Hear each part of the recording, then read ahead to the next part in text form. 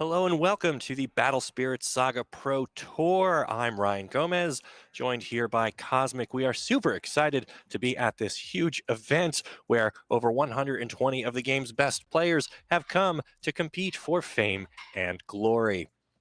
Cosmic, what can we expect to see today here at this kickoff event for the Pro Tour? First day, first round, what's going to happen? Yeah, I'm very excited because for those that have been following the game, last weekend in Atlanta, we had a complete shakeup of everything that people expected was going to be played. So we had that nice little break between the last couple events where we had the sprint of Grand Opens, a little bit of a break, then Atlanta and the Pro Tour back to back. And we saw a huge meta shift. And honestly, with a month or I guess 5 weeks until World's going to see another shakeup. But today, Gale, Genbu, Red Mid Range, they've been the key staples all season long so far. And then, of course, Smag has a special place in my heart now. This past weekend, we're just seeing some of these like multicolor, piles of decks. Rainbow K was also doing quite well. So I do expect to see a lot of red, green, and yellow still kind of take up the larger meta slice. And of course, we'll have a full breakdown sometime later on. But I'm really excited to see what happens with these first couple events because we're gonna have a classic matchup throwing it back to a red versus white, and then of course as the rounds go on we'll try to bring up some interesting lists before we play all 7 rounds of Swiss today. Right, it's going to be a long day. Players are getting set up right now, final deck checks, getting their player meeting, getting told the rules and the etiquettes of the day, even competing at a level like this. It's good to have that reminder to get everyone in the right frame of mind before they compete for some of the huge prizes that are available. I mean, this is the Pro Tour. Talk to me about the structure of this tournament. What's going to happen over the next 2 days? How do we get to that crucial top ranking, and what's the path look like for victory for our players here? Absolutely. So as it's coming up now, of course, Battle Spirits Saga is a best of 3 game. So we'll have a sideboard time between them. Rounds are going to be 60 minutes. And then, of course, if we go into the overtime, there's going to be 5 minutes for that. Play out in 3 turns. But the real big prize here, of course, is the $100,000 prize pool players are going to be playing for, 25,000 of that going to first place. And don't forget, we have Worlds coming up and the grand celebration of 1 year of Battle Spirit Saga. So the money is nice, but of course, a lot of other players are looking forward to that Worlds invite to play an even bigger prize pool. So I'm very excited for this. And of course, what is going to happen in January with BANDAI Card Game Fest. Happy end of January, but more details to come soon on that as well. Absolutely. So today, 7 rounds with a short recess near the middle for players to get a little refreshment in there. But otherwise, it'll be nonstop action as everyone competes for their shot at making it to day 2. And that's when the stakes really get raised. We've got a long way between then and now. All we know today is that the cores decide our fates. So I'm very excited to see how this is going to play out. For anyone watching at home, we appreciate you being here. We got some cool stuff going on that you can be part of as well. So let's talk about that a little bit. Yeah, so if you might have noticed this gorgeous card right behind me, and of course you've been following on Twitter and making sure to be in the Facebook page, there's been quite a few postings of this, but we have these gorgeous giant cards. And like, I'm not just saying that, like getting to see them in person, the quality of them, again, coming from a lot of other card games, they really knocked out of the park with these. So Cthulhu Shark is behind me. We do have Clavis as well, Nova and Maduke. And for those at home, you don't have to worry about feeling left out. We have a special keyword that's going to be included for every single round. So make sure you don't miss any of the action because the first word is Penton. So if you type Penton in the chat now, you'll get that free entry, and a new keyword will happen at the start of every round. So who knows what will be next, but for now it is Penton. So make sure you're typing Penton in the chat. And then of course, tomorrow we'll have more of those entries available, and then we'll do the final giveaway tomorrow once we have all the entries collected. What a cool way to be part of this exciting event here in Portland. The weather is weathering. It's I would say it's complementary to what's going on here. A little brisk, but that kind of helps shake off those morning cobwebs and get you in the right state of mind to play at the game's highest level. Now, I was there in Vegas back at the start of the year when this all started. And it's really cool to be here now in December and see how the game has evolved over the past 10, 11, 12 months even, and getting to see players and names rise and fall and all of that is really exciting. It is a cool game to be a part of. It is different from a lot of the other card games that are out there, and there's so much that we're going to unpack here over the next 2 days. What's your favorite part of Battle Spears, if you just had to put it into a few words here? So my favorite part definitely comes down to the resource system because it is so unique. And if, again, playing a ton of different card games over the last, 10 years that I've been doing this now, it really is something unique that it is a little difficult to get into, admittedly. Like understanding the core resource and understanding the reduction system and how that all plays a part can be a lot to take in at first. But once you really start to understand that level of competitive play that can happen with paying off cores from your spirits, getting that key turn where you play that magic for exactly enough cores is one of the most rewarding things I found in the game. So for me, it's all about the resource system. It's so unique. And perhaps the best way to see that on display is going to be in our first round matchup, where we have a pretty classic red aggressive deck against a pretty classic white controlling deck. Both are going to have access to similar resources. Both players will get one additional core per turn. It's a matter of how they spend them. Who's going to try to rush the game along and get victory quickly? Who's going to try to drag things out and make it last as long as possible? Aside from those 20,000 foot view strategies, what can we expect to see from this first matchup? Yeah, so this is one that I'm really excited about because it's going to be a little bit of a classic throwback that we've seen. So you talked about how we've been here for overall the year. We've seen set 1, set 2, set 3 come out. We've seen the format change quite time and time again. But we're going to see, again, this classic battle between red versus white that goes all the way back to the launch event. So it's really nice to see kind of those strategies still be a key role here, in set 3 at the Pro Tour, at a high-level competitive event with a lot on the line to kind of go back to the roots of it. And, battle spirits, as with each one of the different color identities, they have those own pillars. So with white, a lot of the controlling elements, a lot of the blocking elements. Red, you have a lot of BP destruction, you have a lot of aggressive turns. So it really is going to be a matchup that we haven't seen a lot in set 3, to be fair, but we did see a lot of it in set 1 and set 2. So it's going to be really interesting to see what tech choices players have brought out. We know we have a deeper card pool now. There is more to the format. So I think there can be some key pickups there that we're going to see play out in this first round feature. That's a good point. And when you mentioned the size of the format, right, 3 major set releases over the course of the game's first year. In addition to that, we've had some small expansions, right? The lore kit, the elemental spark kit, and the promos you could win by playing in stores. All total, the card pool sits at roughly 600 cards. Players get to pick about 50 of those, plus another 10 for their side decks. How do you weigh all of those options and pick what is the best sliver of this ocean of content to put on the line at the Pro Tour? What goes into a player's decision, coming into an event like this? Can you speak to that? Yeah, I think there's definitely a large part of it with now that we've finally seen blue get added, right? So the 6th color in Battle Spirit Saga got added in Aquatic Invaders. We finally have the full color wheel of it. And a lot of it does come down to understanding which color is your favorite. Do I like the defensive nature of white? Do I want to be aggressive with red? Now, of course, within each of those colors, there is different, you have your aggro, you have your mid-range, you have your control. But beyond that, it really does come down to what do I think is going to be in the meta? Like if I am a red enthusiast and I play a lot of like red mid-range, right? What do I think is going to be the right call for my sideboard? Because with a lot of these decks, you do have, 40 out of your 50 main deck cards are going to be, okay, this is the core of this archetype.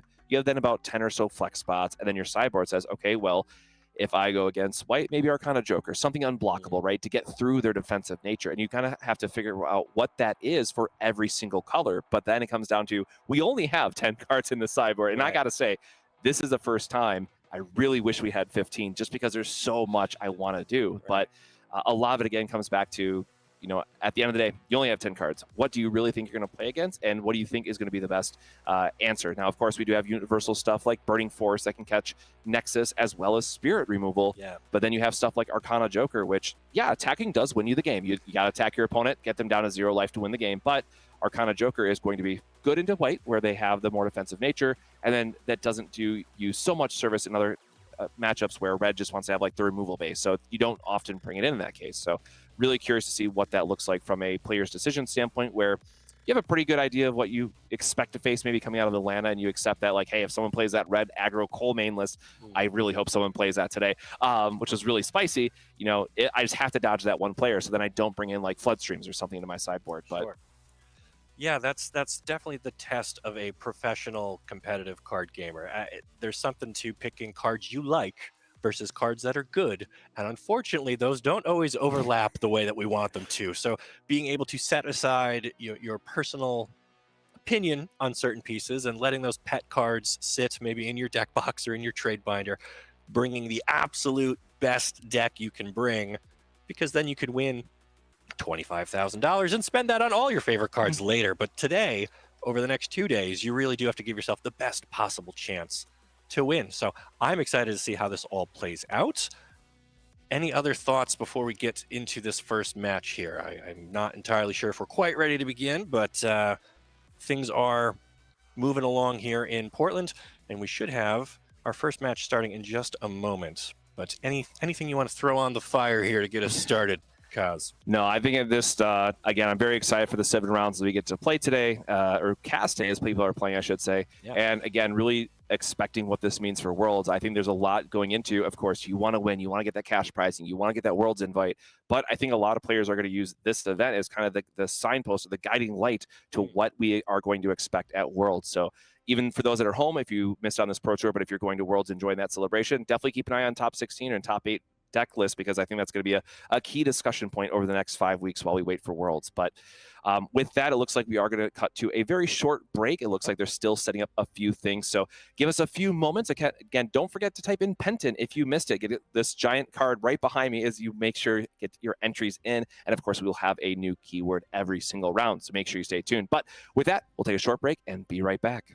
Welcome to the Battle Spirits Saga Pro Tour Wave 3. I'm Ryan Gomez from Magic Arcanum, and I'm super excited to be part of this massive event with these massive cards. We're giving them away all weekend long. Players local here can win these 3, but those of you watching on Twitch will have multiple opportunities to collect our keywords, which will unlock entries to win one of these for yourself. Now, small caveat, you gotta live in the continental United States because these are a little tricky to ship. But if that's you, make sure you watch all weekend long, and we'll pick our winner at the end of day 2. On behalf of myself, Cosmic, and my brother Keith, thanks for watching, and enjoy the action here at Battle Spirits Saga Pro Tour. Thanks for your patience as we got everything set up here for the first round of Pro Tour 3 in Portland. Now, we've got a great match featured, and the players are shuffling up and getting ready. Cosmic, you've been in this position before. First round, big tournament. What's going through your head at that moment? Well, the round 1 stream match, of course, is going to be only the second most difficult to the end of the round, where you're in round 7, you want to get that last win on camera as well, because it really can set up the mental day for a lot of players. Like getting that first round win means so much, especially with 120 players. Only a single X2, if I believe, I'd have to pull up the math again, is going to make it. So you really want to get that first round win at all costs. But with that, we are going to be jumping right into the gameplay. And as I mentioned, this is going to be a more classic matchup between Gigano Rex. Yes, that is the Gigano Rex making a comeback for round 1 in Pro Tour. Again, 3 sets later, he's finally making a showstop again. So with White Control being the classic matchup that we see time and time again. All right, so this is going to be a really exciting showdown between 2 classic archetypes. And if you had to pick, I know we're not supposed to have favorites. I know when you're doing coverage, you're supposed to be impartial, but who are you kind of rooting for in a matchup like this, Koz? Yeah, I think, honestly, the biggest thing that I'm rooting for here is getting to see 2 decks that have this classic stand of time and see how their lists adapted. So we did get a sneak peek at the list, and both players do have some set 3 spice in them.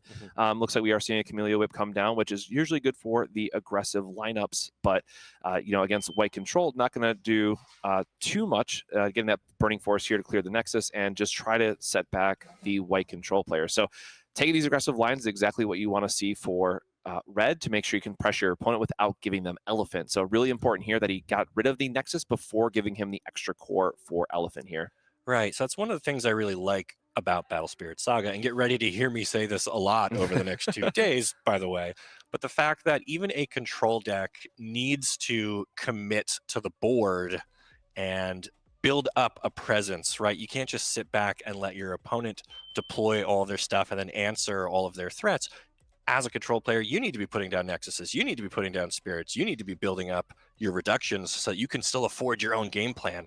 And that makes it a much more engaging play style, rather than something like Magic the Gathering, where I'm from, where a blue player can just sit there and hold their counter spells and not really do anything. In this game, you have to be part of the action. And that makes it much more interesting to see play out. Yeah, and so we do, again, speaking to the reduction side of things, we do see another Nexus coming online for the white control player, because again, with all of your high-end expensive units or spirits in this game, you really want to make sure that you're able to set up those reductions to have a game plan that can stream out turn over turn, where, you know, a lot of times if you control their board and they don't have anything, and you're trying to pay 8 for an elephant to get on board, get control, can be a lot. And with a lot of players doing Dream Bomb and things of that nature, it can really set them back.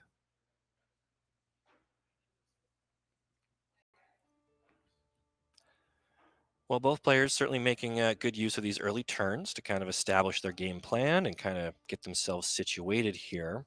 Nobody's really established any sort of commanding lead this early on, but that's part of being a player at this level, right? You don't want to just throw all your tricks right onto the board right away. Sometimes you got to feel out what your opponent's up to. You want to keep something in reserve, keep some surprises, especially when it's best of 3 and you're playing just the first match here. You definitely don't want to reveal all of your secrets right away. So just trying to get a sense of what your opponent might be ready for or what surprises you have for them. Obviously, the red deck is going to want to try to rack up damage before the white deck can get itself established. But that pacing is one of the major tension parts of this game. And again, something that I just really love, knowing when to chip in damage. Yes, you're getting closer to victory, but you're also feeding your opponent cores, which then they can use to pay for better defenses or better answers. So there's such an interesting interplay here, especially when you've got an aggressive deck versus a controlling one. That back and forth momentum is really fun to see play out. Yeah, and we were just talking about, right, paying that 8 cores for the elephant. So this is going to give Kenny a turn where, how do I want to play this, sequence this out? We want to make sure that we're under 7K so that we don't pop the elephant and then give them that free 3 draw and 3 cores, which is so huge for white control. That's such an important turning point of, hey, I now got the extra draw because white generally lacks draw. I got the extra cores that I want to play with, which is really helpful. And we're going to see from Kenny here how he wants to develop into this while understanding that he's going to lose a spirit no matter what with the attack, because the elephant gets a free block. And then how much lower can I chip them down? Yeah, keeping that pace right where you want it is so difficult in this game. I mean, the cards often work to your favor, but sometimes you don't draw or hold exactly what you need. So making the best you can. Star Blessed Draw, great way to find more gas, more threats, more answers, whatever you need, and keep the action flowing. That's one of Red's iconic cards, right? The ability to just refill their hand and keep that pressure on the white opponent. Yeah, and looking at the deck list overall, right, we do know that the white control lists have been a big fan of Aegis lately. So it then becomes a nice mini game with red saying like, okay, I want to make sure I get my card draw early so I can find those threats and close out the game. But then setting that Star Blast to make sure you can draw 4 off your opponent, usually getting a life back and drawing a card from the Aegis is so important for swinging the game back in the favor of red. But again, with that Volcanic Canyon coming online and making sure we're getting that extra filtering, it looks like Kenny is just going to take a turn 2 setup here. Oh, and the Flood Stream, I was just, this is exactly what I was alluding to at the start of the match, right? Flood Stream being that key set 3 card that is so important for a lot of, every deck right now. There's so many good threats in the field that Flood Stream can just catch. So now Kenny feels like they have the opportunity to get in there, be aggressive, because Elephant is going to have those cores needed to refresh. And now you have to be thinking, okay, they fully refreshed. They have all their cores available to them on Trans side of the field saying, Suppression's live, Infinity Shield's live, Dream Bomb is live. So now Kenny is immediately on the back foot with just a single Flood Stream getting to get Tran back in the game here. Right, that's going to be a big hill for them to climb up now. Let's see if they've got a way to do it. So pitching a card here off the Volcanic Canyon.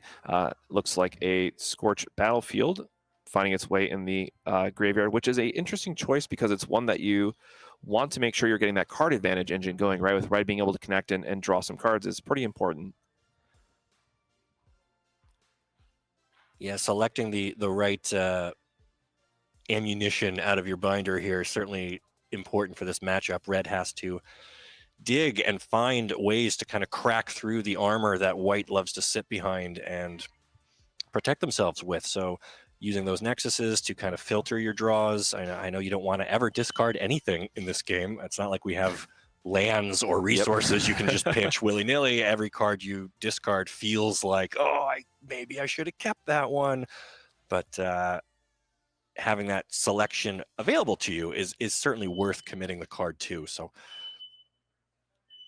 yeah, and I think that the key pivot point here for Kenny now is just trying to figure out, what key answers do I have game one that's going to help me, get through this board. Because while it seems like, from the white control player perspective, you don't have a ton going out with just a single elephant. But again, that single elephant provides so much threat to the red player, because don't forget, as we mentioned, one of my favorite parts about this game is that you can spend the cores off of a spirit as well. Yes. So now Kenny has to realize even attacking for 7k is dangerous, because Tran can de-level that elephant and make sure that he gets in for the effect. So Thorn Prison coming down to clear the way, and this is one of the ways that Kenny has to make sure we're clearing through damage. So this is what we call the suppression check, as it were, or the Infinity Shield check, to see if they have it. And of course, thanks to our little pocket cams here, we do have some idea of what each player is holding. But do we see a suppression in there? I didn't quite catch one. I see an elk. I see an elk at the top, and see if there's anything else that we're going to see from the players here. Well, playing it a little close to the chest, a little hard to read from our vantage point, but that's all right. Plenty of action on the board. We've got Rain Needle down there doing his best to chip in and keep the pressure on.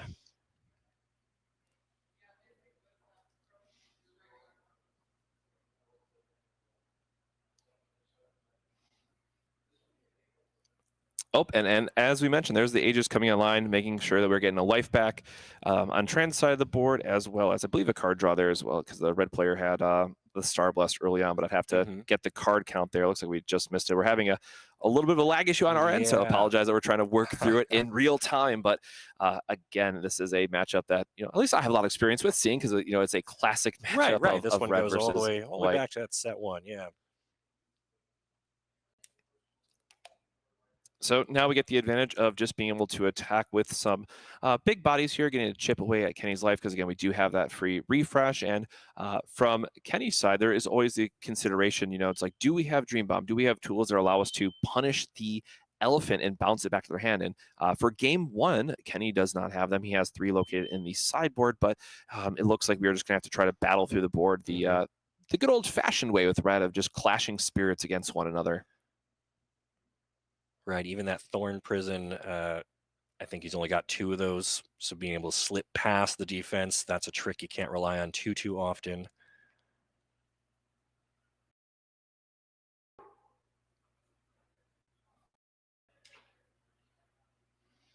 Yeah, and again, we already saw that one Thorn Prison come down, so we know we're down to like 1 copy. And a lot of red decks have been playing, 2 or 3 within their list, so it's not uncommon that he could see another one. The Volcanic Canyon, of course, helping him filter through to make sure he can see the right answers that he wants at the right time. But again, the elephant has been good all year long against the red players, and we do see the Gigano Rex in his hand as well, which, as we were just talking about that, Gigano Rex, great. Huge BP boost, can be very aggressive at attacking at your opponent's board, but when they have an elephant, you say, okay, the white player's like, attack me. I'll sacrifice this first elephant, make sure I'm getting my ramp and my draw in, and then hopefully try to stabilize from there, where Aegis can give us the, unfortunately with Confront, you have to block, so blocking the Rex, but then bouncing pretty much anything else in Kenny's deck for the bounce 5 or less cost.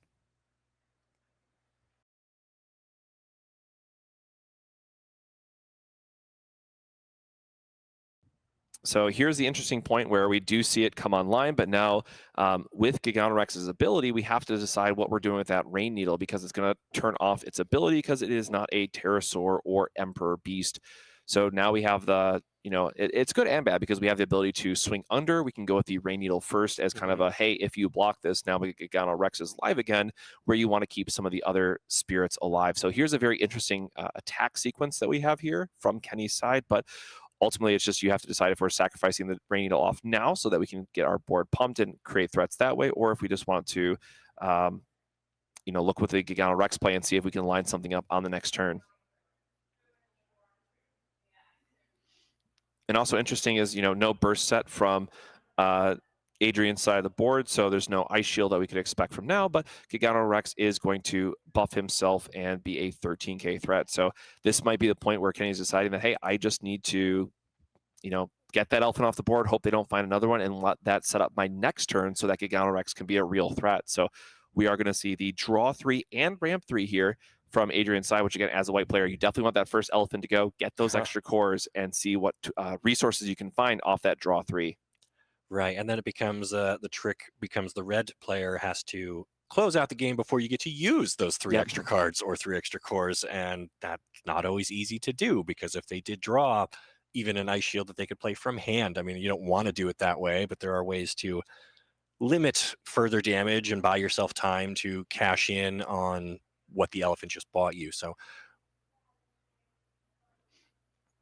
yeah, here we see just another Nexus coming online, trying to get those reductions built out. Looks like the Elk is coming down as well. Again, the Machine Beast getting the triple reduction there is very nice. But the one thing I kind of hope it comes up on this turn, but if he's slammed down the Elk, I don't think it will right away. But Adrian also does have 4 strong draw main deck as well, which we talk about how much white really needs the extra filtering and extra draw power when possible. yes. And strong draw is super important to make sure that you're seeing those key cards like the Infinity Shield that we know we have main. Again, Floodstream still being very good in this state because Kenny's going to try to go wide. While it doesn't hit Giganorex, it still gets rid of the rest of their board, which you're, absolutely happy with there as well. But the one that really sticks out to me is there's actually 4 copies of Dream Blizzard as well in this white list, which, for again, those that don't know, is going to pop all Nexuses back to hand as the main effect. But it is also just a 3K boost, which honestly can come up quite well in this matchup. Yeah, against those big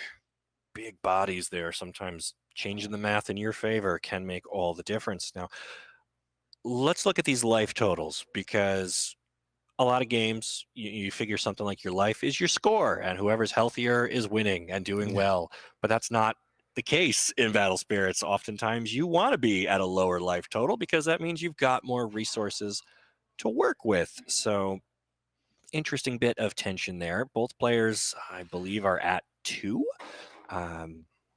What does that do for the scope of a game like this? They're both at the point where an Ice Shield would be relevant, right? Because you would get to use it from the burst zone. 2 is kind of the magic number for that. You don't want to go to 1 if you don't have to. But having access to, in this case, 3 extra cores to play with every turn for both players seems to be kind of accelerating and moving things along here in a way that lets them both flex just a little bit. As we see, the red board is kind of filling out here. We got a couple spirits. We still got that Nexus. And white is looking a little outnumbered, but by no means behind, I think. Yeah, white is very good at just having those 2 sticky spirits. Elk, of course, is going to block forever in this case. And also that level 2 is live. So Kenny is now in a spot where you want to try to attack through, but if that is a absolute Ice Shield that is set on Adrian's side, which we can all expect that it is at this point, Elk is still going to trigger. So no matter what, it looks like Kenny is going to be losing a life from the Elk and absolute Ice Shield interaction. Yeah, that clock is running already. That's a tough one to get around. And I think a big important note here too is because it might not come up game 1 from the looks of it, depending on how this goes out, but in game 2 and 3, because Kenny hasn't revealed that information yet, Kenny actually has 2 double hearts in the main deck, and because we do see 2 life from the white control player, that could be a very punishing play here, be it game 2 or game 3. So again, looks like we're just getting some attacks in, being aggressive, trying to check the suppression, check the Ice Shield, because you kind of just have to in this spot with the Elk just staring you down, unless he has, again, we know he doesn't have the Dream Bomb, so he can't bounce it to turn off that effect. Kenny just has to now play the game of, look, I just have to pop Ice Shields and try to find these aggressive lines, because otherwise that Elk is just going to go uncontested, being at 10K and being very difficult to remove, because it can't die during combat, and Volcanic Break's not going to kill it if it stays at 10. So putting Kenny here in a very interesting spot. Yeah, and the old make them have it mentality is really important even at this level of play. I mean, you can't sit there and be afraid of what your opponent might have or might do. Sometimes you do just have to crack in there and see what they're holding, or see what their plan really is, and see if they can, well, I guess we're not dodging it this time, but see if you can catch them in a bluff, as it were. And that's sometimes your only or best move is to make them have it.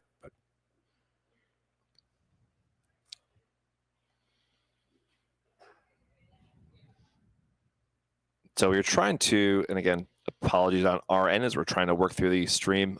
Missed what that card was just due to the lag on our side, but it looks like it's just the Gigano Rex on board just hanging out, but again, still allows us to set up a aggressive turn on the other side. And then of course, he did have to take that life from the elk trigger, the elk burn, as we like to say, you know, at the end of the turn. And looks like Adrian's just going to go wide and, you know, check that last card. But with being at 1 life and, you know, it's not absolute ice shield, either forgot to proc it to go back up to 2, or maybe it was a Star Blast and you're trying to catch something else. It looks like just the going wide side of it here is going to be able to close out the game in Adrian's favor.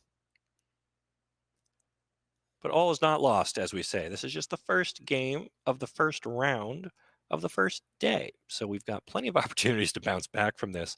Both players are going to have to consider their options for sideboarding, which I think we're heading to right now. Yep, there's the scoop concession, if you will. Yep. It was an ice shield in that burst zone on Kenny Wisdom's side, and Adrian's got to reveal their burst there. Maybe we'll get a peek at that as both players move to their deck boxes and start to figure out, how do I grapple with this very important game too. Nobody likes to go into that being behind, certainly, but it does also give you a sense of freedom. You know, you get to kind of surprise your opponent. Maybe you get to come out with some new tricks. So yeah, looking into the sideboards here, again, we do have the wonderful caster vision where we get to see the perfect information for both players. Starting off on Kenny's side, you know, we just spent the opener talking about it, but Arcana Joker making an appearance. So we do have that in the sideboard for the unblockable side of the damage, which is going to be really important. And then also those Dream Bombs, which we talked about. There's some turns where just setting it against white, if they try to take like early aggressive line to pop back a Spirit and a Nexus, can be very punishing. But more so, you want to make sure that you have those Dream Bombs for when they're casting things like Suppression, right? Where they want to try to block while exhausted, and then the Dream Bomb can punish them out of it. So I think those are like the 2 big pickups from Kenny's side. Is there anything that you think that looks interesting out of the red deck that you would either change or substitute for the sideboarding plan here? Yeah, so I think you want to keep probably your Thorn Prisons, right? Being able to exhaust their board so you can get past those sticky blockers. I'm not giving that up. Nexuses also seem to be fairly important to the game plan of digging for your sideboard cards. I mean, if you're on the beatdown strategy, you certainly want to keep your smaller bodies. You want to build up that board, and you want to try to get in there before elephants start clogging things up. So it is difficult to say. Maybe For All Slash comes out. I mean, you're not looking to pick off a lot of small bodies against a white control deck. So I think I would start by coming down on that. But what do I know? I'm just a guy with a mustache at the Pro Tour. Somehow I found my way here. I'm waiting for Pentan and the yellow guys to show up. That's my family tree. But yep, and then swapping over here to the white deck, we do see. Well, that is actually the fourth copy of Floodstream is definitely going to be coming in and being really punishing against these more aggressive strategies. Elk is still a very good pick. Inescapable Avalanche, interesting choice, but one I don't think is going to come up here. And then we even see Gregamar out of the sideboard, which is usually good for like the white aggro because it has armor white, which can be really important for. They can't Valkyrie Mist it, they can't Dream Bomb it, right? It's just a good sticky threat. But then also here against the armor red side of it, where they can't Volcanic Break it, and it gets up to a nice 6k BP for only 2 cores, making it a decent blocker as well. I think the biggest and easiest substitute out here is definitely going to be the Dream Blizzard, which is a copy of 4. Yeah. Really expecting a lot. That card, man, as someone who's played a lot of yellow, that card is back-breaking against yellow setup sometimes. Like that and Turbo Rex are really rough cards for us to see. But yeah, definitely the 4 Dream Bombs. And then what do we have? So 2 Suppression, a Floodstream, 2 Elk. Well, there's actually a lot of sideboard here that Adrian has access to if they want to lead on that. Yeah, I think this is just a very well sideboarded position for Adrian going into this next game and thinking about what their setups are going to look like. So with that, it looks like we are drawing our opening hands and making sure that we're getting set up here. So let me ask you this one, Cosmic. In this matchup, who wants to go first? And we can have this discussion multiple times throughout the next 24 hours. Yeah, the interesting who wants to go first? I think red always wants to set up first, and here we do see actually, well, I was just going to say the first perfect set setups for each player. We have the Volcanic Canyon Yep. for the red player to make sure that you're getting those filter in, again, seeing those key cards. And we did see that he brought in the Dream Bomb. And then for the Elephant player, or for the white control decks, you want to have that turn 1 Nexus, because then if your opponent attacks you while going second, it's going to be able to put you up to a perfect amount of cores where you can then chain into a Elephant right away. So we'll see here if Kenny has the removal for, discarding is that a Pharaoh / discarding? Interesting. So it looks like he's going to try to go for the more aggressive play of setting Dream Bomb and trying to catch the white control player with an aggressive line, and then playing the Rain Needle for free because it has 1 reduction. So this might just be an aggressive opener instead, depending on what else Kenny has access to. But just kidding. We actually had 2 Nexus removals. I'm sorry. So we have in fact all of the Nexus removal for the riches, as we like to say, for the Kenny side of the field, which again is super interesting because you know that the turn 1 Nexus is so important for them. But now I like this because we have the double Rain Needle. So now we are putting our opponent on a very real clock with this aggressive line coming from Kenny's side of the board. Absolutely, and taking away the Nexuses takes away reductions, takes away the ability to catch back up here. So Tran is going to need a good defensive move, I think. I mean, you love to punish your opponent when they leave no blockers out, but you can't attack into the red deck right here. You got to come up with something that can hold the line because you're already down 2 cores, and it's, I don't know, still the early game, really. Yeah, right. And we know that red has a bunch of these other free reductions, right, to play. So there's still going to be things like Eagle and Dilophosa, I guess, costing 1. So even though Kenny doesn't have a lot of extra cores to work with because his opponent hasn't been attacking him, rightfully so, you definitely want to try to core starve out the red player early on. Yeah. We could still see an Eagle come down and still make sure they're crashing through for that damage. Absolutely. And here we did see the full cost for Elk. So again, it's try to stabilize, try to get that block in and punish. But, Kenny just having a very aggressive opener here is going to be checking Adrian's hand very quickly to say, hey, are you able to stabilize past this turn? And what other tools do you have? I mean, that Elk, to me, remains one of the single scariest cards potentially in the game. It just represents defense. It represents offense. Yep. It represents so many different aspects in one card. And it's not even like it's super expensive at 7 and you can reduce it. I mean, obviously we didn't get to see that here because the board was pretty much empty. But if you had to spend 7 cores on something to buy yourself time against a red deck, I would be hard pressed to name a better card to play right now than the Elk. So, and of course, it's going to turn on our Infinity Shields and all that for follow-up turns as well. So again, Kenny has pressed here the question of how wide can I go? How aggressive do I want to be here? And what spirits can I afford to give up? And also, it's interesting, right? As we saw in game 1, there is a point here of just, you don't mind if these Rain Needles get sacrificed because your Gigano Rex is going to eat them anyways to make sure his ability gets online. So the Rain Needles are have done their job. They got their aggressive line and they're able to get that chip a point damage down. And now we have the option to, if we can check for what kind of, is this an Ice Shield to put them back to 2? We're going to kind of see what the answer looks like from Adrian's side. All right, well, attack follows attack. Yep. It is an Ice Shield in the burst zone, so that's going to help a little, but you got to be sweating some bullets here. I mean, the Elk is good, as we just said. We just burned an Ice Shield, stabilized it 2. Haven't touched the opponent yet. Obviously, white is not always in a race to do that, but you got to start thinking about how am I going to turn the corner in this game? What can I draw? What can I play that is going to help advance my own game plan and not just feed my opponent more cores that they can use to pummel me? Yeah, and again, the 2 life here is especially important because we know that he does have the double heart. Yes. The double for any coffee drinkers out there, the good old double classic in the morning. But we'll see if that comes up here at all. But we do see an Enterprise coming online, which is, if you're a red player, you know that wall all too well. And because we saw the aggressive points of damage early on, now Adrian's able to stabilize with the double blocking 9K Enterprise and an Elk that's still going to be a threat. However, we didn't see a burst get set, so there's no Ice Shield for kind of that free heal. We do see the Thorn Prison coming down. Okay, this is going to be the check of, hey, I have 2 spirits. You did not set an Ice Shield, so 2 damage is technically presenting lethal. First one, second Yep, one. and that's it. And then we That's saw how you with do Thorn it. Prison. Goodness. Yeah. Whew, all right, so that 30-second game that we had compared to game one, now we're going to be going into game Yeah. two. And that's exactly how it is, right? So we've seen this time and time again over the course of the year where it's, hey, I take these aggressive openers and I just make you have it. And because of Double Heart now in set 3, it is even scarier for these decks to go down to 2 life early on because they can just Double Heart you in that exact position of, hey, do you have a suppression? No. All right, this is just going to game. So we are going to get a game 3. You love to see it.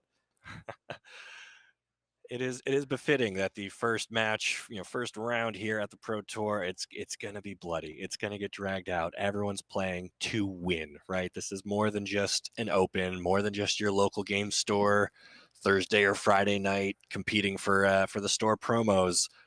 You are here on the biggest stage trying to get a piece of that purse, right? You want 25K? I'm going to make you play for it every minute over the next 7 rounds. And I hope your sideboard is up to snuff. I hope you're managing your cores correctly. I'm going to check you. I'm going to threaten to double damage you with cards out of nowhere. I'm going to hold on to these thorn prisons, and just when you think you're all set and safe in your little ivory tower there, it's all going to come crashing down. And that's the cool part of this game, how quickly your fate can change. Yep. And again, what I really love about being best of 3 in this game in particular and having these sideboards, right? If this was best of 1, a lot of times you go, okay, white is super favored against red because that's just how the matchup normally plays out. Big body is very difficult for them to get to punch through, but because we are playing a best of 3 game, because we have access to those sideboards, both of these players have a good amount of sideboard check for the other. And again, as we saw with like Floodstream, that's just good against this field in general. I think we're going to see time and time again today, but we have so much more of an interesting game because both players have access to a 10-card sideboard, which can really change the dynamic and say, hey, here's a spicy tech that I want to bring in against you, and what are you bringing in? So and I think unless he discarded it, and again, there was a couple stream hiccups on our side, I don't think Adrian knows that he has a double heart still. So that, we saw Thorn Prison last game. Hey, sometimes you just don't need double heart, I guess, but you just get him done. Do it the old-fashioned way, 2 hits. But I would love to see this double heart come up because it hasn't been revealed yet. That's still hidden information. Yeah. So that could actually be a key deciding factor here in game 3. But it looks like we are getting things started right again, and he's just double checking that the Elephant Nexus is what came down on turn 1. Yep. Yeah, I think for me, the access to a sideboard really does change the scope of a competitive game, right? Because in one sense, you're not designing a 50-card deck plus a 10-card sideboard.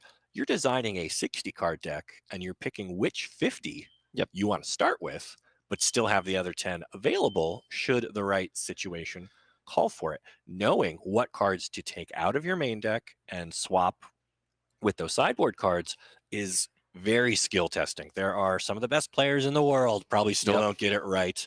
Something I struggle with, something everybody I know struggles with. So seeing at this level, all right, what are my 10 silver bullets that I can put over here, just waiting for the right moment to come in and upset a match that maybe I should have lost or I would have lost had I not had the foresight to pack exactly what I needed.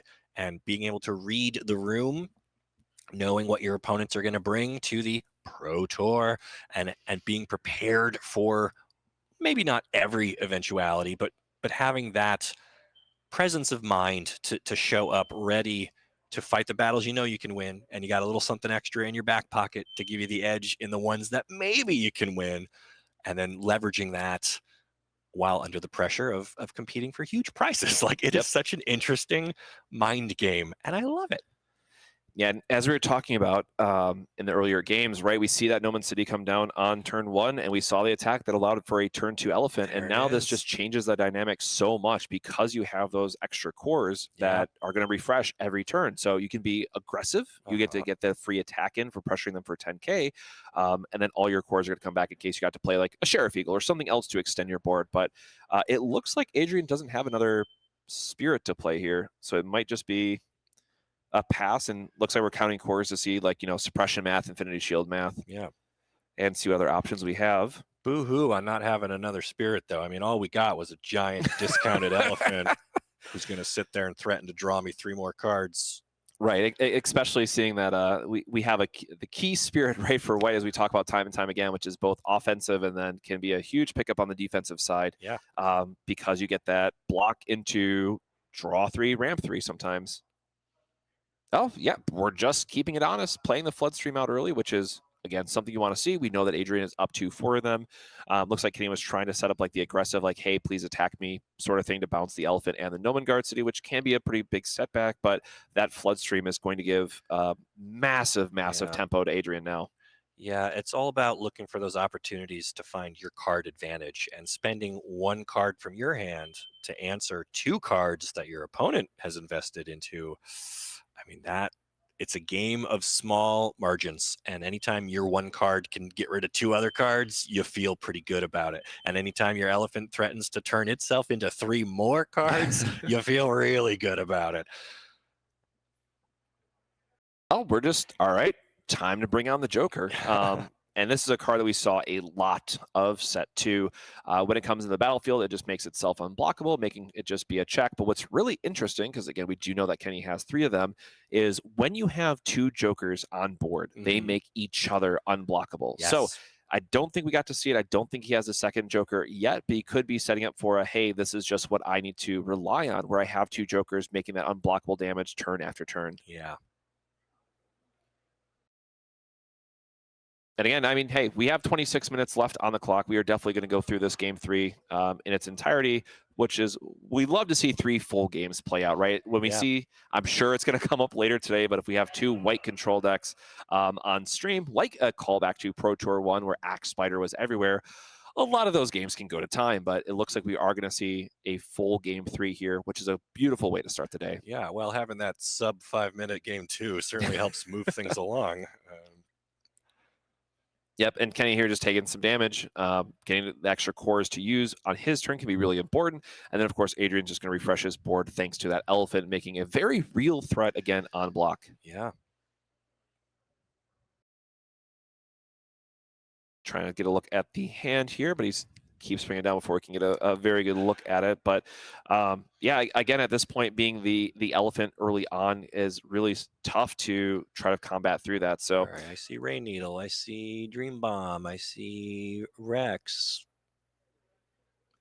But without those Nexus on board, it's going to be really difficult for Kenny to find time to develop into this aggressive elephant play. Right. And especially with the Aegis as well, just playing a great defensive time where it gets to level 2 and it can start bouncing 5 drops, which again is going to be a lot of Kenny's deck. So unfortunately, it looks like Kenny is going to have a little bit of a heavier top end hand for, not something that you want to see this early in that combination of, because I mean, he had Joker into Dream Bomb into Gigano Rex. I mean, it's just a very or I'm sorry, 2 Dream Bombs, right? Because I think there's 1 set if we saw correctly too. So great sideboard cards. Don't get me wrong, you absolutely have to bring them in, but to see this many this early on the draws is definitely rough to say the least.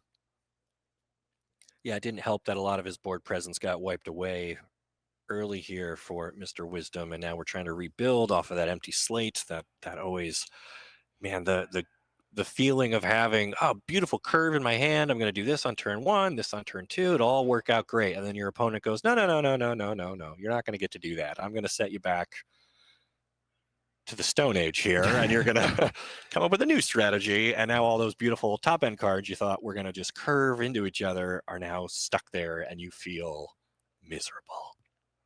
Yeah, and for those that missed it, especially with the Atlanta top 16 list that we saw, right? A lot of people might be wondering is, we haven't seen a lot of Floodstream, right? Made some sideboard appearances, but largely speaking, it kind of just disappeared from the meta for like the last 2 major events. And then suddenly in Atlanta, there was this rise of aggro. So a lot of decks, I think, are going to be respecting Floodstream coming into this event, and we're going to start seeing more and more of that play a major role. So it looks like we have a Dream Bomb, just to make sure we're resetting the board a little bit, just trying to get his blockers off. And that was the elephant punish that we were talking about, where now he's not going to get the refresh side of it. It's all in the timing. You got to use those flash windows. You got to use use everything that this game gives you. It has such an interesting turn structure, and managing the flash window to me is another one of those skill testing things where your opponent might be banking on you doing an attack so that they can fire off a flash. And if you just don't do it, you don't play into their hand, you know, you can leave them high and dry. And that's cool, because a lot of other games, that's built in, right? You get a chance. Maybe, again, I'll bring up Magic because that's my bread and butter, but you get to do something into your opponent's end step, whether they want you to or not. But in this game, if I don't want you to do something on a flash step, I don't have to give you the flash window. I can just not attack. Oh my goodness, he does have the double heart in hand. That might play a key role here, Yeah. if we get an opportunity to kind of stabilize. But again, we bought ourselves a turn with that Dream Bomb, but we know he's gonna be able to develop it once more, and it's really just putting Kenny into a rough spot here. I like how you asked to see this card, and now it's shown up. So be careful not to use up too many of your favorite calls here too early in the stream, Koz. But yeah, it's super difficult here, though. We know he doesn't have the Ice Shield. Adrian is up to 4. We have to assume that's an absolute Ice Shield as well. It's going to be really hard to find a turn here where Kenny can allow us set up into making sure we still have enough blocks left. Because again, we don't have any defensive setup other than the Pharaoh Slash, which isn't going to hit anything on Adrian's side of the board. So because you have the reduction, there's still a point here to destroy the Nexus, right? On Adrian's side, making sure that we're cutting off some of the reductions, making Adrian have to pay more for that elephant. I think that's kind of where you have to be. Camellia Whip's not doing a lot at level 2 for only 5K. And then just hope you set up for another. It's a problem because, like, you have to kill the Nexus, you have to deal 2 damage, and then you have to play double heart. And I don't know how you can sequence all of those together without Adrian have interaction, but it looks like he does have that Infinity Shield, almost an inescapable avalanche, which is still going to allow Aegis to block, which is going to turn off this turn.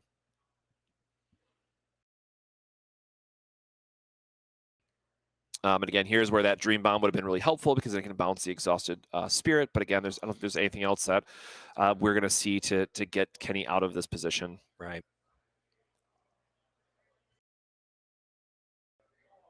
Boy, after that lightning in a bottle game 2, you're kind of thinking, this is going to be tight here. But again, when White gets set up and they get their defenses and they get their, I won't even say tempo cards, but just the ability to control the pace of the game and deny red, even if they've got, hey, I have an unblockable Arcana Joker. That's good for a point of damage, right? Well, maybe not. It certainly is not really helping at the moment here. I mean, White continues to just pour on bodies and sit behind shields of all types. And like you said, red is going to be hard pressed to find a line that can let them do everything they need to do without it being interrupted or disrupted somehow by Adrian Tran. Yep, and replaying the elephant here just was the safe side of it, because you know that Kenny's going to have to block anyways. You're going to refresh all your guys. You're going to refresh your cores to have more action available to you out of your of your Magic next turn. It looks like we're just going to get the scoop up here for the game 1. So congrats to Adrian, bringing us our classic matchup of White Control versus Gagano Rex, making the comeback, and did not have the double heart come up yet, but we still have 6 more rounds to go. So a lot of Battle Spirits Saga action still to unfold.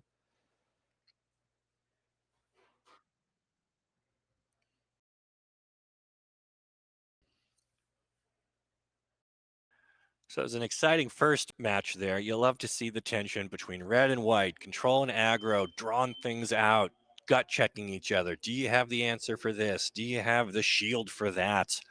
Did that match go to your expectations, or is this setting a trend where today anything can happen and we're in uncharted territory? I really like that matchup because it did show us a lot of game 1 and game 2, the back and forth that we'd expect to see, getting the very aggressive start for, hey, Thorn Prison got a game 2, right? That is like the aggro versus control pairing that we see time and time again across multiple card games. And then unfortunately in the game 3, we just saw too much of that sideboard playing a role, you know, the double Dream Bomb into the double heart, into the Gagano Rex. I mean, just drawing all the top end is just definitely not what you want to see in the aggro matchup. So a little unfortunate game 3, but plays out, you know, kind of as that classic control versus aggro matchup for sure. Absolutely. It is one of those matchups you just love to see. It's a good appetizer, I think, for what else is coming. Now, we have peeked at some of the other deck lists. We know there's some spice out there. what types of stuff are you excited to see going forward? You don't have to get into specifics here because we're not going to betray anyone's secret recipe. But what might be in the future for anyone watching from home? Yeah, I'm very excited because we had a chance to look at a couple of lists really quickly, and there is a good amount of smack actually. So I don't want to take too much credit for that coming out of Atlanta and having a good run with it, but I think it is well positioned. All things considered, I think that deck has doing a lot of things that players aren't prepared for or know how to handle just yet. Now, of course, kind of the cat's out of the bag, so it's not as much of a surprise factor. But I think it's just cursed combo is very good into this format right now, and I think that's going to come up here in the later rounds. But a lot of things that we are going to expect to see still: red mid-range, Gale, Genbu, all that classic stuff. But I hear there's a Coliseum Golem deck out there, so I'm going to try to find it and see how they did in the round one. And there is a couple blue decks that we might try to get on the next feature match. So hopefully we'll see it. That'd be great. Also, I'm a fan of yellow. I want to see some Luster or some Blessed. Get those dual Eagles back out there. That's my boy. So lots more to come from Portland for Battle Spirits Saga Pro Tour. Couple minutes left in this round, so we're going to probably take a short break here as we reset, maybe address some of the tech debt that has accrued here as we figure out, we want things to be as smooth as possible going forward. Really love having you here. We appreciate your patience and love seeing the comments in the chat. Make sure you're grabbing those keywords so that you can win, potentially, one of these amazing oversized cards that'll just look great hanging up in your house, in your dorm, in your she shed. I don't know, wherever you want to put it. It's a fun, cool thing. It's got a shark on it. I'm scared to be sitting in front of this all day, but I think it moves a little closer every time I'm not looking at it. Is that it's true? creeping in on me. I'm afraid it's gonna, like a gust of wind is just gonna knock it right on us. Anyway, we're having a lot of fun here in Portland. We'll be back, I think, in just a couple minutes here with round 2. So stay tuned, and we'll be right back. Hello and welcome back to Portland, Oregon, where Battle Spirits Saga Pro Tour 3 is currently happening. We're entering round 2. I am Keith Gomez, joined by my friend Cosmic, and we're getting back into the action. Cosmic, what is happening? What are we looking forward to now with round 2? So I promised Twitch chat, and it is happening. We are getting a Coliseum Golem deck on stream today, and I am so excited. For those that don't know, it is one of my favorite cards in set 3. It is just an awesome. The card artwork is great. The effect is great, and it's just all around a beautiful card. And it's going to be going against a red mid-range list, something that has popped up all through this season. We've seen Apollo Dinos, we've seen Andromeda, we've seen all the red all-stars play time and time again, and we're going to have a red versus blue match for this time around. Blue with one of the shallowest, that's not an aquatic-based pun that I intended to make, but I cut myself off short enough that you might think otherwise. But blue with one of the shallowest card pools in the game, only released with set 3 recently. Other colors have been available since set 1, False Gods, since the Las Vegas release. So a lot more card options with a lot of the other color choices. Blue, a lot more narrow, and that is being reflected in the meta today. We don't have all of the meta stats, but we've been able to browse over a few of the deck options for the tournament today, and definitely did not see too many blue options. So very excited to be able to bring you this feature match with a blue deck, with a Coliseum Golem deck that did win its first round. Yeah, it is up 1-0, and also it's really interesting. We talked about how much Floodstream is going to be making an appearance. We definitely saw it a lot in Game 1 and just how crushing that can be. And for those that don't know, Floodstream, you get to remove spirits up to a cost of 5, and it's a little heartbreaking to say, but those golems all cost 0. So if you have 10 of them on board, all your golems are going to perish to a single Floodstream. However, there are 0 copies of Floodstream in this red mid-range deck, so it is very possible we are going to see a Golem army overtake the board. And again, I'm trying to be as unbiased as possible as here at the caster table, but everyone knows that blue is my main color, so I'm super, super excited to see Coliseum Golem make its first appearance in this meta at a table. So Floodstream, powerful card, being played in a lot of off-color decks. Do you think, this might be the most softballiest question I could ask you, does Floodstream get better when it is also being reduced? Turns out it does. And when we're going to have a lot of blue Nexus in play from Spencer's side of the board, that it's going to be wonderful to cast it for 3. And I also do have to give a quick shout out both to some know him as Michael, some might know him as Primitive Kage, making an appearance on stream here as well, and then Spencer. So both of these players have been experiencing many grand opens together, many store champs, and they've played time and time again here. So very curious to dive right in here. We are going into this action right away. So the rock pillar is going to be the crush focused nexus on Spencer's side, with a worker Ant-Man on Primitives, or I should say, I gotta keep saying Michael. I'm gonna keep calling Primitive out of reflex, but from Michael's side of the board, getting that early ramp generation as well. Yeah, worker ban when level 2 does get you a core from the void, increasing your resource pool by being aggressive out the gate. And we didn't get to do it because we went right into things, but I also want to remind people that we are doing the giant card giveaway. And for this round, the key word that you have to enter is Flamefish. Yes, we are going to be keeping a 2-cost theme throughout the weekend. So reminder, exclamation mark, Flamefish is going to be your entry for this round. Also, a perfect moniker for this matchup. We have the blue deck, aquatic-based, fish, and the red mid-range deck, very fiery, Flamefish.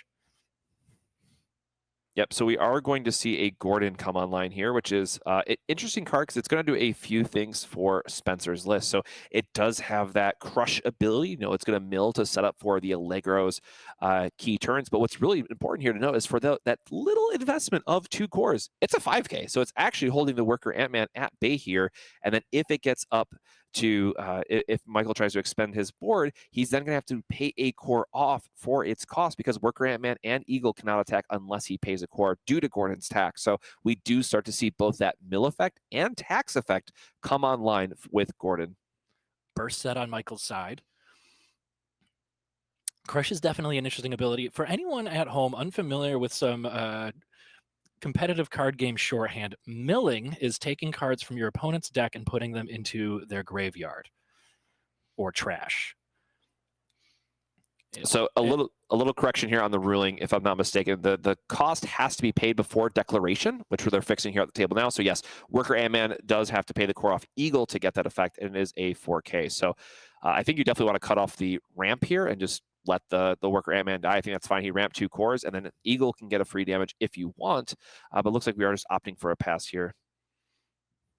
Excellent. Crush offering an alternate win condition. Reducing your opponent's life cores to 0 is one way to win a game of Battle Spirit Saga. Removing their entire deck and making them draw from an empty library is another way to finish them off. And the crush ability works on the attack, so it doesn't matter if they punch through with it. So you can continue to be aggressive and advance your game plan of removing your opponent's library without actually having to connect. They can block all day. This makes a lot of sense in a meta where you might be running into white decks where they might hit you with suppressions and shields. But if you're attacking and getting that crush trigger, you can keep advancing your game plan of removing your opponent's deck.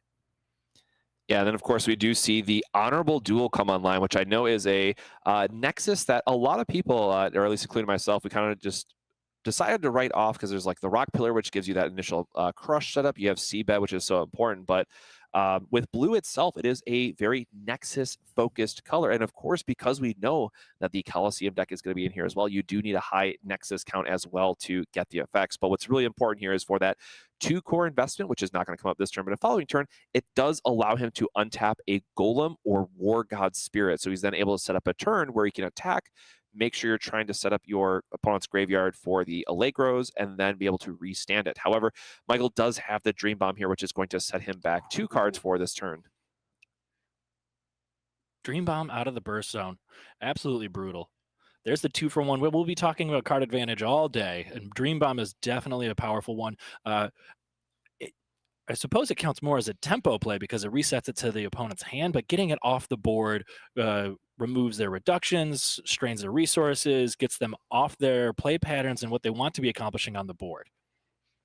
Yep, and then we see the Andromeda coming online just to kill the Seabed Lighthouse, because again, we know that there's a lot of greedy splashes that players like to include in their decks right now, like Thorn Prison and those Dream Bombs, and you can't cast them during combat if your opponent has a Seabed online and you do not have the correct color symbol on your side of the board. So we are going to see Andromeda come over here and connect, and it's really important to note, between the Dream Bomb and the Andromeda here now, we've taken 3 symbols off of Spencer's board, which again, Coliseum Golem costing 10 and having 6 reduction. You really have to keep those symbols on board for as long as you can.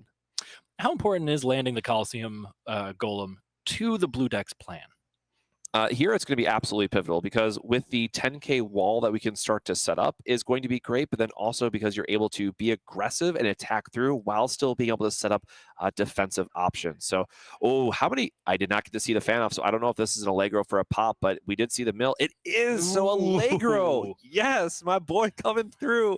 For those that don't know, when your opponent has 10 cards or more in their graveyard, Allegro gets to activate his superpower of destroying their highest costed spirit. So now we are seeing this very heavy board focus control of you removed all my threats. Well, guess what? Now you have to deal with this Allegro because when my next turn, when it gets to level 3, for every Nexus I have, if it connects, I can tap a Nexus and restand it to clear out your board. So this Allegro is very threatening, knowing that there is at least one more Nexus in Spencer's hand. Oh, and he has a flood stream as well with the, he has just enough cores for it too. Again, we talked about how important is the reduction in flood stream. Turns out it's pretty important. There's the flood stream. Oh, you love to see keeping the it board for 3. clear. What a stunning reversal over the last 2 turns with Michael managing to clear out all of the 3 Nexuses on Spencer's side, and Spencer swinging back and reclaiming the board and taking control of the match. What an absolutely beautiful back and forth. Oh, he does have the Coliseum and Golem in hand as well. So with, again, nothing on Michael's side of the board, this is just going to be like a setup turn. So Spencer has the opportunity to kind of set up a wall, get those Nexus back online, get the Gordon online to try to tax his opponent's turn. Knowing that he has no reductions, Michael has to spend a turn here to refill his, oh no. Well, Michael, unfortunately, does not have a spirit in his hand currently, so the rebuilding might not happen on this next turn. Of course, there are things like draw effects, like Star Blessed Draw, that can help him, but Spencer is going to, again, he has a turn here where he can set up the board and then land a Coliseum Golem on the next turn, which I just, again, based on the hand, based on the caster vision that we have, that Coliseum Golem is going to completely take over this game in 2 turns if Spencer takes this turn to develop. I feel like Allegro already did a lot of work, and being able to follow up with another powerhouse play that would be hard for Michael to be able to push through is really going to seal the deal here. Yeah, and we have to remember, like, so I might be too focused on Coliseum Golem because, again, it's one of my favorite cards from set 3, but let's not forget that Allegro is a very real threat here. He is presenting, in theory, a triple attack, destroy your highest cost spirit. So Michael already has to play very defensively and then also figure out, like, what other spirits can I line up, knowing that no matter what, I lose my first spirit that is the highest costed, and then what can I block with, because Allegro does get pretty beefy himself. So we are just going to see a definitely rebuild set here, and respect that our opponent could have a aggressive opener. Yeah, Michael would need to find 2 spirits then. One to sacrifice to the highest cost ability, and another one to be on the board to make a block. Yep, and I like this just for the restand ability. Oh, the one of mill just to get the Joker out of the way, so no unblockable damage coming through. But we do know there's that he has the Ice Shield. We'll be seeing that all day. Whew, the Thorn Prison, starting to look good. The Ritual Fire into a Camellia Whip. But he did get to restand. Oh, that's right. The platoon is going to restand. Anyways, I totally forgot I was focused on Allegro's ability, but that Honorable Duel making a huge appearance here on this next turn. Now, again, only 2 spirits. So, again, something like a Thorn Prison is still going to help clear the way. We know that there is a Ritual Fire and just a very quick game 1, scooping things up. Again, knowing that 1 spirit is not going to be enough to stave off that Allegro effect, is just going to end the game on the next turn, followed by the extra 2 Nexus to make Allegro a triple attacker by himself. And wow, that was a lightning fast game that we saw out of blue. And there was, even with as quick as that match was, there was still a solid back and forth with who seemed like they might be gaining the advantage. Michael coming out hot, clearing out those Nexuses, punching through some damage, and then the absolute flip of the script with Allegro coming down and swinging back. And it's sideboard time. Going to check out some options. Is the red deck prepared to deal with anything that blue is doing? Yeah, it's hard to say how you want to attack this matchup again. So we know, I guess we didn't see a lot of variety, because again, it was that hard punching back and forth immediately happening where both players were fighting for the board. We didn't even get to see Giant King Randolph, for example, in that game, which actually lines up pretty well into Primitive's deck with having, 3 drops of deck. So not only does Primitive have to worry about the Floodstream, which is again very good still into this matchup, because you have to catch the Jokers, you have to take the Apollo Dinos off the board. So Floodstream, very solid, doesn't get worse. And now we have also the other opportunity with Randolph to say, okay, well, now I can attack a 3-drop every turn, and then as I'm leveling it up, its ability gets stronger, where now you're 2 for 1 or 3 for 1 your opponent when they have this many 3-drops. So I definitely feel like Spencer has an edge here within these, how these two decks come together and line up against one another. But looking at the sideboard, some interesting options. Interesting options indeed. My eyes go straight to the Feral Slash. Being able to remove some nexuses might be a valuable strategy against the blue deck that relies on those. Yeah, I think too here when we're looking at Primitive's list again, or Michael's list, apologies, we see a lot of off-color stuff that we just don't have the symbols for, like Thorn Prison being a big one. Yes, he does have the Worker Ant-Man, but we know how fragile Worker Ant-Man is in this list in particular. And Seabed Lighthouse, it looks like it was coming out. But yeah, Feral Slash is definitely big. I think that if Michael has a read on what Spencer wants to be doing, like Joker can still be important if you know that Coliseum Golem is coming. But other than that, there's not a lot of super solid options here in terms of what I'm bringing in from Michael's side at the end of the day. But swapping over to blue, we have Starblast Draw, Burning Force, Ritual Fire, Dream Bomb, and a Cthulhu Shark. Ooh. Interesting choice. We do have a lot of blue Nexus to sacrifice to it, but we'll have to see how wide of a board that Michael can again set up. Because again, thinking about the Floodstream, thinking about the Randolph, there's a lot of opportunities here for Spencer to just take that game and not have to rely on a Cthulhu Shark. So it'll be interesting if he relies on it or not. I'd love to see the Cthulhu Shark, though. Flavorful card, very just fun art, fun name, fun flavor. Absolutely. And it's also our giant card giveaway. Again, keyword for this round is Flamefish, exclamation point, Flamefish, if you'd like to enter the raffle for the giant Cthulhu Shark card giveaway. And we are jumping into the round. Yeah, we saw that strong draw lead up with I love the just a turn sideways attack mode immediately. So that is King Randolph coming into play. As we were just talking about, gets to delete a 3 cost from the board, and he is just going to command that presence right away. And again, we know how many 3 costs are in Michael's deck. So immediately with these back-to-back games, we have a very threatening spirit from Spencer's side of the board. Michael just struggling to keep things on the board over these 2 matches so far already. Burst is getting set, considering the options. Yeah, I didn't get a good look at the hand to see what might have got set here, but we do see a Apollo Dinos, which could be good if we catch the right BPs. We saw Camellia Whip, which can at least help him survive a little bit in terms of stabilizing, but looks like we are doing a Eagle into just trying to get reductions on board. Oh, no, because Randolph is going to power up. So this might be Michael just realizing that he has to take the aggressive play, pushing his opponent down to 2. And then we saw the Apollo Dinos plus 1 other spirit could do it.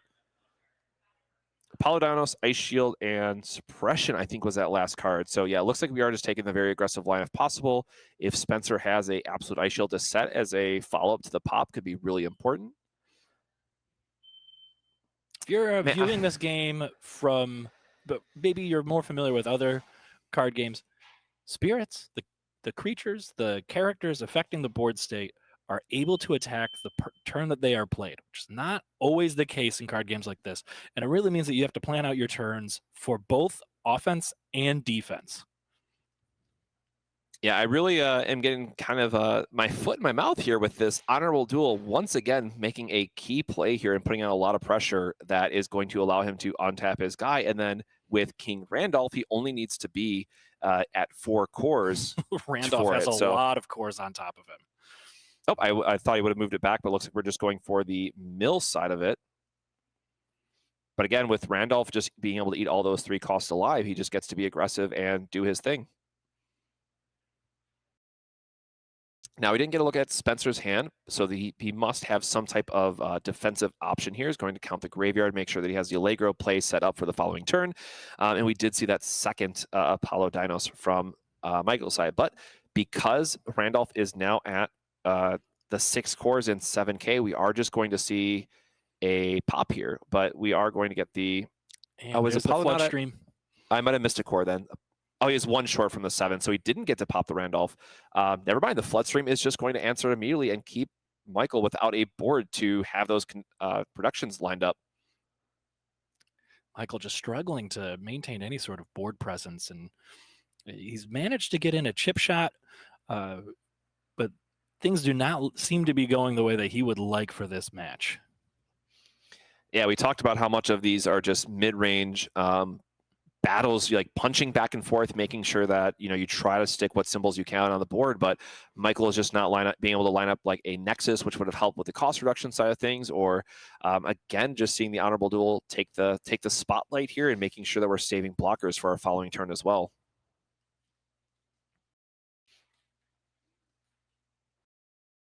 And again, we missed the, we need to get a graveyard counter if we're going to be seeing more blue on stream today. But again, knowing that we want to set up the Allegro at some point, making sure that we're getting a good amount of mill here to make Allegro the other, voluntary X-Rare, as we like to say. He's not technically an X-Rare in this set, but he has done a fantastic job in blue decks and even in some splash decks where getting those 10 cards into the graveyard are not as hard as you might think, especially when a lot of other decks are also playing strong draw to mill themselves a bit. Yep, so we are just going to see another mill come straight across. There's the double heart. And only 1 spirit. There's, Michael does have a good amount of spirits in the deck, but seems to be just hitting all the spell-heavy side of things. There's the Ice Shield. Stops the attack. Manages to hang on for another turn. Sets another burst. Might be able to stem the tide. More ocean puns. Yeah, I think he might just be trying to stabilize here, try to... Yep, okay, there we go. Now we have the right amount of cores. It's at 7K. We're going to be able to kill the Randolph, which is huge because we know that that's going to help Michael try to set back up his board, play those 3 costs so that he doesn't just get punished by the Randolph coming across, and also get Spencer down to 1 potentially, and then try to line up something for the next turn. Red definitely has the explosive ability to land a few creatures on the board and swing in and close things out. Continuing to count the trash. Already 2 Ice Shields in the trash. 2 of them used up. Yeah, I do love how we have the different threats around the 5 and 6 costs, where it's like, Apollo Dinos is going to command a board because now he's able to hit things that are, 5 or 7 without the volcanic BP, which makes those a lot difficult for Spencer to stabilize on, versus Spencer could still find an Allegro and then pop it right back. Like, we are just seeing 2 mid-range giants battling it out turn after turn after turn. And I do love it because it is Battle Spirits Saga, and all these spirits require you to, well, do battle to get their effect. So we are seeing kind of the heart and soul of it come out. So, he goes down to 1. Spencer is saying, like, all right, we are going to stabilize here and figure out what this game is going to look like. And we're setting up that Allegro again, which looks like it will be online. Surely there is more than 10 cards in that graveyard at this point, and also threatening the restand effect for Allegro as well. So pop the Spirit, check to see what we have for damage. And it is the Ice Shield. 3rd Ice Shield going to the trash. And now it's like a Joker off the top. We know that Michael has a possibility here, but it looks like, I think he still has a Starblast draw, so it has to be like Starblast draw and to find my unblockable and close out the game that way, but I can't see the last card. There's the draw. Camellia Whip, and Volcanic is not going to do it. I think he milled 1 Joker already, if I remember correctly. I don't know how many he brought in. And then without another Spirit to go over Camellia Whip's cost, it looks like the Allegro once more is just going to be able to close out this game with its effect. Counting the cores, doing the math. Yeah, I don't think there's... There's the fist bump. Yeah, like you have the Ferrari Slash to knock out the Nexus to prevent Allegro's restanding ability, but Allegro is still going to get his trigger to pop that Spirit, not leaving Michael with a blocker, and then just 2 attacks.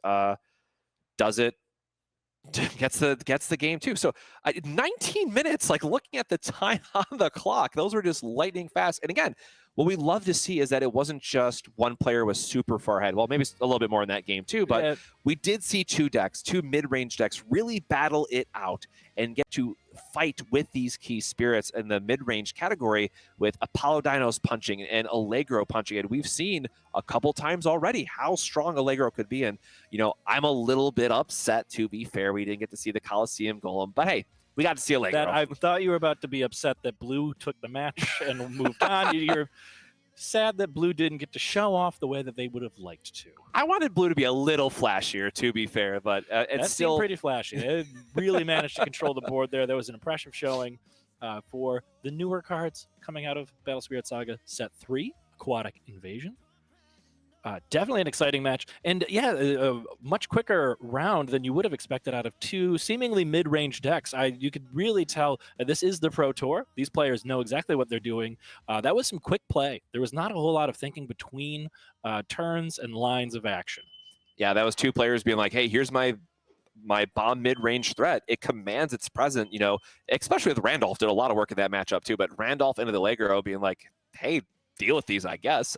Honorable Duel, I guess my foot's in my mouth a little bit. Honorable Duel did come up. I guess that's a great nexus after all. I know Spencer's going to give you a hard time about that because we were talking about the list a little bit. And then also with the Apollo Dinos on the other side, which we're going to see a lot of Apollo Dinos. I know a lot of people are like, hey, where's the red mid-range? But don't worry, we're going to see a lot of red mid-range still to go, I'm sure, where Apollo Dinos will get to shine. But he really does need that Volcanic Canyon to get that modulation because you have 5K and 7K, and then with the Volcanic Canyon, you can then also target 6K and 8K BPs, which are really important for that red mid-range style. Exciting round, and that's our round 2 of coverage. We're going 7 rounds today, so 5 more still to go. Hopefully they won't all wrap up in 20 minutes. Hopefully they a little bit more back and forth. I say that, but that game 1 did have a solid turning point, really like interesting match to follow along with. Hope you're enjoying your time following along at home. Again, the keyword to win the Cthulhu Shark for this round is Flamefish. You need to put the exclamation point in front of it to trigger your entry. Yep, and there's an automatic bot, so as long as you see that, you're entered. And as a reminder, we will have a new keyword every single round throughout the day, as well as going into tomorrow. So don't miss any of the action here on the stream because there's going to be a lot of more entries to go. And then, of course, we'll figure out who gets the lucky card at the end of it. We also have all the different bingos and celebrations that are happening here on site. So make sure you're staying up with your friends as well and seeing how they're doing the event by messaging them on the community Discord or in DMs, wherever you might want to get a hold of them. So it looks like we might actually get to do a short interview. So we're going to actually try to go grab Spencer really quick. So we're going to take a short break here, track some players down, and see if we can do an interview while we, again, 40 minutes. Yes, before the end of the round. We will be right back with that interview. Stay with us, but we will go to a quick break segment.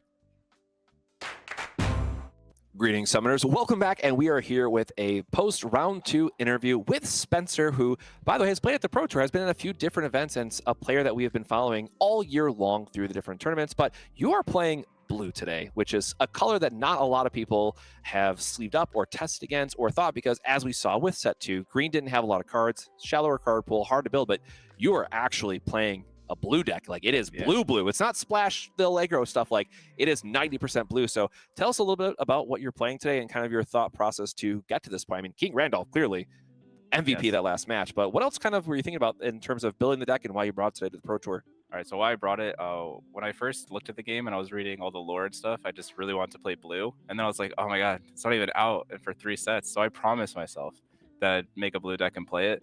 And I lied to myself at the first Grand Prix, but you know, we brought it today, and I really like the idea. You just play like a really big dude and you swing, and you do that enough times and they're dead. You have like the added benefit. Sometimes you mill them out, but it's really good against all the decks that are playing all these 3 drops, 2 drops. Has a really great yellow matchup, which I know is a very popular deck here today. Yeah, King Randolph, again, being able to delete multiple 3 drops as we saw in those games. And then Allegro as well, just kind of being a you know, he's not an extra, but he is a key spirit in himself, just being able to delete boards, multiple attacker. When you were kind of testing for this event and when you were getting ready for the deck, like, tell us through, like, how often were you, you know, just Coliseum event Golem eventually just take over the late game for you? Were you winning off Allegro? Like, what has been your normal key to victory and path to victory in terms of which spirits played the best role? I see. Like the ideal scenarios, I play Nexus. I summon a dude. I'll swing with it for like 2 turns, and then I'll just Allegro and end the game. Allegro is just so crazy. Going up to 7 and then 10k is just really hard to deal with, and the effect that it untaps itself and just creates lethal with 1 card is insane. And then Coliseum Golem has 2 great matchups if I can get it out versus yellow and red. The 10k tokens that it makes, So nice. It's just way too big for the red to deal with, and it sits at 13k, and they're vanillas, so they work versus Genbu as well. So they have to set up this play where they go Eagle, Genbu, and then I can just Floodstream the Eagle, Yep. and then they're just sad again. So the Coliseum Golem and Allegro are just finishers. My deck does not mill out my opponent that often, unless it's yellow. We mill out yellow a lot. Yeah, because they do have a lot of draws, so they're helping you fight that battle. Yeah. And then a card that came up on stream that I was talking about, and one that I gave a really hard time, and you made a believer out of me, but Honorable Duel. How did you come around to this card? Because like Rock Pillar is a staple, Seabed is a staple. I messed around with some of the other Nexuses, but I couldn't come around to Honorable Duel, and you made a fool out of me because it was beautiful in those matches. The card is really good.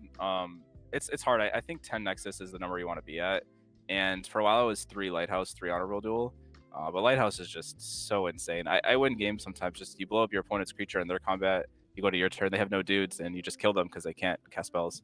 But Honorable Duel is just really good because it lets you untap against purple, which is like one of the big things if you only have 1 guy. Because I play, you know, I'm not playing mini spirits. You looked at the deck, it's only 19, and 3 of them are Coliseum Golem. Yep. So we're not playing mini guys. So I need to keep my guys alive, the ones I have. So the untap is really important. Also, the mill is very relevant. Like you mill 3 cards if they block. So I don't know, I just really like it. A third one in the side was there for a while, and I ended up cutting it, but I liked it. Yeah.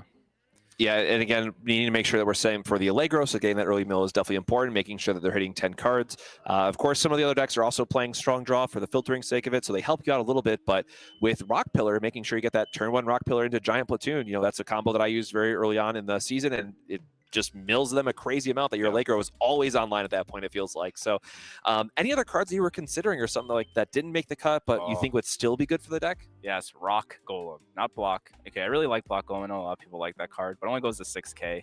But Rock Golem goes up to 7k and adds a Nexus back when it swings. That card was in the list for a while and in the side, but I learned that the red matchup wasn't as hard as I thought. So I ended up not playing it at all, but that card is definitely a consideration if your meta is very Reddit heavy, as you just return the Nexus every turn. It's a lot of value. And if you saw in the stream match, I was up on cards against my opponent the entire time, which is weird. You know, you're not playing a deck with any card draw, but you just have so much value in all of your plays that you just end up a lot of cards. So yeah. Again, Randolph just doing work and Allegro. I mean, they're just generating you so much value that, again, Strong Draw is going to help us filter. You did get a turn to filter off turn 1, and it's just like, hey, I want to find the key pieces I have. And sometimes when you know your opponent's on a slower deck, you have that turn to set up that Strong Draw, making sure you're finding your Nexuses and whatnot. But talk us through, you know, what is going to be your best matchup that you always want to see, and then also what do you find to be a difficult matchup that you want to try to avoid going into this tournament? I think my best matchup is yellow. In testing, it felt very 80-20. Hopefully I don't eat those words, but it just felt really good. Not got one for you. I know, right? Like I actually enjoy that they heal because then they let me hit them again. And with Rock Pillar, you're just milling so many cards. Like it really starts to add up, and they draw so much. I really do like my yellow matchup. I just have so much removal. They don't do anything too crazy. If they're playing the Luster guy, it could be a little scary, but we play 2 Dream Bomb, so that always helps there. And the matchup I really don't want to play against is probably Core Control. Just because I really don't have many guys. Deadly Balance is oh, my whole field is dead. But I did play that round 1, and we snuck by. So, you know, who knows? How did it go? Did you have some on the sideboard that really helped you out? I didn't look at the sideboard too much because we went right back into the game when we were talking about it. But I guess tell us a little bit about that matchup as well. Game 1, my opponent probably just didn't know exactly what my strategy was. Am I playing Mandala? Am I not playing Mandala? and I did end up milling my opponent out, which is really nice. And then game 2, I sided in Star Blast draws, and I drew them. So, and then all of a sudden I was like, wow, this deck is broken. We can draw 4 cards. Holy crap! I was just gonna say, turns out that card is pretty good against purple. We've seen Yeah. that, since set 1 and continues to shine. So with that, again, thanks for coming on, doing a little bit of a talk about it, and congrats, you're now 2-0, feeling pretty good. Just continue to win out with the 5 more rounds in Swiss we have here today. But of course, we are going to be taking a short break here going into the next round at Pro Tour 3 here in Portland, so make sure to stay tuned. And don't forget, we have this giant card right behind me, which now you got to see this version as well. Exclamation mark Flamefish for this round's entry, because again, they will be closed by the time we go into the next round. So again, thank you, Spencer, for joining us, talking about a short interview. And for those at home, we will be right back shortly with round 3. Take care. Bye, guys. There's no need to apologize. Hello and welcome back to the Pro Tour here for Battle Spirits Saga in Portland. Obviously, we're still getting over a few technical hiccups. We really appreciate your patience as we deal with the logistics that come with hosting such a massive tournament event. Things are going a bit more smoothly now, so we're excited to jump into round 3. This is kind of a crucial point in the tournament. People are kind of starting to get an idea for how their day is going, how their deck is performing, what their chances may be at making it to the later rounds or into day 2. So, Keith. Bringing you round 3. I am Keith Gomez, And here I'm- with my brother. Yes, Ryan Gomez, that's me. We're giving Cosmic a much needed recess, but we still got plenty of exciting coverage here. We've got keyword for you coming up in just a moment, so you can potentially win this beautiful, I say Cthulhu beautiful, shark. it is terrifying, but it's a Cthulhu shark. You could have that just by entering the keywords. We'll get back to that in a moment. Right now, though, I want to talk about this upcoming match that we've got featured here for round 3. Now, we found some interesting deck lists, and just to give you an idea of how the logistics of all this works, right, if you're not familiar with tournament structure, we've got a giant room behind us. 120 players get told to sit in a specific seat at the start of each round. That's their pairing, and then once those pairings are set, we actually go and grab somebody and say, no, we're going to move you over to the featured area. We're going to put you on camera, and we're going to talk about you behind your back. So there's a little bit of logistics involved in that, but now that we've got things kind of settled and we've got our players in position, they're ready to start. We want to get right to the action here. So, Keith, what can you tell me about who we're going to see here, or what decks we're about to see here in this exciting third We round? have a Gale versus Blessed matchup. We have Tim Rivera on his green Gale list and Tyson Shepard on his yellow Blessed list. Very cool. So these decks are dramatically different from anything we've seen so far yet today. I mean, I know it's only the third round. We haven't seen a whole ton of lists here, but we're going to start things off with an off-color nexus. So that is going to be Tim Rivera opening up with the Volcanic Canyon, which is going to give him the ability to draw one additional card after his draw and then discard a card each turn. It's going to give him a lot of filtering abilities so that he can make sure that he finds the right pieces that he wants for this matchup. And we have Tyson with the Hippo, turn 1 swinging and bringing his life total to 6. Oh. Blessed, a powerful keyword. Ryan, insight on Blessed. Right. So Hippocampo is an interesting spirit out of all the possible spirits. This is one that I really enjoy. So it has a keyword on it called Blessed. And so when a spirit with Blessed deals damage to an opponent, your own life goes up while theirs goes down. It's one of the few ways to add life cores in this game. That's a pretty rare ability. Yellow has several cards that can do that, and if you put enough of them together into one deck, it becomes possible to keep your own life total at higher than 5 for a long time. It is a bizarre way to ramp. Right, as you like to point out, because this is my favorite type of deck to play at home, you get to use those cores later, right? They go into your life now, but if you take damage, those cores fall off, they join your reserve, and now you have more to play with. So it keeps you in the game longer and gives you more resources for that longer game. So yellow has kind of an interesting 1-2 punch here. It's going to be a struggle, I think, for the Gale deck to really answer that, because their plan is mostly to kind of tap down or exhaust blockers and get in and try to quickly overwhelm the defenses of the opposing deck. Yellow is so good at playing multiple small spirits. Some of them gain life back. It's hard to clear a path big enough to get in and do real damage, especially when they're inflating their own life total over the course of the match. And Shepard on their turn just managed to land 2 secret flower gardens.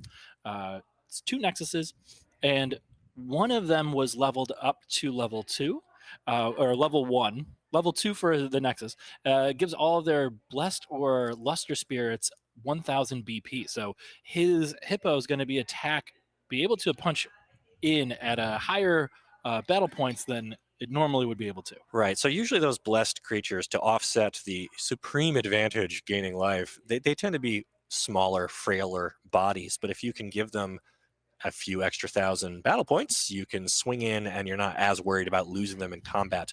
They're pretty squishy, and since they are so important to your game plan, you really don't want to lose your bodies there. But this Nexus choice is pretty interesting because yellow has some other options that you tend to see more, Blessed Cathedral being the main one. But the strong blessed synergies coming through right now. Tim really building out his board. There's the Hurricane Highlands. That's going to gain him a core every time he plays another creature with Gale. And he's got 2 of his Emerald Sanctuaries out as well. There's the dual Eagle. Dual Eagle, so that's another blessed spirit, and this one has some rider text on there that can make it even harder to block blessed spirits. So this kind of leads the way to skirt by some blockers and keep inflating your own life total, which is definitely on Tyson's mind here as he looks at the board. Tyson is playing a full 12 blessed creatures, so not surprised to be seeing those. That keyword on both of his available creatures. Ooh, Exhaust Nexus. Right, so powerful magic spell. Yeah, definitely one of the iconic yellow pieces of removal. It's what we would consider a board wipe in many ways, right? If you time that correctly, you catch your opponent with their shields down when their cores are spread just a little too thin, and you're able to squish some of their smaller bodies. You can get 2, 3, 4 knockouts off of the back of one Exhaust Nexus, which always makes me feel like the game is a lock at that point if you can time it just right. The Eagle and the Porcupine are both too large at this moment in the game for him to knock him out with the Nexus. He's invested the cores to level them up, so they both sit outside of Nexus range, but it can the flash ability on Nexus seems absurd and can totally change your opponent's idea of what they might be able to accomplish with their BP. That's a good point. The fact that Exhaust Nexus does have a burst mode, I think a lot of people tend to overlook or forget. And the fact that burst mode gets even better the more Nexuses your opponent has, and we're looking at a board that has a lot of Nexuses, but does it have a way to trigger the burst mode? Because to get the burst half of your Exhaust Nexus, they need to play an on summon, I believe, which I'm not sure that the green deck does a ton of. Most of their critters tend to be Gale focused, and those are attack triggers, so it's going to be hard to find an opening to use Exhaust Nexus. So last turn, Tim was able to swing right in with his bird. Tyson, zero hesitation to cough up the life because he was already above the starting 5. Exactly. There's the Flood Stream. He's going to pay with counters, with cores. Oh, there's removing the bird from the board with the Flood Stream, paying full cost with no reductions because all of Tim's board is green aside from the canyon.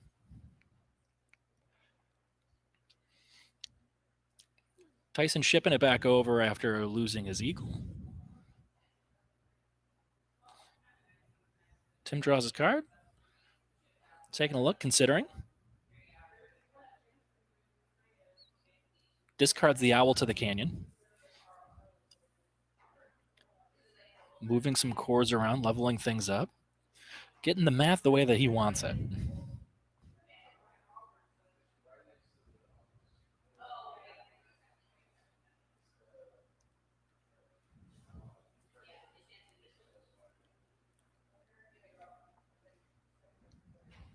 So Tyson's still in pretty decent spot here, right? His life is still plenty high. He's got Nexuses on the board, which give him reductions. He can be patient with that Exhaust Nexus. And you can wait and see if you can catch Tim making a misplay by maybe going too wide. But Tyson will need to kind of start putting some more spirits down, right? Losing that Eagle hurts because that's one of your better ones. Tyson not hesitating to take another 2 hits. And like we said, the resource management in this game is interesting because your life becomes your ability to cast more things as you move forward in the game. So as Tyson takes damage, he's able to afford more and more moves on his own turn. That's true. And so he did just set Exhaust Nexus as a burst, which I think is pretty rare to see that actually happen. I'm not sure if he's going to try to bluff this as an Ice Shield or if Tim's going to have to fall for the old make him have it. There's the Crocodile. Either way, so we're going to develop the board here with Crocodile. So this is another spirit that can have Blessed on it. It needs to hold the Soul Core, so multiples of these don't work super great together. Not a problem we got to worry about right now. We just got the one. He's suited up. People tend to talk about things being spicy when it comes to a deck list. Yeah. I think setting an Exhaust Nexus in your burst is spicy. It's spicy. That's a spicy move. It is. It's a bit of a gamble because it's such a strong card, and when you stick it down there, you can't cast it when you want to anymore. You got to wait until the trigger lets you do it. I don't like giving up control that way. I mean, it's not as reliable as, say, your Ice Shields or things where you know you're going to take damage and you know you're going to get to flip that up. So when you set Exhaust Nexus down there, you're banking on your opponent walking into that one. Now, we know Tim's deck does have at least one card in it with an on-summon. We haven't seen it come up yet. So I'm not sure how much Tyson has read into this matchup and is understanding what he's likely to be facing here. But I do see quite a bit of wisdom in putting that Exhaust Nexus down in the burst zone. So we went from having a healthy life total, reaching as high as 6 at one point. Now we're down to 3. But that just gives us more cores to work with. We're spreading them around. We got the Nexuses leveled up. We've got a couple of blessed creatures out there. Same time, though, Tim's board is getting bigger and bigger and bigger. And with only a few blockers on Tyson's side. Tim holding the Ice Shield and the Dream Bomb. Dream Bomb could be devastating against a board that is so lightly developed. Yeah. Yeah, and we're going to go from having that commanding lead in life to potentially getting just run over here because without enough blockers. And there's an Exhaust Nexus. A good Gale turn or a good Dream Bomb turn would leave Tyson without much on the board. But Exhaust Nexus takes out the second Porcupine that was played. It was not leveled up to a size that would help it survive that.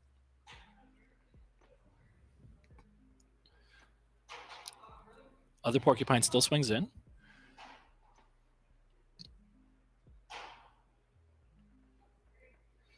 Tyson considering options. Has yet to declare if he's going to block. There's a second Exhaust Nexus from hand. Yep. And we know that the third one is set in the burst zone. So Exhaust Nexus is really neat because multiples of it stack, right? The first one gives your spirits minus 3,000 BP, and if you play another one, now they're minus 6,000. And anything that gets down to 0 or less by game rules is destroyed. So if you can get 2 of these in a turn, or you're not going to see 3 here, I don't think, but the more the better. Cores to be able to afford the third also one. True, yeah. Even with the reductions on board here, it gets expensive to chain together multiple Exhaust Nexuses, unless you got Pentan out there. That's my way to do it. The hit. Tim with only one spirit, not exhausted, refreshed, as we say.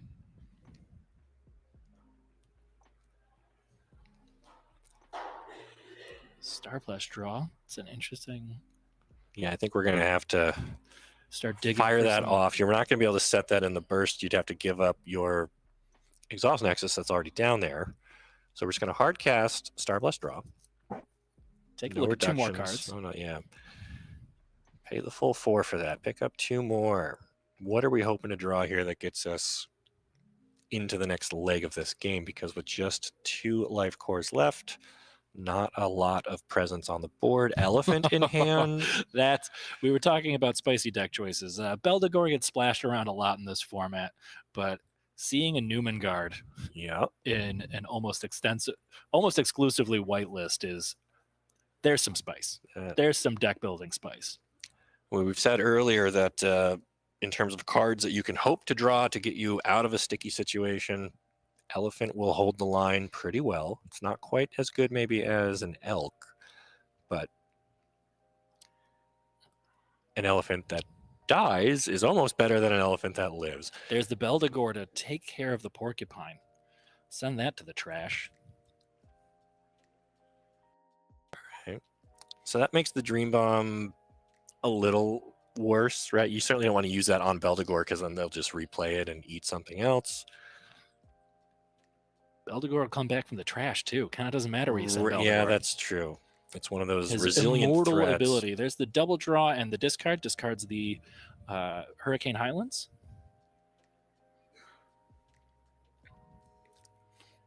And we'll see another Phoenix.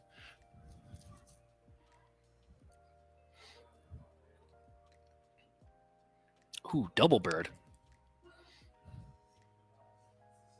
So Tyson has managed to recoup some of his board presence. I mean, Beldegor put Tim down a card while putting Tyson up one effectively. So he was able to stabilize there. But I don't think Tyson's Nexuses are being as useful as Tim's are. Really, they just kind of be providing reductions. I mean, when you're doing double exhaust Nexuses, I guess that's worth having those around for, but I still feel like some of the wind has come out of Tyson's sails here, right? He started out aggressively, getting that first attack in with Hippocampo, inflating his life total. Felt like a very strong opening, but Tim was able to answer right back. And his Gale Force winds blowing in the other direction. Right.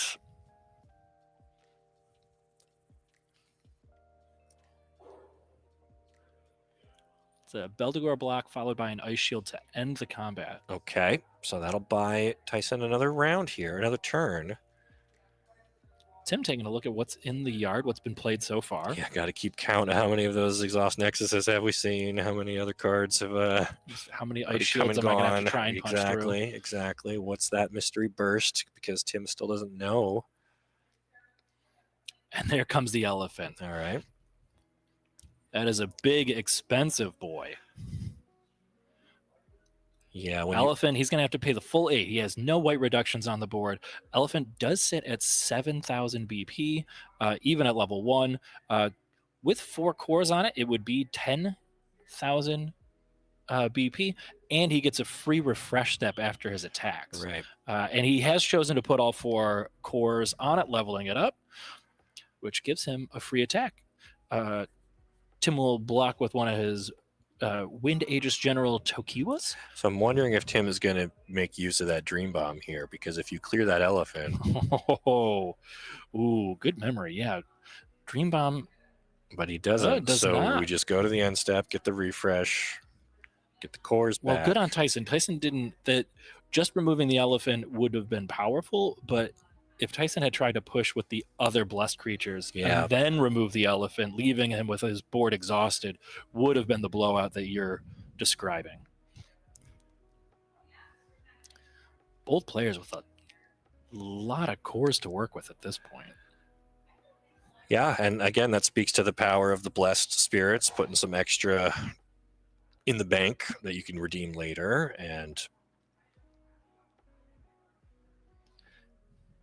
Tim is using the Nexus suite that he's picked here to kind of dig through the deck, find the right pieces, slowly build up the board. Interesting interplay between these two decks. I'm really enjoying it. Wind Aegis swinging in. Tyson considering options. Blocks with the elephant.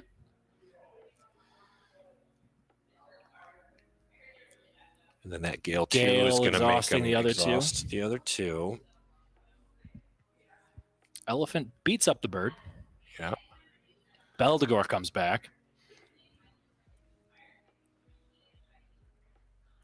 Destroys the Crocodile. That is a tough line of play, and that might have been one of the deciding moves for this match. There's the Exhaust Nexus from the Burst Zone. Right. So since we've got 4 Nexuses in play, and he can pay the remainder to activate the regular mode of Exhaust Nexus for another 3. So he's going to give Tim's entire board minus 7,000. So that clears out almost everything. Wow. And now Tim's weighing what to do with his one last attack. Or do I put Tyson to 1 life? Do I No, I guess they keep- backed the board state up. It looks like they might have done the math wrong on one of the birds. Ooh. Tyson was a burning force and a suppression, so he is able to block from this. Oh, he's gonna go with the burning force. The BP has been reduced enough on the spirits on Tim's side of the board that burning force is able to take them both out. Right. So that's one of my favorite kind of overlaps or interactions. I love to reduce the BP of stuff with yellow, and then red has ways to And destroy Beldegor is things back. at certain low BPs. Right. But now since Beldegor has that immortal trigger, he gets to come back when And he's something. able to attack right away. Yep. What an exciting turn, though. That was a lot of back and forth action between these two players. Good use of spirits, good use of magic, good use of the burst zone, good use of punishing over-reliance on nexuses. This is the type of stuff you look for at the professional level. Crocodile hitting the board. Yeah, Tyson's not done here. He's Tyson's looking Tyson's to got an regain some opportunity. life. Yep. There is still a burst set on Tim's side of the board.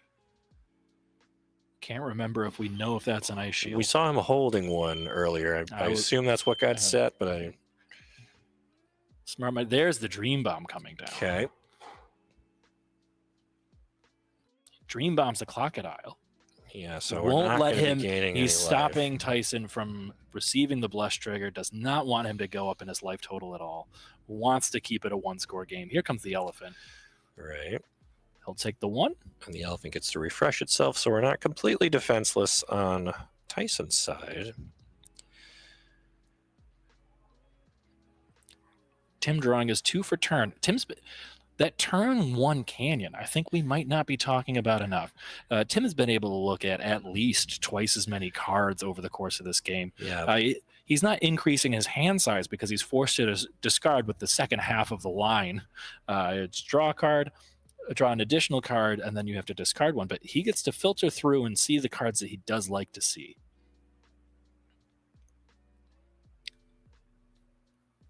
Is that the Huntsman?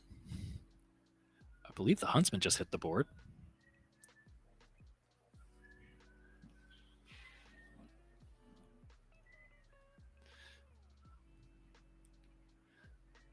That's the one of Black Huntsman, Shat, and Jaeger.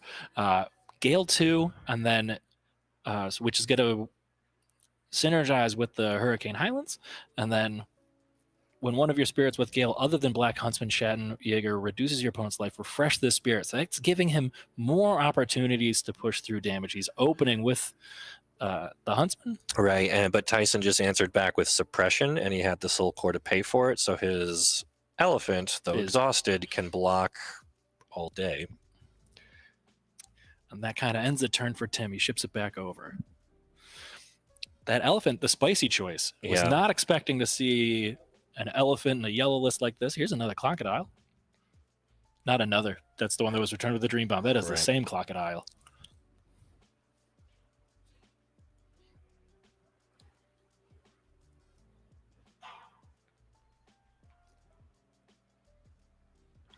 All right, elephant's going to come in again, banking on that free refresh. You might as well use this guy. Yeah, call it. I like to refer to that as a free attack because, supposing he doesn't get removed, you can keep poking in with the elephant, and then the elephant stands back up and is able to defend on your own turn. Right. Blocks with the Beldegor. Beldegor, sometimes free a free block because of his immortal ability to keep coming back to the board, and the elephant stands back up.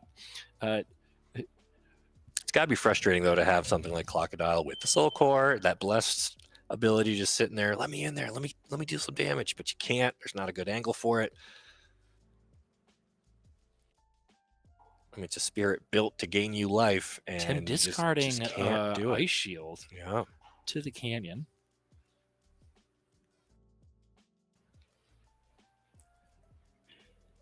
Play another one. Ooh, main phase. Star Blast Draw. Going to take a look at 2 more cards. He won't have to discard any of these ones. All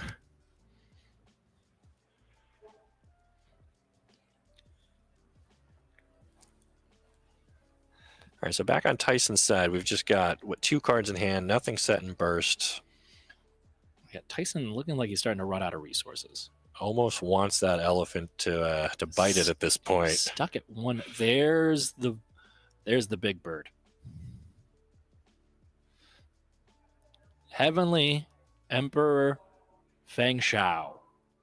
Gale 3, which Yeah, so unless, against a board of only 2 creatures. well, if one of those 2 remaining cards is another suppression, being exhausted isn't the end of the world because we could still block, and the elephant is still big enough.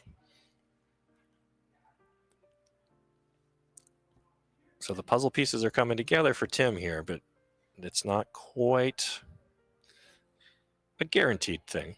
Tyson might still have a trick. Tyson backed into a corner. Tyson hanging on with just his 1 life. Blocks with the elephant. And if he hadn't gained life earlier, he would have been dead already.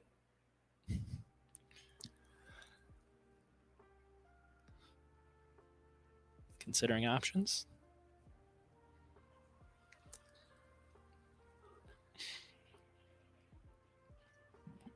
Yeah, unfortunately, Tyson's looking at a lot of rectangles on the field here versus his 4. He's going to Ice Shield from hand. Shield from hand. Attack ends after this one. Okay. Still just kind of scraping by. I mean, Ice Shield will get him another turn. But you got to wonder what he can draw here that is going to let him claw his way back into this game. I think I saw a Beldegor there. I think the second card was a suppression, which means he might have another turn following this. Okay, yeah. Beldegor played without a target for its 1 summoned. Beldegor able to destroy exhausted spirits, but all of Tim's board is currently refreshed.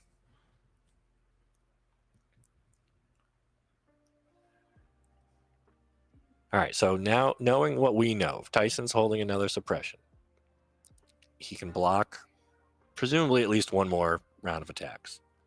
The only way that doesn't work for him is if something gets dream bombed or taken away. And Tim will have access to 2 more cards because of the canyon. Oh. Bird's coming in. Tim's going to make him have it. All right, but we're going to block with Beldegor because that'll come back from the graveyard eventually anyway.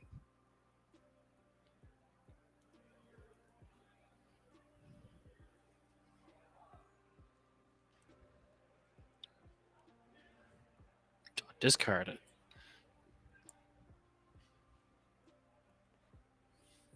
Paying 3 for the Star Bless. He still has the canyon down. He's getting discounts. Yep. Gets a little canyon reduction there. Doing some incremental work over this game for sure. Yeah. So as Tim's board continues to kind of fill out here and he keeps digging and finding the right pieces, you know, Tyson is hanging in there, but by a thread. I mean, he's got at least 1 turn of blocks.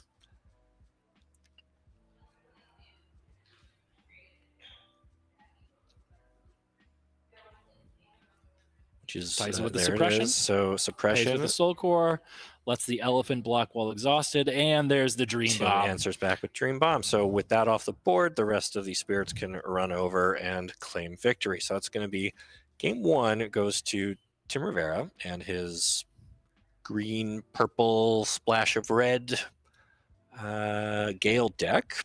Took down Tyson with his yellow Blessed. So sideboards are going to come into play here. Man, that Blessed list leading to a kind of a long game 1. Right. Let's take a look at that list, see if we can pull up sideboard options here. So he's able to add another elephant to the board if he wants. He can go up 2 Dream Bombs of his own. Floodstream.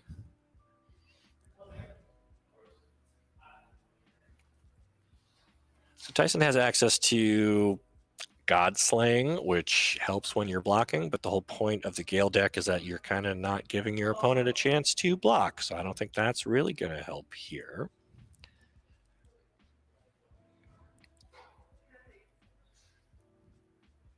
Is he taking out his Eagles? Looks like he took out the Vanilla Eagles. Yes, I don't think those are doing enough work. Floodstream's going in.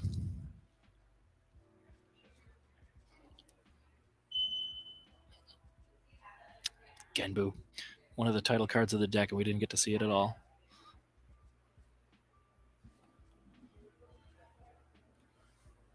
It looks like he's putting in his lightning arrow. Select one of your spirits that cannot attack or block during this turn.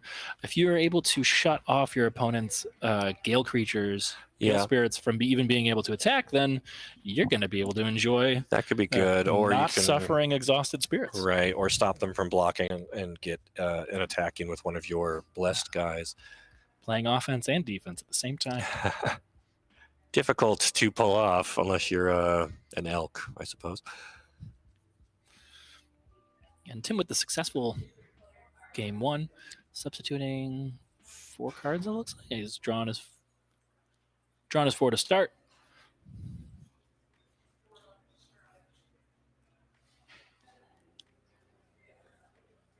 So which of these decks wants to go first in this matchup?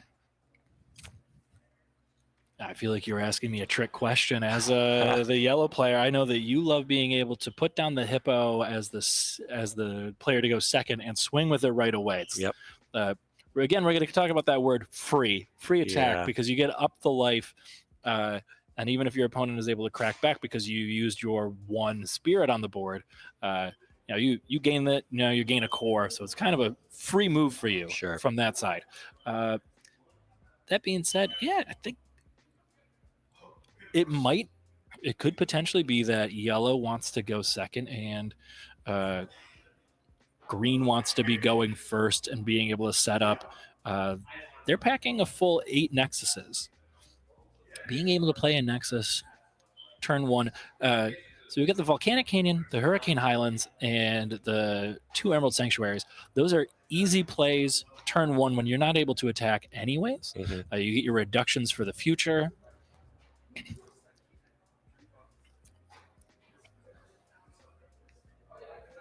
And they set you up for future success. All especially the Canyon, which we saw do crazy work last match. And the Highlands will ramp you throughout the game as you continue to play your Gale creatures. So while players are looking at their opening hands, deciding their mulligans and all that, why don't we talk about our keyword for the giveaway? This is a good opportunity to drop our next keyword. Keyword, Leaf Wolf. Exclamation point, Leaf Wolf. Enter into our raffle for the Cthulhu Shark. Oversized cards. It would look beautiful in your living room, terrorizing your children. Yeah. Tim going first, opening up with the strong draw. Cycling through. That's a blue spell. It's going to let him look at more cards in his deck. Sets a burst, ships it back. Nothing on the board.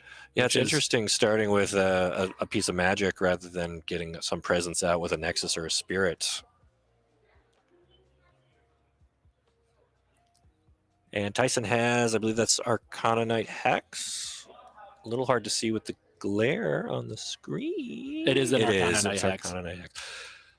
So that's just a nice, well-statted creature that can let you draw extra cards when you gain life, which this deck loves to do. Normally, you don't want to play that without having something to reduce the cost on it. One of its advantages is that it's got 3 reduction symbols on it. And Tim opening up with the Forest Guardian.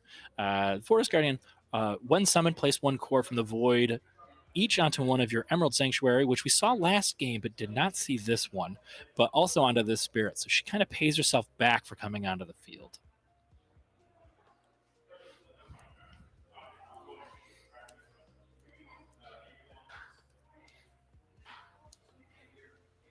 Tyson moving some cores, and there's the Crocodile. Mm-hmm.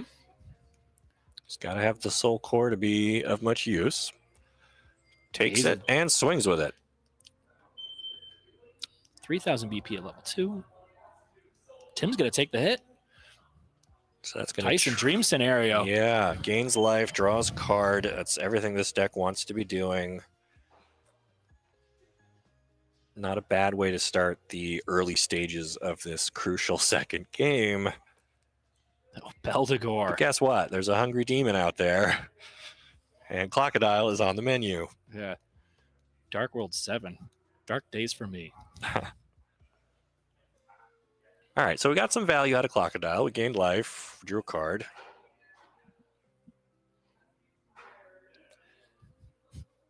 But in the exchange of resources, I don't think Another yellow. strong draw. Yeah, yellow Tim can't really like checking out his options while the pressure's sort of low right now. Ooh.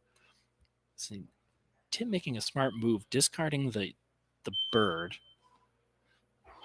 The Wind Aegis is able to come back from the trash at the start of the step, during your opponent's end step. At the start of the step, if you have fewer cards in your hand than your opponent has in theirs, you may pay the soul core and return this card from your trash to your hand. We saw that bird a lot in the last game, and I think some of it was them getting recycled from the trash to the hand. Sure. Tyson with a bird of his own. It's just birds all the way Well, it's down. a griffin, I suppose. Yes. I would imagine that a griffin would be pretty insulted if you called it a bird. Well, call it what you will. It's one more point of damage on Tim Rivera. And Tim bringing back, there's the interaction I just described, bringing the bird back to hand. Drawn for his turn.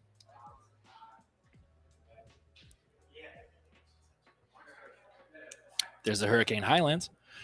Sets Tim up for future success if he's able to start landing some Gale creatures and gaining the cores from that placement. And the bird has Gale, so he cashes that in straight away. Enjoying the benefits of being able to pay for things.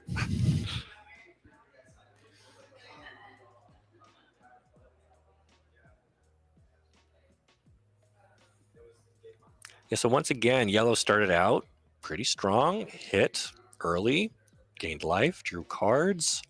Ice Shield, Dream Bomb, Porcupine. It's the Huntsman.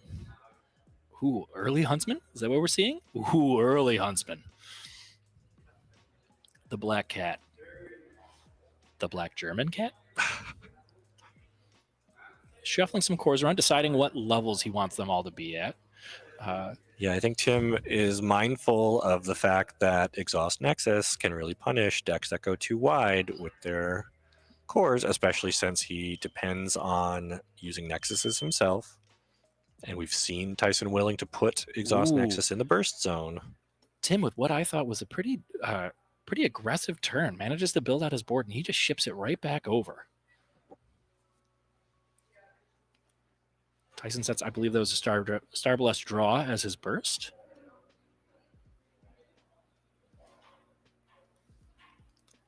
He has a life right now. Starblast draw sets him up for, he recognizes that the resource that he's going to need, instead of preserving his life total with a Ice Shield, getting access to potentially 4 cards. Right. Especially since he knows Tim has Beldegor and other spirits that do stuff when they show up on the field. A little bit of a standoff. Tyson landing a Crocodile and another Griffin, and ships it right back over to Tim. Right. I feel like that might be a dangerous play. Tim able to keep landing Gale creatures and gaining cores. Yeah, but I think Tyson's just trying to match him spirit for spirit, right? And Tyson doesn't really have to be as worried about how big his spirits are, because he's not looking at Exhaust Nexuses coming from Tim's side of the table. But if Tim wants to keep going wide, he's going to have to spread himself thinner and thinner, which could lead to a blowout. So I like Tyson's position here. I like the way he's just got 4 bodies, 1 core apiece. Whatever you think you can attack with, I can block. And you know I got a burst set, and you saw me last game punish you with an Exhaust Nexus down there. And he takes the first hit. Which also is fine, because we have plenty of extra life and wouldn't mind a few more cores in our reserve.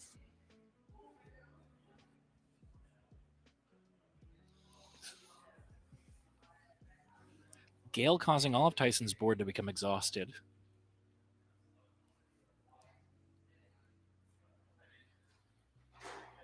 One of the Griffins does the blocking and goes straight to the trash. Not going to be able to do anything against that big bird. Core step, draw step, refresh. I mean, Tyson's still at 5 here. Tim down to 3.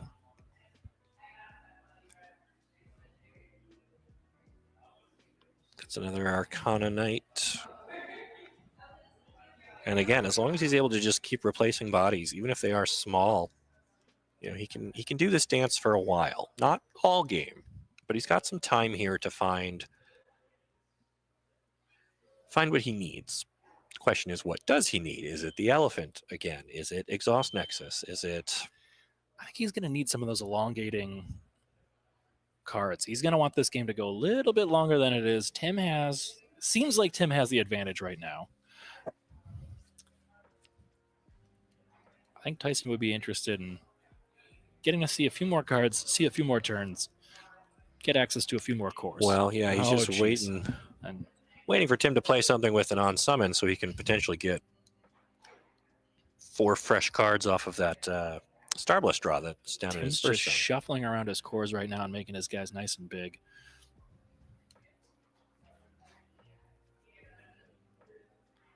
Do we think maybe Tim is over respecting the exhaust nexus potential?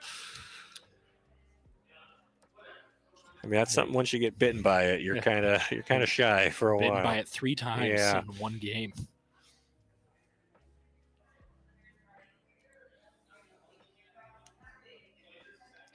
Comes the Black Huntsman. Leveled up with the we'll get the Gale trigger, and he takes the damage from that.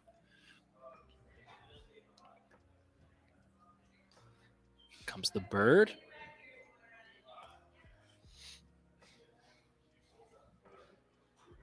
So Ice Shield, Dream Bomb, Ice Shield, Owl, Porcupine. Porcupine.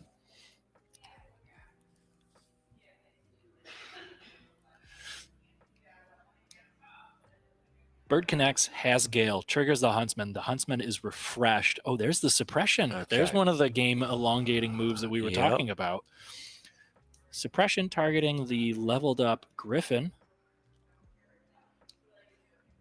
Griffin at 8K versus the Huntsman at 10K. But the Griffin was targeted with suppression, which is going to bring it up to 11. Right. The that Griffin plus currently 3K. winning the fight. Yeah. Tim considering his options. It's one of the cool things about these, call them vanilla spirits, right? Wonderland card Griffin doesn't have a lot of useful abilities on him, but one of his abilities is I'm big for my price. And when you pair that with a useful card like Suppression, you now just have a built your own elk or built your own axe biter or build your own whatever. Something that can sit there and just tank for a turn or two. And you didn't have to invest a ton of cores to make that happen. Tim still swinging in with his bird because the stat line on it is big enough to win against the Griffin, even with the suppression bonus. Sure. So Tyson's going to use a different spirit to block. And start his own turn. So again, Tyson kind of on the ropes here. Life was high, now it's back down low. Can we find an opening to get some more blessed There's a creatures dual in? eagle. Dual Eagle might make it possible. Tim's board is all exhausted. Ooh, and the Hippo. Yes, but we know Tim's sitting on at least one Ice Shield. Right. He only needs them one at a time. So if Tyson hits first with the blessed creature, though, he can go back up to 3 life, which gives him a little bit more breathing room. Right. Got 2 Ice Shields in hand. Tim also has a burst set.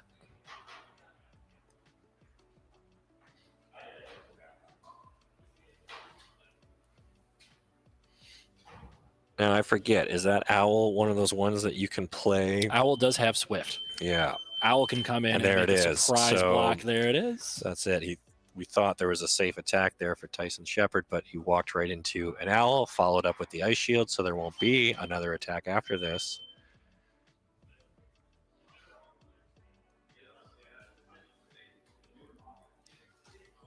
Good 1-2 combo.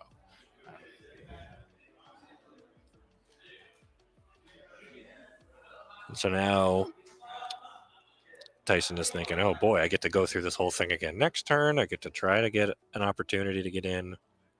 and gain life, which is what my deck really wants to do. But you have surprise blockers, you have ice shields, you have all sorts of ways of shutting me down. Reading the pile of text that Dual Eagle is. Right.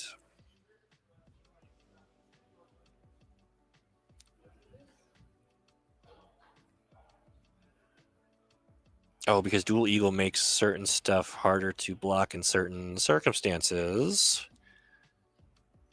Your spirits with Blessed cannot be blocked by your opponent's level 1 spirits. So was So that I'm Eagle not at 3?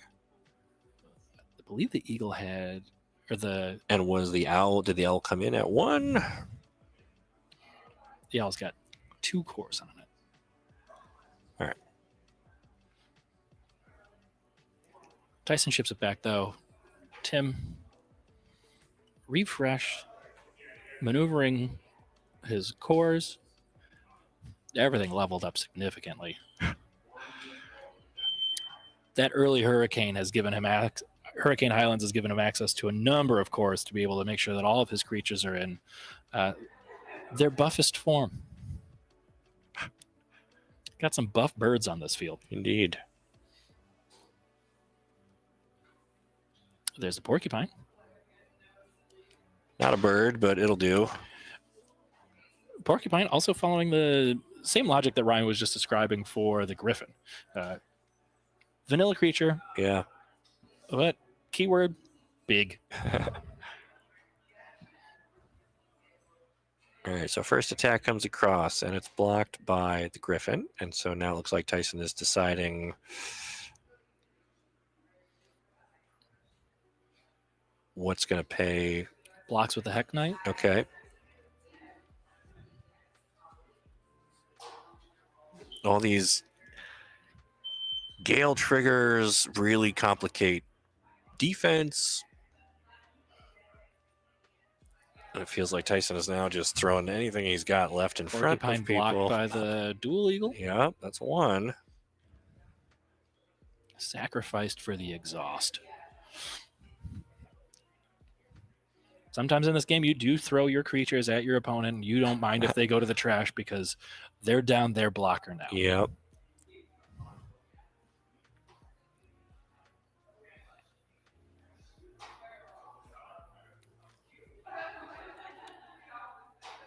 It's the Floodstream from hand. Going to destroy the last blocker that Tyson had available to himself. Okay, so now we get to find out if that burst is Ice Shield. Tyson at 2 life. But I think we know that that's Starblessed Draw, right? We do know that that's Starblessed Draw. So he's got one in hand. He's got 2 He's got Floodstreams and a Burning Force. Force in his hand. Okay. How do those line up against Tim's board? Dream Bomb, Porcupine, Ice Shield. And sitting behind a Dream Bomb and an Ice Shield is always a nice feeling. Yeah. Tim, I think, the much more comfortable player currently. All right, so Tyson is going to drop that Burning Force. Paying the full 5 for it. He has no reductions available to him. Take care of the Owl and the tapped bird. Removing the Owl is key. That's going to be keep Tyson alive for another turn. Yep, he'll take another hit. Oh, he does take 2. It wasn't enough. There goes the handshake. And that's 2 straight to Tim, if I remember how game 1 went. Yeah, so regrettably, the Blessed Spirits were not able to gain enough life there to keep Tyson in this one, but that was an interesting match. I really liked how the Gale player was able to leverage that exhausting ability. He managed to keep enough cores on his spirits to deny Tyson the ability to shut him down with another Exhaust Nexus. Made some great strategic plays there. Unfortunately for Tyson, things just didn't quite come together, but Tim is going to advance into the next round here, still undefeated at the Pro Tour. You know, great feeling to be going into lunch. We will be taking a short break after this. Oh, we're still up. Okay, good. That was round 3. Great matchup between Tim and Tyson. Pleasure to watch. And shortly after this is your last chance. Please get in your Leaf Wolf submissions now if you are interested in winning a oversized Cthulhu Shark card. Each entry during each round will put you into the raffle. We'll draw one at the end of everything tomorrow. So if you're interested in having an oversized Cthulhu Shark in your house, type !Leaf Wolf now. Not the word now, just the exclamation point Leaf Wolf. But do it now. But do it now. So that's the end of 3 rounds here. It's a 7-round day. Remember, players are hoping to make it far enough today to get invited back for day 2 tomorrow. But you got to pace yourself. You're not trying to win the whole thing all at once. It's a marathon, not a sprint. And even the best summoners in the world have to take a little lunch break here and there. So in between these next 2 rounds, we're going to step away and do that ourselves. The players are being granted a, I believe, 30-minute recess here to kind of recharge, refocus. When we come back, we'll have round 4. We'll try and find some more interesting decks and matchups and see where the cores take us next. But this has been a lot of fun so far. We're having a great time. Hope you're all enjoying it. I hope you're entering that raffle so you can win this. Every time I look back at it, I swear, it gets a little closer, a little bigger. It's looming. Freaking me out. I'm going to go have a sandwich and calm my nerves. But let us know in the chat if you're having a great time. And yeah, we'll see you back here in about 30 minutes so that we can... Thank you for joining us. We are signing out from Portland, Oregon. But we'll be back shortly with round 4 of Battle Spirit Saga Pro Tour 3. Welcome back. It's Battle Spirit Saga Pro Tour 3. I'm Ryan Gomez, back with Cosmic. We're at the top of the casting order here as we go into the 4th round. A lot of exciting stuff happening here. Who do we have featured this time, Cos? So I'm excited because we have the king himself of My Deck is Crazy, as he's been saying nonstop, Alex Blandon, playing a very not Alex Blandon list. I think people will be excited to see. And then Jesse Smith playing my favorite. We're going to have a little smag action on camera for you. So I got to play in Atlanta. I had a ton of fun with the list. So it's going to be a very wonderful matchup here coming to us soon. Outstanding. So what's going through the minds of players this deep into the tournament as they're shuffling up, they're sitting down, they just had their lunch break, you know, you got that second wind. How do you prepare yourself for the back half of the day when it's a big day?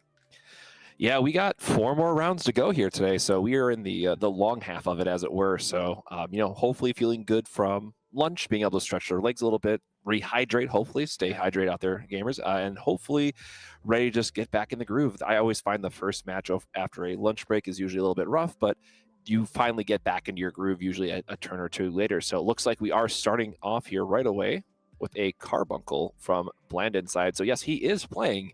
You wouldn't believe it, but he is playing Fabled Beast in this event today. Yeah, and so Carbuncle doesn't really have any impressive text on it. It's just a big pile of stats, and it's got the right faction, affiliation, tribe, whatever we want to call it, Fabled Beasts, and it's something I love to see as much as anyone else. So how is the game going to progress from here? What's Alex looking to do in his first few turns, and what can Jesse Smith do in response? Yep. So from Alex's side, we really do want to see some Nexus come online, like Phantasmal Paradise would have been nice, just to get that draw engine going. Sure. And try to, you know, hopefully quickly find their Genbu and kind of their end game closers. From Jesse's side, with the Matin Goal and Butterfly openers, it really is just about getting that ramp in so you can readily push your top end with the Elephants, with the Curse Dragon combo, with a few other key pieces that want to have. We'll talk about some of the choices that might have been a little bit different, but we are going to see just generally this control the board, ramp a bunch, and then land this big threat. And don't forget, because I just did, but for our keyword of this round is going to be Shaznake. That is the snake or the serpent from set 3 that we did get to see some play the last weekend. So that's, for those that might not be familiar with that card, that is Shaznake. So there we go. There is the Phantasmal Paradise now getting that draw engine online that we were just talking about. Yeah, that helps, but you also kind of want to see some like spirits in play, and Alex doesn't have any of those at the moment. Yep, and there is a Burning Force. I mean, Jesse is really setting up the control of this game very early on. You know, the Beldegor into turning off their kind of recursion engine that they're going to be wanting to see. So it's going to be hard to kind of reestablish the board here from Blandon's side, not having that draw engine that they're looking for. And a dual eagle that doesn't have the third core on, it looks like, so we could just see a chump block too. Doesn't have that, you know, unblockable effect that we want to see it on. It's not where you want to be when you got a spirit that has that blessed ability. He's designed to get in there and gain you some life cores. Chump blocking or using a defensive dual eagle, not what you have in mind when you brew up this type of deck. Oh, and the beautiful SPR Forest Guardian El Rene making an appearance here as well, getting you that extra ramp. And as someone who got to pilot this deck a little bit, a lot of people talk about Forest Guardian in the Gale deck, and it does a wonderful job there. It gives you the reduction, gives you a ramp. Obviously, you have the Emerald Sanctuary as well, so you get the double ramp effect here. But in this list, and I think we'll start to see in some other lists as well, just having a good beefy body. Again, Forest Guardian can go up to 8K, and just tapping down multiple things on your opponent's board in a turn just buys you so much time to stabilize and make sure that you're seeing your end game. So Forest Guardian is really going to be an MVP here and just kind of locking things down for a bit at 8K. Yeah, you kind of have to wonder already what Alex can do to catch back up. It feels like he's kind of behind. I know it's the first few turns of this game, but when you look at an Eagle and a Nexus versus 3 eager spirits, 4 eager spirits, you start to kind of question what draws he's going to have that are going to get him out of this hole. Yep, and we see the Man Goal coming online, just making sure that you're ramping out some extra cores. And we do, the Black Lance as well, trying to get some extra draw. Oh, and the Smeg, yeah. So he has a quite perfect hand actually here. So one of the difficulties you'll find kind of early on with the Smag deck itself is that because of Smag's effect, you want to make sure you are getting as many of those ramp spirits on board, so you have a lower hand count than your opponent to get the draw side of it. So it looks like he only decided to play the 1 and getting some poke damage maybe here, and we'll probably see that Smag come online or the Black Lance for extra draw. So that's really my favorite part, right? You get to play out your board, play all these spirits who are ramping you cores, and then eventually turn into attackers, which is very relevant as it turns out. And then you still get to play such awesome spirits like Black Lance, who has curse and then draws you 2 cards as well. So really love where this is going so far. Yeah, and in case you missed it, that was an Ice Shield that got set by Jesse Smith there. So well set up going into the next couple of turns. Even if Alex can find a window and hope to sneak in with some blessed bodies there, probably won't get to gain as much life or do as much damage as he might be hoping. Yeah, I think what's really important too, one of the ways that a yellow deck would kind of bring themselves back up out of this position is really leaning on Blessed Cathedral, which, you want your yellow spirits to die so you can get the core and you can get the draw off of it as well. However, on Jesse Smith's side, you're going to have things like the Forest Guardian who are going to remove your blockers, as well as you can just make a bunch of guys 1K and swing under all their units as well to negate the Blessed Cathedral that way. Yeah, a lot to consider here, but I mean, Alex Blandon, if you follow competitive Battle Spirits Saga at all, you probably heard his name. You probably know he's been in tougher situations than this, but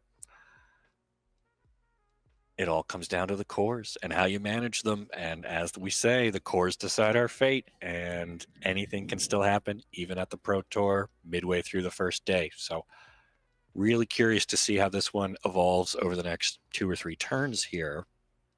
Yep, and notably we do see the Genbu come online, so now we have a way to make that Dual Eagle consistently be a threat to be unblockable, gain some life, and really make sure that he's staying above his opponent with being able to trade that, 2 life gap that you have, because you deal your opponent 1 and then you heal 1 back time and time again. Trying to see, we got 5 cores here coming out from Jesse's side.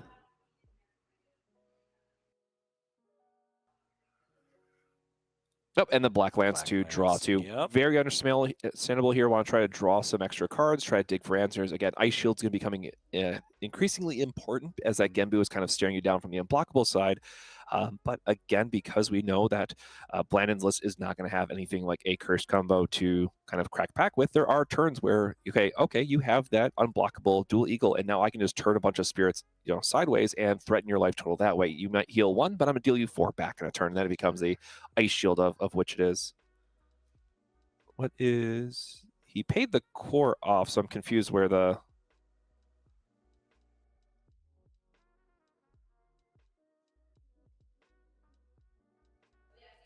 Okay, so there's probably some miscommunication around like what the reduction was. One of the difficult parts about playing this deck is, yes, it is a largely green and purple base to build out, but you have to make sure you have the right. Oh, it is the Curse Dragon coming down, it looks like, to clear out the Genbu, and he's trying to figure out exactly how many he ramps. So you play the Curse Dragon, decide what the maintenance is going to be so you can pay it off one of your spirits. And it looks like he paid it off the Butterfly, so he's not going to get that ramp, but he is going to get a ramp from sacrificing the Black Lance, it looks like.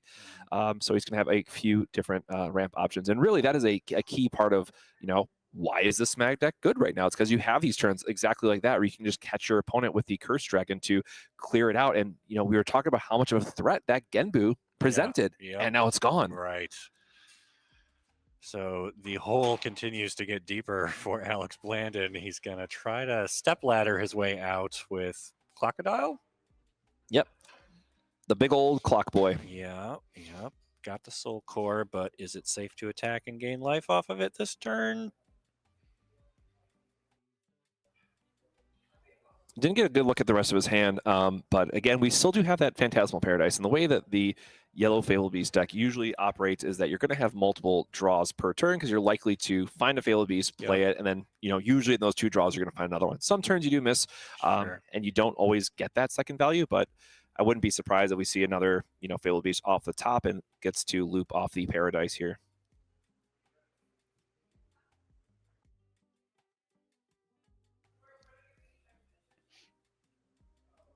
Well, 3 lives for Jesse's side, still sitting very pretty. The Arcana Knight, Hex Knight rather, coming down, and now this puts it in an interesting spot because with the Blessed Cathedral, you're forcing your opponent to say, hey, look, I'm either going to draw a card because you're going to kill Crocodile, or I'm going to draw the card off the Hex. But he might be looking to preserve his life total a little bit because he didn't just swing out there, and is still sitting pretty with that burst face down and still having a bit of life, but we'll see what he has. Another Burning Force ripped off the top.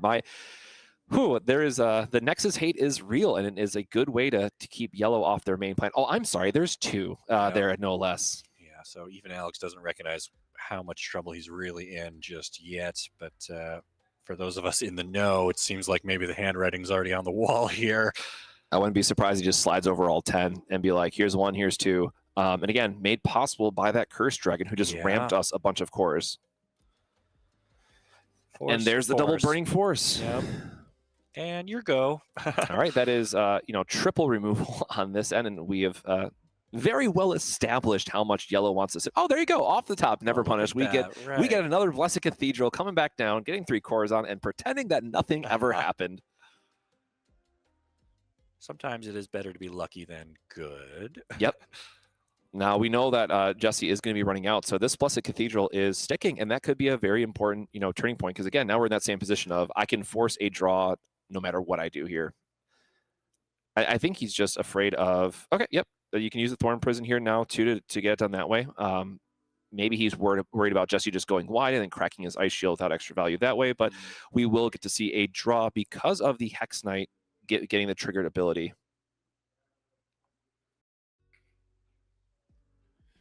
Life comes in, card comes in, morale improves. Yep. But still a long way to go, I think, to really catch up. I mean, yeah, when you get 12 cores to work with and you just slam an elephant and then put 4 cores on it so everything refreshes, there you go. I was just going to say, Alarune can attack, clear the way for us to make sure we threaten I guess he's at 6 now, so it wouldn't threaten the Ice Shield flipping over, but you can still put a lot of pressure on the board.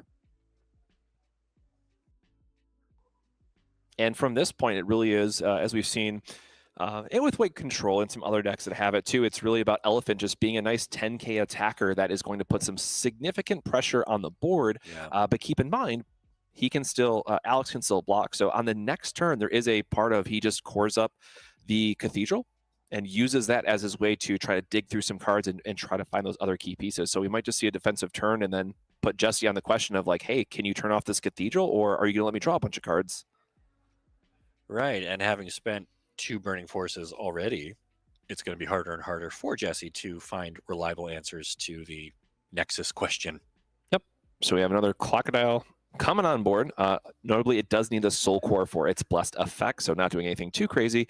And it should also be worth reminding everyone that Forest Guardian does work offensively as well, so that will at least remove one blocker to deny a card draw. But again, there are still now 3 spirits on the board from Alex's side, so he is starting to set up that yellow wall that wants to draw a bunch of cards before they get to really turn the corner.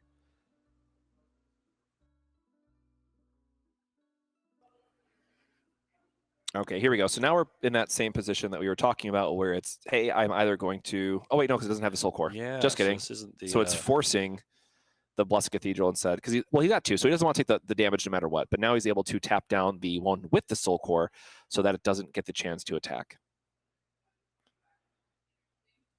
And Alarune just being an 8K is pretty big, it turns out. But again, with that elephant online now, it's going to be pretty difficult for Blanda to find a clear path to attack through it, knowing that they have the Thorn Prisons and they have some Flood Streams, but that's really about it because Exhaust Nexus can't do its thing from the board. Instead, it's just going to, yep, I'm thinking it's the Thorn Prison. There it is anyways to force the Ice Shield, so that does work out that way. But the... Again, the Flood Stream not doing too much here. Again, he's going to be able to go wide on the board with 3 costs or higher, so Blandon's only ever going to be able to remove 1, but Thorn Prison is going to play a key role if he can continue to line up turns like that. But again, Jesse has quite a few cards in hand. We just got the Elephant on board. We're going to be able to recover everything when we need to, so really just want to set up a go-wide scenario here where you leave Forest Guardian big because it's going to be your double blocker remover, but then just having some other spirits gum up the board for you so you can get the value in making sure defensive enough through the Thorn Prisons if you don't have Ice Shield. Yeah, I don't envy either of these players right now. They both actually kind of have a difficult path to victory here. You're right. It's a race against the life gain represented by Crocodiles. It's a race against... that elephant is too big to really go through, so you got to go around it or under it or something from Alex's side. And I like how the first couple turns of this game moved pretty smoothly. Both players knew what they were getting into, and now we're kind of hitting this mire, right? This muck in the middle game as both players are now scratching their heads and looking at what's left in their hands and figuring what they can still draw and how they're going to advance into that crucial end game phase and close this one up. And looks like it was just a pass from Jesse's side, I guess, respecting the Dream Bomb opportunity to get rid of the elephant if he had an opportunity for it. But looking at the list again, it was just the 4 Thorn Prison, 4 Exhaust Nexus, and 3 Flood Stream. The Dream Bombs are relegated to the sideboard. Right, but just for clarity's sake, this tournament's not open deck list, right? The players don't know yet what all the cards are in each other's decks. We know because we have access to what the submitted deck lists were. And so we can make all sorts of pontifications from our eye in the sky here, but it's different when you're in that seat and you're under those hot lights. And there's a little voice in the back of your head saying $25,000 would be really nice in my bank account. Let's not blow it by walking into a Dream Bomb that we don't have to. Well, we can say, well, he doesn't have one. Why are you worried about that? But they don't know. They don't know. Yeah, we see a Flood Stream to remove the Alarune, which definitely understandable. It looks like, Alex is very conscious of Smag being in Jesse's hand, and looks like they're constantly asking how many cards in hand because you don't want to give them the ramp and the draw off of Smag in this board state. But we did see the double Star Bless on the previous turn, so Jesse would have to do a little bit of work to eat away his hand to make sure you're getting all those triggers on the Smag that you ultimately want. But again, Smag is pretty important for this deck to just get on board and give you those reductions. We're kind of getting to the point where we have enough cores and it doesn't matter, but Smag reduction goes a long way in this list. Sure. Or even just playing it to draw another card, replace itself, and try to match some of the tempo that Alex is getting off of, Yellow's ability to just kind of spam out and go wide. You don't want to fall too far behind in the race, especially with nothing in your burst zone. You're not convincing anyone you've got an Ice Shield down there waiting, so you can't let yourself get too outnumbered. A little bit of back and forth. I don't know if that's another spell that he had in his hand or something, but Looks like we're just going to do some blocks to cycle through. Again, trying to be aggressive, knowing that Jesse is only at 2 life, doesn't have the Ice Shield set. So we are going to see a lot of filtering here from Alex's side by crashing in and cashing in on that Blessed Cathedral being at level 2. Yeah, not to mention cashing in on all the life cores he's amassed. And, Yep. And has some breathing room here that Jesse Smith sorely needs. Yep, and then here you have to pay the flood stream just so you don't go below 2, but he still does get that Blessed Cathedral. So, you know, no board, which is nice you'd think, but he also did just gain a bunch of cores and draw a bunch of cards this turn.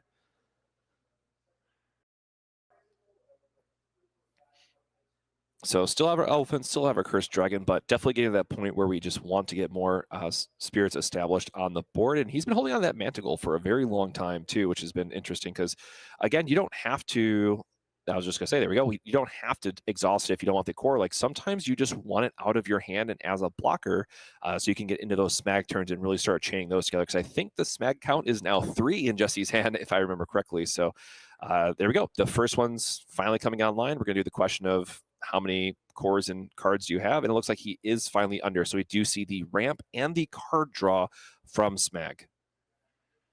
A lot of value in a shiny dragon package, but will it be enough to get us across that line and start putting a clock on Alex Blandon here? Yep, and then another one. And what's really fun about this list too, and as we see probably more spirits in the future that kind of exhaust themselves for an effect, is we now get to go wide, get to attack with the elephant, and then even our Manticle that we just played for that ramp is going to get to restand. It's just, did he want to play the Manticle so he gets an extra attack in this turn, or did he have enough spirits to play out and make sure he's getting the full value from that smag, which it looks like he did. And so look how much that he just was able to deploy onto the board this turn. Yeah. Holy cow. That is the power of smag. This is the turn that we've seen. And again, what's really great is he's going to be refreshing all these cores because the elephant's going to restand everything. And then now suddenly he has six spirits on board, played 4 different things this turn, and then has all those cores leading into the next turn. Yep, and a pretty healthy grip of cards in hand as well. Yeah, getting to draw 4 in a turn feels great.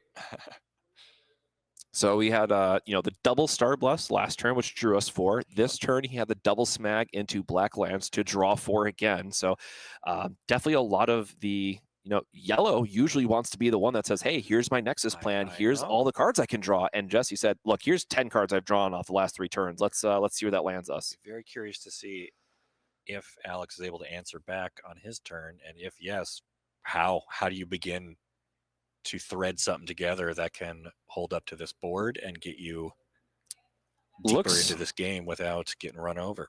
Yeah, it looks like we're just trying to respect a burning force here, but very defensive playing by Jesse here, trying to respect the fact that Alex as well just did draw a bunch of cards off the Blessed Cathedral, going to find himself another Nexus here, the Phantasmal Paradise, and now we're going to probably just see a bunch of spirits chaining together. Sure. Start putting those Fabled Beasts down, draw another one.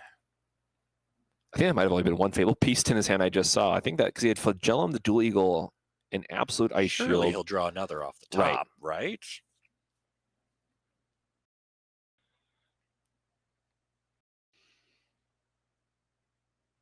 Yeah, Jesse really needed to pick up the aggression in this matchup because the Flagellum +8 Exhaust Nexus is going to hit the 5K to the board, which smag is never going above 4K, so that's going to be able to clear it out. And quickly we find ourselves in the same position once more with the Blessed Dual Eagle coming across and Genbu. Now, surely, Jesse, I think we saw the Volcanic Break at the front of his hand, so we do have an answer for this turn. But I'm curious to see what else he has. And of course, Alex putting the 3 cores back on Blessed Cathedral to make sure that he's still ramping and drawing. Yeah. Yep, and he has the double reduction off smag because smag does count as all colors and is able to remove the dual eagle. But Alex is still going to gain a core and draw a card. Yep, that doesn't leave him with a lot left on the board, and Jesse still has pretty good number of spirits. Yeah, I really want to see another Cursed Dragon. So he does have Bishop combo in hand, which he could go for. But again, we're getting to a point where yellow is now starting to climb back out because it's forcing Jesse to have an answer. That Blessed Cathedral is just becoming scarier and scarier every single turn. So we need to see a position where Jesse is just hammering out turns and just pushing as much damage as possible turn after turn after turn to close out this game, or we're going to just find ourselves in a wall where yellow just gets there in the end. Yeah. And here I think is what he was waiting for. The double elephant allows you to respect the Dream Bomb play, so now you can swing all out without any sort of penalty because they're not going to have double Dream Bomb. He doesn't have the cores to do that anyways, but at least one elephant will stay on the board, make sure that you refresh everything and get to be defensive. Yeah, that nice cushy life total from Alex is going to start to evaporate here as elephant after elephant charges in. Yep, and you know, taking the Cursed Dragon, so it's 6 to the 6K Genbu, offering a trade, and then Alex would draw and ramp one again, but of course Genbu being a key piece that he doesn't want to quite give up yet, Right. so it looks like we're just going to see the Ice Shield. And a very healthy refresh. All right, so we've got a few Nexuses. We've got a Spirit on board to kind of build around. We just set a new burst. Okay, Hippo off the top. Very nice. Basically says I get to draw 2 cards this turn. Yep. Another Beam Rifle. So Beam Rifle or Thorn Prison starting to lose its luster in this situation. But speaking of luster, we do have Flagellum, which is going to recycle a bunch of magic cards. And Alex has been holding on to a grip of some very important spells here. We'll see how many. See, we got 3 in the reserve, 3 on the Cathedral.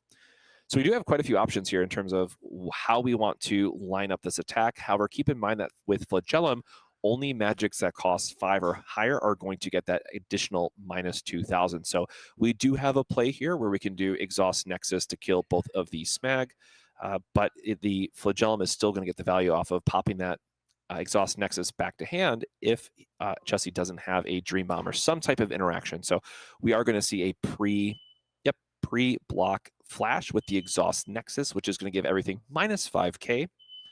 And I believe there are some Beldegors in the trash. I think there was one, if I'm not mistaken, which is going to then give him a free block, unless, of course, Alex has another spell. But you have the cores for it. You might as well bring it out. And then if the Alaroon dies for some reason, you know, bring it back on another turn later. But we should have a good defensive wall here from the Smag side.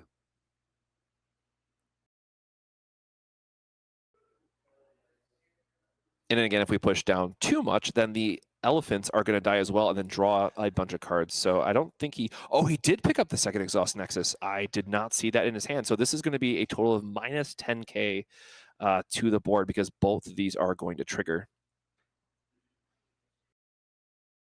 So we're going to have to clean up the board here, go through a bunch of triggers. And then the Beam Rifle to tap down. And then just go to the next game. It looks like, yep. Wow. Didn't have the answer for it for the Flagellum. Oh, sorry. Here's my 3 other Ice Shields because you weren't aggressive enough. Blandon just showing like, hey, still had all these. Yeah, a little unfortunate in the timing here. Just needed to be a lot more aggressive with the Smag play here. There was quite a few turns where he would have been able to push out those Ice Shields back to back, and it looks like Blandon wouldn't have had a way to recover from it if he applied the pressure. But again, that is the caster vision that we get to have with the Dream Bomb, as it were, knowing that it's in the sideboard. So speaking of sideboards, let us take a quick look. So we'll start off with Blandon's side. Anything that jumps out to you immediately in terms of how you think that he wants to attack this matchup in particular? Man, I don't know. This is tricky, and I'm by no means a professional player.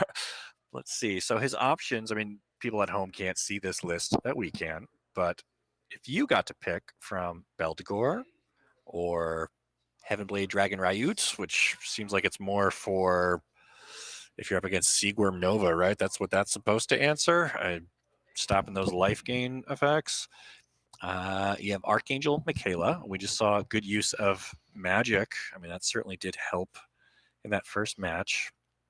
Starblast Draw you really want when you're playing against a bunch of on summons, which I don't think is super happening here. I mean, I guess you got the Smags, whatever you want. Smag. How you want to pronounce it. Yeah. And then I don't know, Dream Bomb or Dream. Now I'm tripping over everything, guys.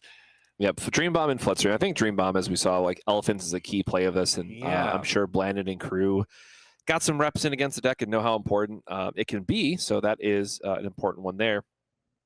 And then we also, you know, it is one sum in the deck, so the Star Blast draw definitely coming in as well. So it's interesting if he's going to pivot to the Michaela or not. I do find it interesting that they have a Michaela top end here. Maybe that's to counterplay people trying to bring in vanillas against the Genbu plan, because I know a lot of people have talked about cutting vanillas from the main deck now, just because it's not as effective as you may want it to be. But other than that, I think that's pretty set. And then looking into Jesse's list, looking into some of the sideboard options, we have some choices, definitely. So we have Derm Dyna, Enterprise, Ritual Fire, Suppression, Dream Bomb, and Floodstream.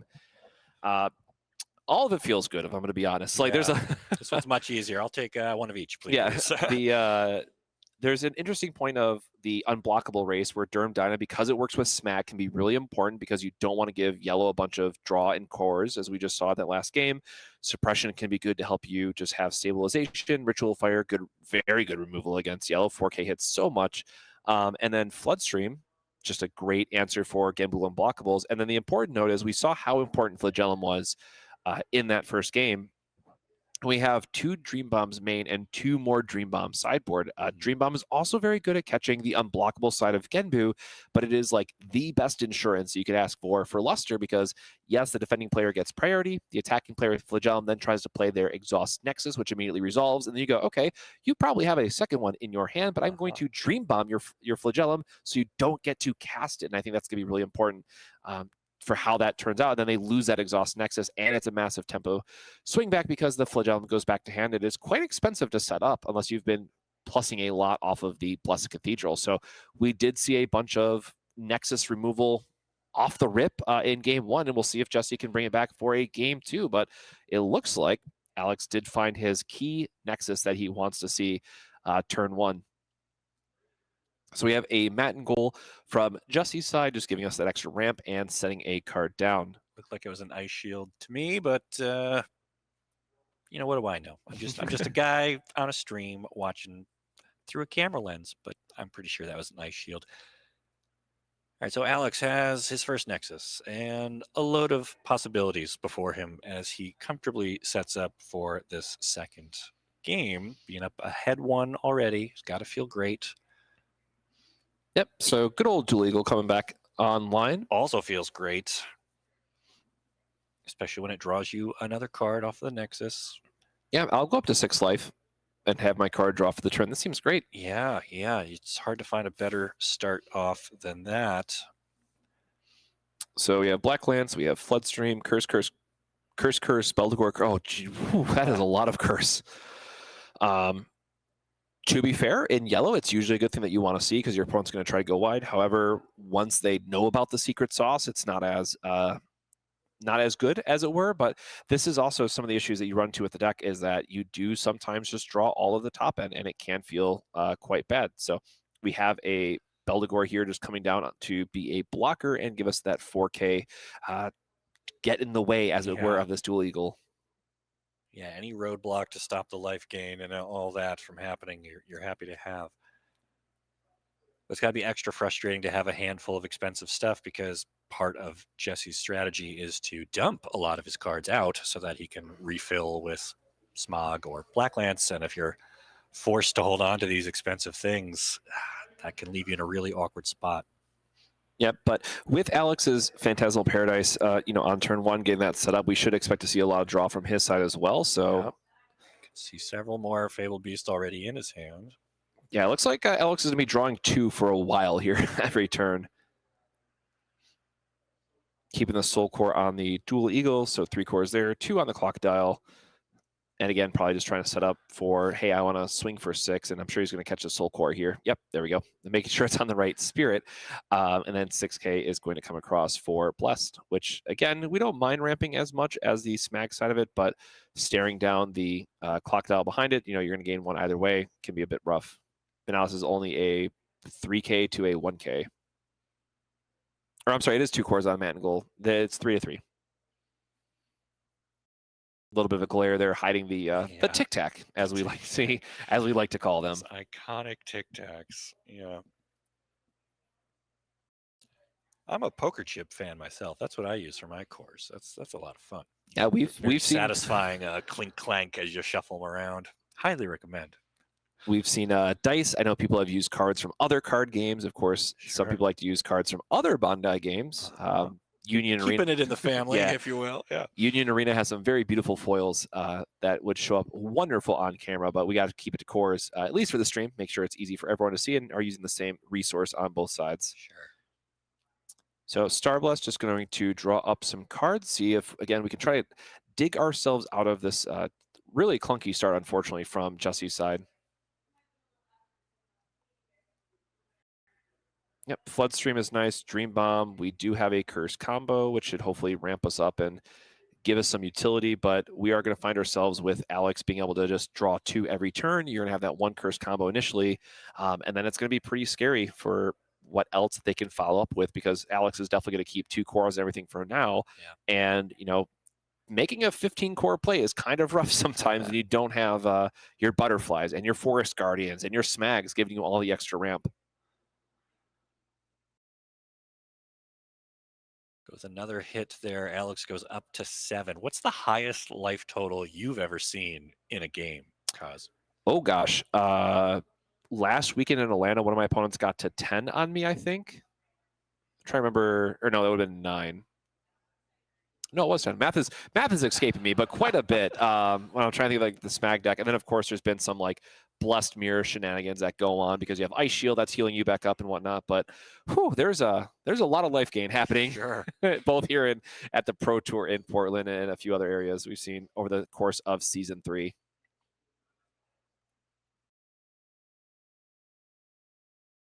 Yep, just doing some good old core math and see what we get. Just an elephant and pass, but the dangerous thing here is both of those, or is that another tic tac on Matt and Gold being in the glare? Okay, no, he does have a level 2 blocker for the Dual Eagle, so at least one thing can get blocked, but the elephant, unfortunately, is not going to be able to block any of the blessed units because it is only level 1. But again, looking at Jesse's hand here is a bit heartbreaking, seeing all of those cursed dragons on top. And again, looks like if we can find a path to get to a light game or destroy an elephant and give us some extra cores, we're probably feeling okay. But yeah, it's definitely a very, very large uphill battle from here. And again, even if you stabilize the board, you're looking across the table at 7 life now in Alex's reserve, and you're down to 3 yourself, thinking, well, that's a pretty steep hill to climb. Yeah, and Alex has been very smart about trying to play around, not just auto-folding to the first curse combo, for so much respect to him on that one, because he still has a grip of cards in his hand. That's one of the things that separates a good player from a great player, right? You change your mindset from thinking about how do I win this game to how do I lose this game? Yep. And you start playing around the things that will get your own booty beat, to put it mildly. And that takes real skill and real knowledge of what your opponent's capable of, and then the likelihood of it happening and how you can take steps to prevent that while advancing your own game plan at the same time. And, playing at your local store level, people get that occasionally, maybe on accident sometimes. But when you're at the Pro Tour and you're, again, thinking of huge prizes, huge bragging rights. Alex has been here before. I remember him from the Vegas event, a lifetime ago. He was a big name then. And here he is proving why he continues to place well in these events. He just seems to be a robot sent from the future back in time to teach us how to play Battle Spirit Saga. I think that's what Very true. I think if we peel back the skin, we're going to find something unusual underneath Alex Blandon.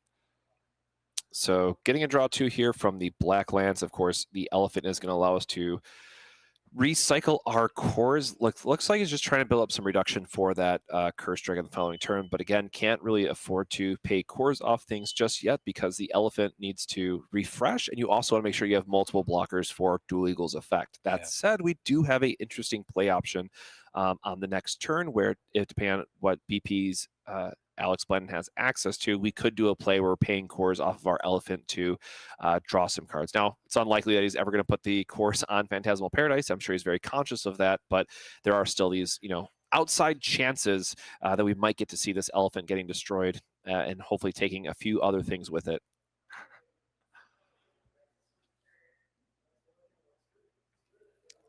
Plenty of time left in the round. You don't want to rush. You don't want to ruin your chances at this stage of the tournament. Oh, is that a Thorn Prison in hand too, just to seal it out immediately? Yep. Yep. And I don't think Jesse has anything to follow up with, unfortunately. See, we see a flood stream, so we do have one answer. And now I think Blandon's just trying to realize how wide can he go. Right. Maybe like setting the Ritual Fire would have given him the burst effect that way, knowing that the cores are coming back off of Elephant, and then you would have had 2 things removed, plus the Flood Stream buys you another turn, even if you're at 1, but 1's not dead. But again, just seeing the triple Curse Dragon is pretty rough off the top. Yeah, Jesse checking and rechecking his hand, checking his math, checking his cores, settling on Dream Bomb. Dream Bomb can only cost 4 thanks to the Elephant. Sure. We're going to see another Eagle come across. Oh yeah, so he does have 2 answers either way here. Paying 5 for the Flood Stream. And then Alex is just going to push him down to 1 just to prevent the Ice Shield shenanigans. Yeah. So, you know, we were talking about life totals, and that looks like 10 to me. I think that's going to be a record for this season in terms of how much life we've seen on camera. Whole lot of tic-tacs. Very many tic-tacs on the board. So we're just going to keep seeing those go across, and eventually they'll be in the middle of the play mat. Yeah, that won't be confusing at all. Yep, there's the Elarune. So here's starting to see all the pieces that, you know, you would normally want to see for the Smag deck kind of come online, but still a bit behind when we know that there's, you know, at least 4 of those cards are Curse Combo related, which when you're only staring across 1 Eagle is not really doing a lot, and you still want to try to find an Ice Shield to buy a turn. But of course, if Blandon finds the Genbu at the top end, that is just going to knock out that last life total. Yeah, it's got to be tough for Jesse here. Back against the wall, sort of already down the first game, clinging to life literally with 1 core. Hey, 1 is not dead, all right? I have climbed back so many times off of just 1 that's life. The great part of this game is that you look at that and you go, well, it's 10-1. And in a lot of sports or other competitions, a score like this is all but over. But for Battle Spirits, it's really not. I mean, if anything, that means Jesse Smith already has 4 extra cores in circulation to use. And, you know, we just saw him kind of pull it out of the fire on his last turn, and maybe he can do it again. Yep. As we mentioned, the Fable Beast here creating the cycle of just drawing 2 cards every turn. So, again, Alex having the perfect start in the second game, making sure you're getting the Paradise online, Dual Eagle being a very real threat. Yep. And then Jesse, unfortunately, just not seeing any of the early game whatsoever that we normally want to see on his side. Oh, and a second Cathedral, why not? So now we're going to be drawing and ramping even more cards, knowing because he's at 1 life, he's going to have to block. Yeah. And when you're sitting at 10 life, I mean, you just send it. Like, I am looking for my Genbu. I am turning as many spirits as I have to sideways, and we're going. Oh, paying. There we go. Very beautiful, beautiful play. Using the Ice Shield from hand to pay the cores off of the Black Lance to deny the triggers on Alex Blandon's side. Huge, huge turn. But again, we still have quite a bit of work to dig ourselves out of this position. That Ritual Fire is looking good. Is there only... Yeah, because he only kept 1 on the Eagle, so we at least have a single card cleanup for both of these. There's the Ritual Fire shuffling to the front. But the Curse Dragon also allows us to ramp. So I guess how many cores does he have? Okay, he's just going to do that anyways. That's fine too. Trying to figure out, you know, we need the ramp. So you definitely want to try to ramp here while you can with the Curse Dragon, but you still have to try to find some type of resolution to, do I have another Ice Shield? Do I have more Star Blessed draw to draw me extra cards? Again, Alex is just going to be drawing a ton from this point on. Yeah. Yeah, he's got time. He's got really inevitability on his side at this point between huge life total. Yeah, I'll take 1. That's not a problem. Yeah, and unfortunately now this is we got to start climbing back from this 10 life that Alex Blandon was able to accumulate over the course of the game. Right. Which is kind of the downside was we talk about those 60-minute rounds, best of 3. This particular matchup can go very long. And so we are going to see, unless he finds the Genbu, you know, sooner rather than later, we might see another quite drawn out game. But again, Alex has been drawing 2 a turn every turn. So surely there's a Genbu for Blandon here up soon. And those extra life cores just let him continue to deploy all the extra stuff he's been drawing. So set up very nicely here as we enter the later stage of this match.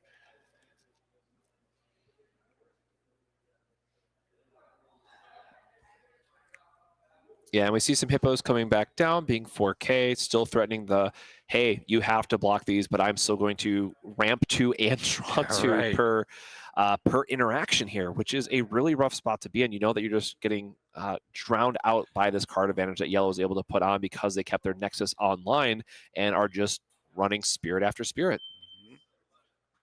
And we're doing the same play again. Thankfully, calling out the Ice Shield again from him. I thought I didn't actually see it, so I forgot if that was a top deck or it was just shuffled to the back of his hand. But he thankfully is able to clear himself for another turn with those the Ice Shield, paying the cores off the Black Lance and buying themselves a bit more time. But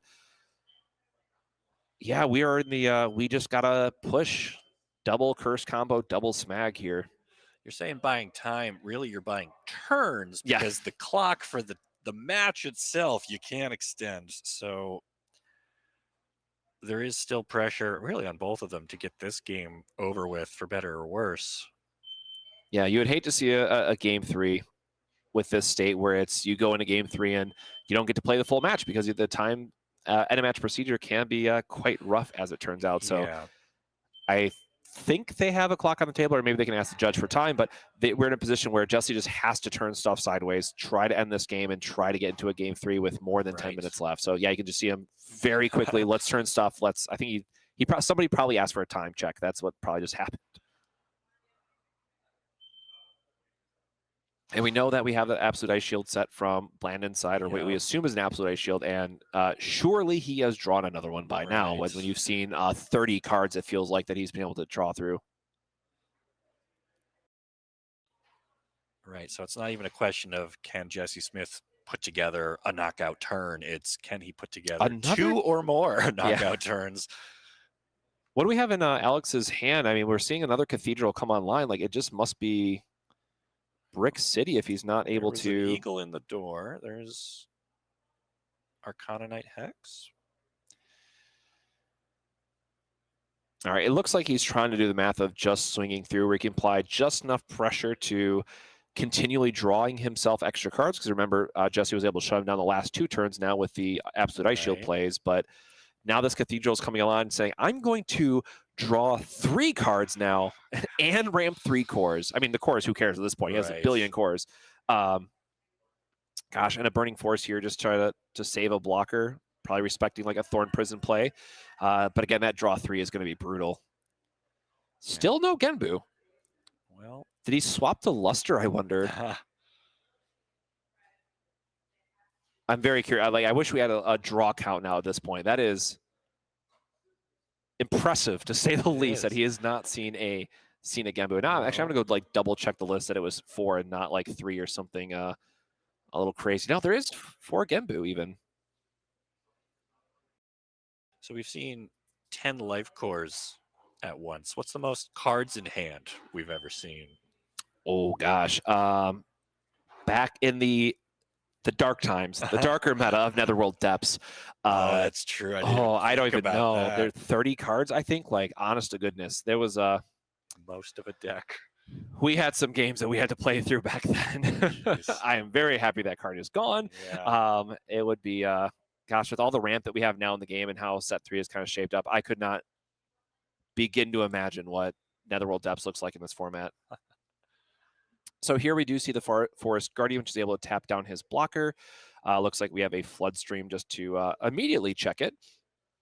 Alex just trying to preserve his life total a little bit, but I mean, with the other 3 is you have to send these again. We know the time is ticking out. We have to end this game if Jesse wants to play a full game 3. You have to be aggressive here. All right, we've drawn who knows how many cards at this point. I've lost track. You've probably lost track at home as well. Can Alex Blandon draw the Genbu? We have a grip of cards. We have a Fabled Beast who's going to draw us another card. Yep. And will there be a Genbu on top? He did not windmill slam it, so I assume no. I don't know if that's really his style, is it? I feel like he has to. Like he surely is looking for an answer to close out this game because Yeah. neither player wants to deal with that that game 3, 10 minutes on the clock, hurry up and rush things out. So could just be the exhaust nexus. How many does he have? Oh, he only has a flood stream, is it? Yep, set the burst, that's fine. Flood stream is going to kill a smag.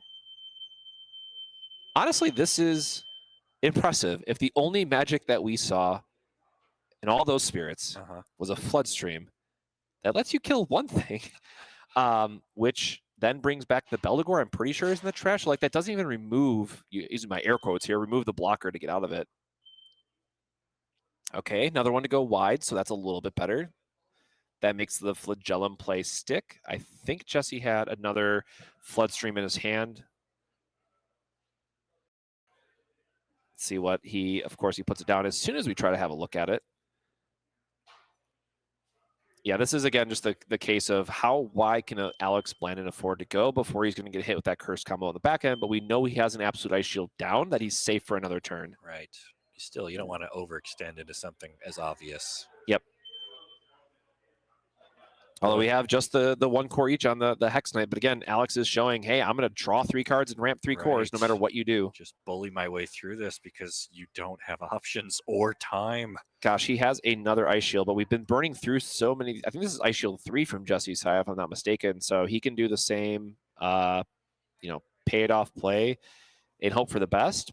But then you're losing your Beldegor side. Or no, he has too many cores on. Yeah, no matter what he does, he's going to give Blandon the extra draw here.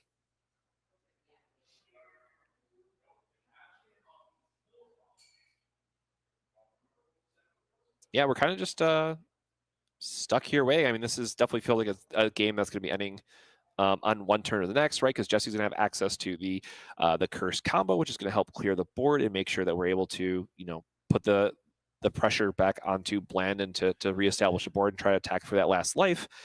Versus we're now 3 Ice Shields deep, which is rough. So Jesse's got to come up with some more creative moves here.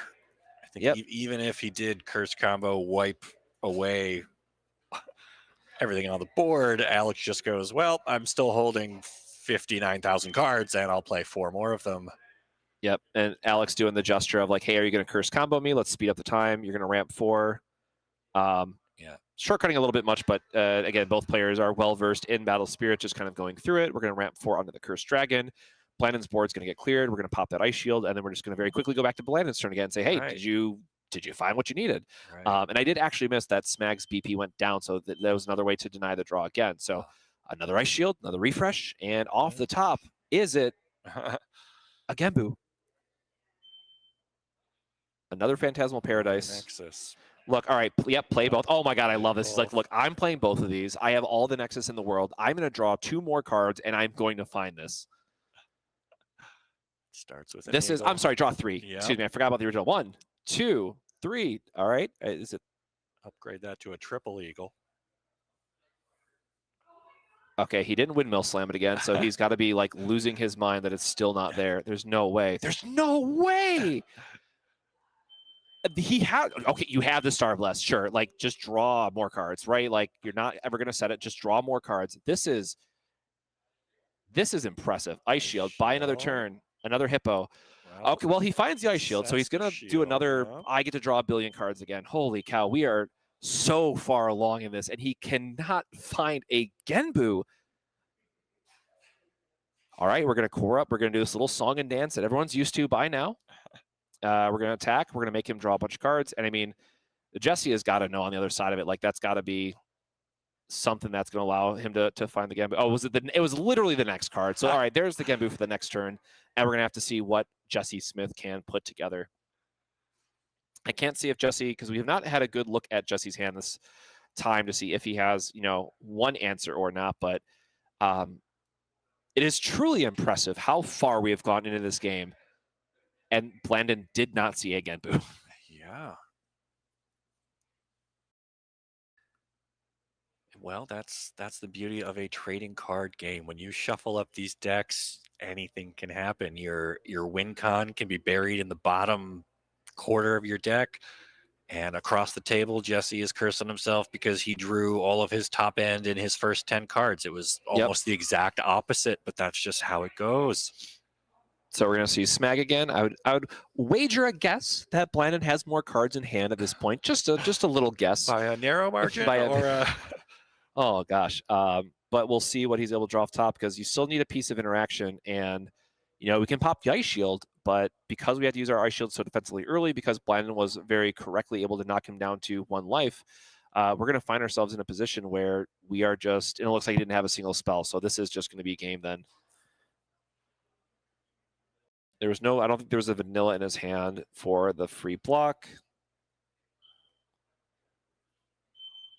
Yep, no, unfortunately, it looks like Jesse Smith was ultimately gassed out in the end. The triple Blessed Cathedral, triple Phantasmal Paradise does go the distance in the end. So I think we all saw Team Genbu. Hopefully Alex just flips it over and be like, okay, we're done here.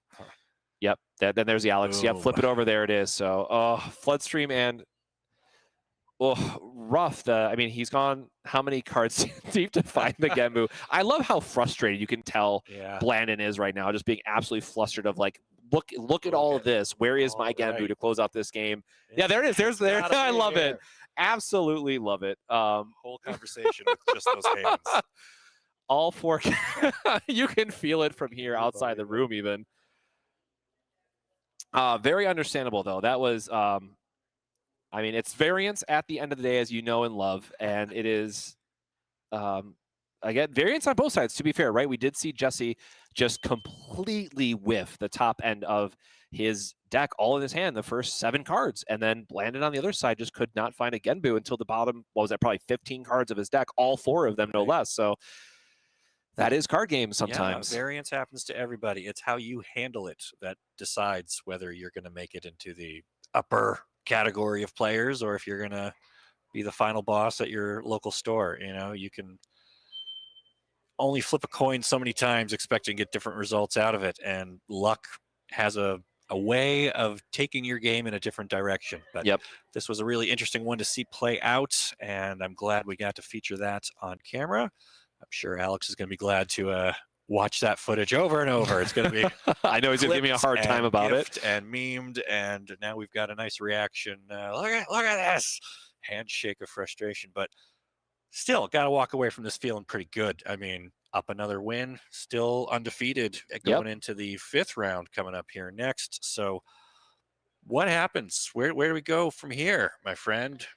Well, for those that might have missed it, don't forget about the giant card. We just typed it back in chat again. So Shaz Snake is what you're going to want to type in to make sure you are entered. Don't forget that is going to be happening every single round. We're going to have a new card, but or a new name to enter for the card. But yeah, it's I think we're going to be seeing a lot more yellow. That was a lot of undefeated as we were quickly looking through. It does seem like a lot of yellows up there. There's still some Smags. We know that Tim, who also won on the previous rounds, up there with Gale. So there's a good amount of variety left, but there should only be 7 players left undefeated at this point. So we are going to do our best to find some other interesting matchups for you going into these next rounds. Yeah, it's going to be excited. You're not going to want to miss it. So make sure you stay tuned in here. I think we're going to step away just for a short break ourselves while we get set up for our next featured match. We'll see you right after this.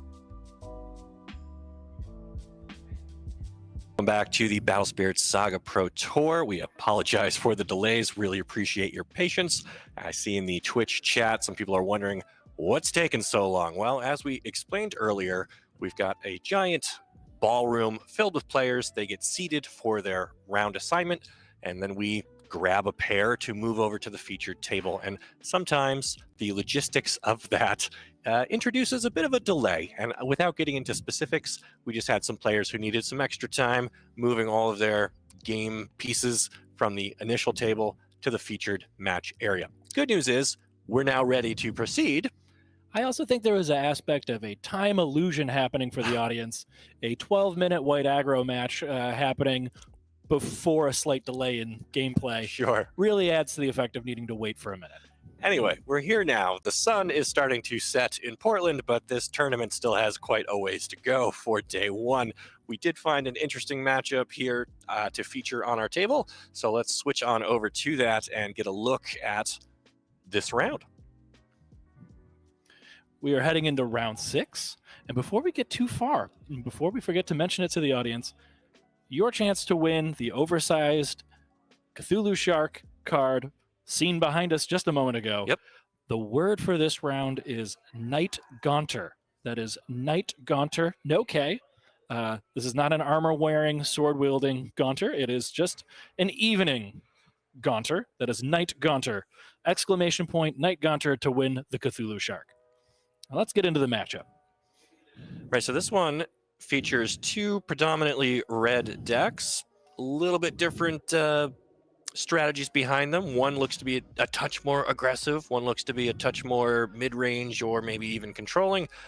But the core game plan here is pretty much the same. Slam down some spirits, get in, draw some blood, which is what we're seeing happen already. Opening with a Trooper, 2 cores on him to start off with. Yes, there's definitely some room to discuss the fine intricacies in the mid-range options. Last game, we saw our first match that was truly an aggressive strategy with White coming out with its cheap to almost free spirits and beating down for the win in 12 minutes of gameplay.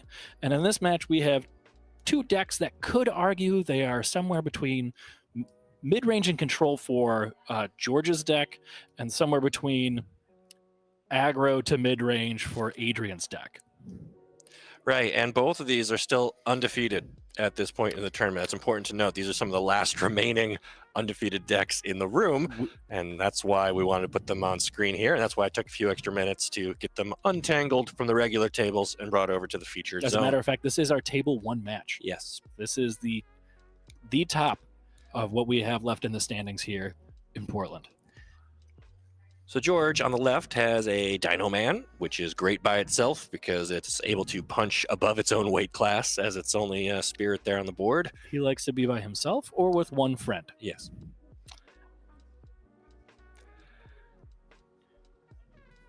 That's the Canyon coming down, going to increase card selection for Adrian.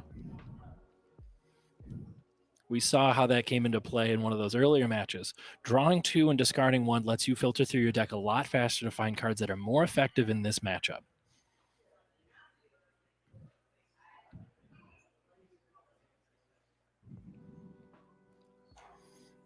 George doing some math, shuffling some cores around to figure out what his next play is.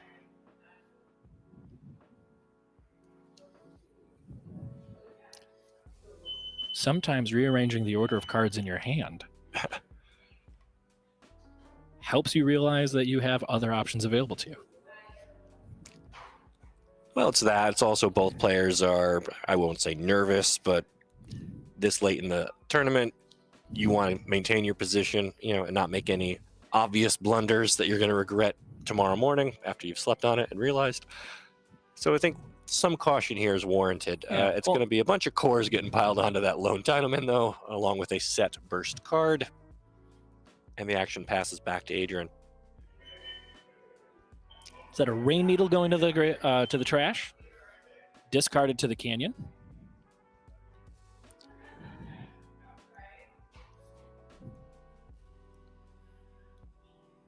Second Rain Needle coming from the hand, getting leveled up very quickly. Right, so Dynaman's pretty strong on his own, but can still only block one thing, so already George is finding himself outnumbered. No Nexus or anything, just a lone spirit out there. He's got to decide, do I take this early hit, get some more cores into my reserve to work with, or block and save the fighting for a later He time? does take the 1. Which then puts the question back to Adrian. How aggressive do I want to be here? Do I swing in now with Rain Needle? Do I just pass and wait?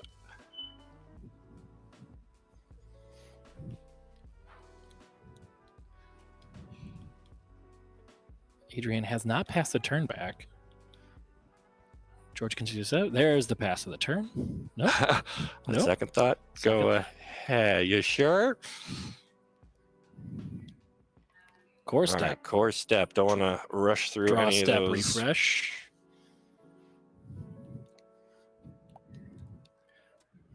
A little bit of counting happening on the table.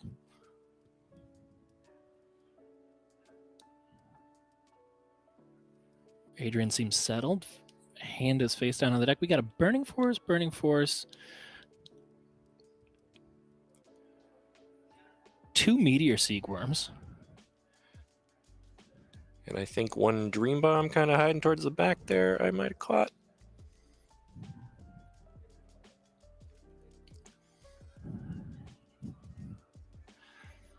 Well, you can't understate the impact of fatigue towards the end of a long tournament. You know, these guys have got to be tired.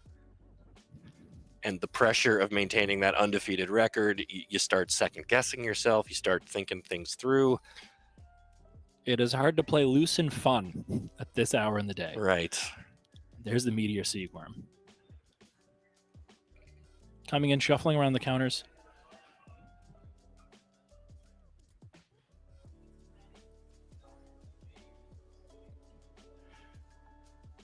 And no attack from George. He'll just pass it back over to Adrian. So interesting that George must have just kept a loose core on this Meteor Seagworm. It doesn't go up to level 2 until it has a 3rd core on it.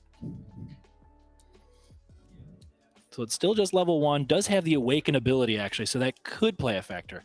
I take that back.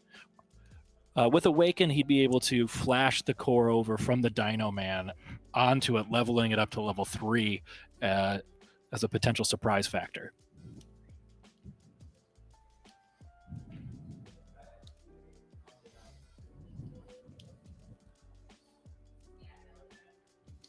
That's another Trooper going to the trash off of the Canyon effect. Adrian filtering out the low end that's going to have a hard time punching through the Dino Man and the Meteor Seagworm.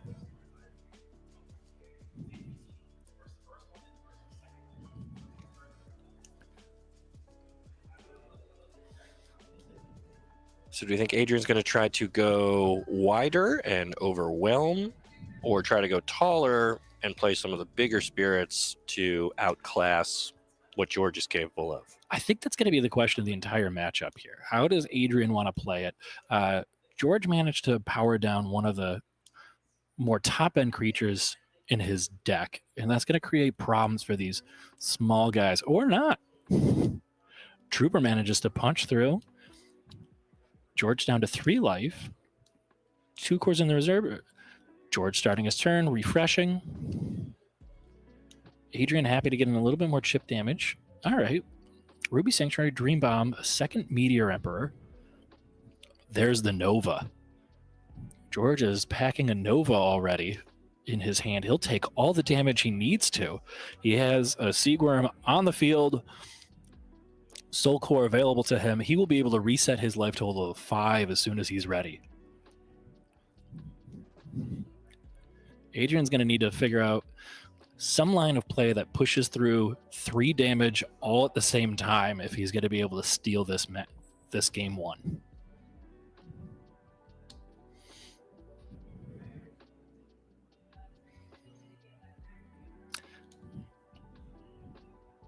Kind of fun quirk. People have different habits for figuring out how exactly they want to pay for things during their turn, and moving your tic tacs, moving your cores around a little bit, and kind of making piles. Your opponent can maybe guess at what you might be trying to pay for if they know your list well enough, if they have some idea. But really, you get to kind of do your abacus math in the open, kind of figure out how much do I have here, or if this costs this, figure out the reductions, and really figure out the rest of your term right there while it's happening.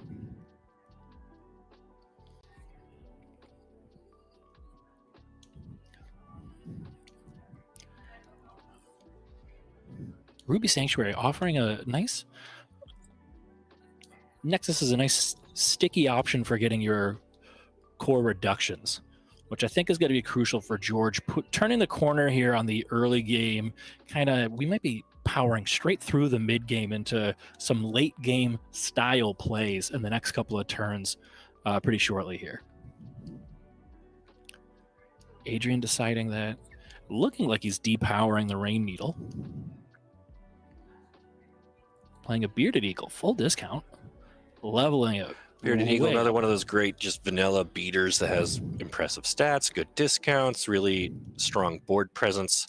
Continuing to put George in a spot where he's got to figure out some answers here. He either needs to get that Nexus out of the way so that Adrian can't keep filtering and finding ideal cards, or George needs to find something of his own that can actually fight back and beat up some of these big bodies that Adrian is managing to bring to the table.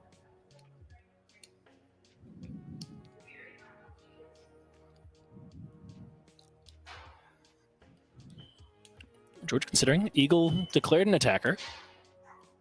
Eagle shows up. Eagle goes for face.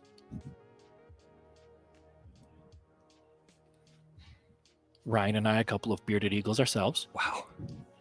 I guess myself more bearded. Yeah. Do they have a mustachioed eagle? No, but I draw mustaches on my pentans, so I'm sure they appreciate that. they do. At least they don't complain about it, not to my face. Get a peek there at a Burning Force. There's the Nova, Dreambomb, other Seagworm, another Burning Force. Meteor Emperor might be a clearer way for me to describe. There's paying the 3. He's right. taking the 2 for 1. He's going to remove the little guys from the board. Adrian is now left without defenses.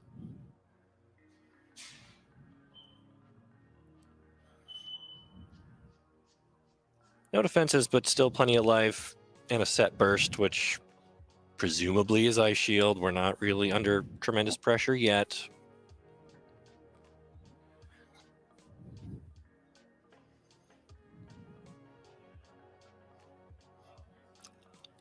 I actually, checking Adrian's deck list, I believe that Adrian has a Dream Bomb set in that burst zone.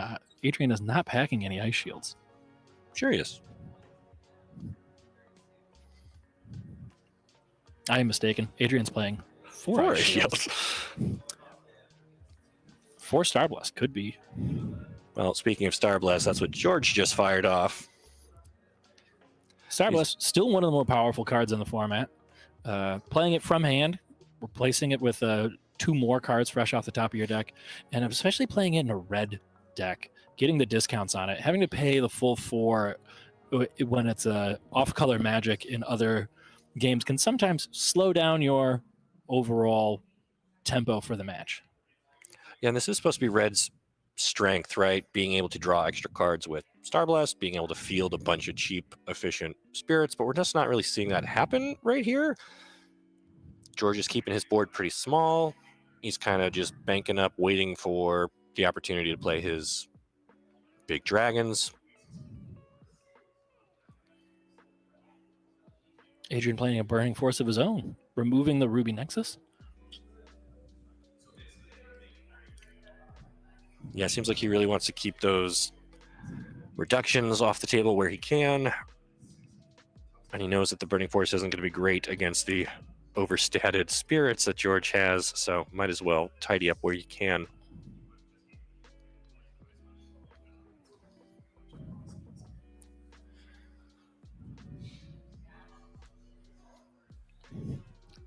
More of that onboard math. Doing that table count, figuring out when is the right time to, well, take the hit. All right. Takes the hit down to 1.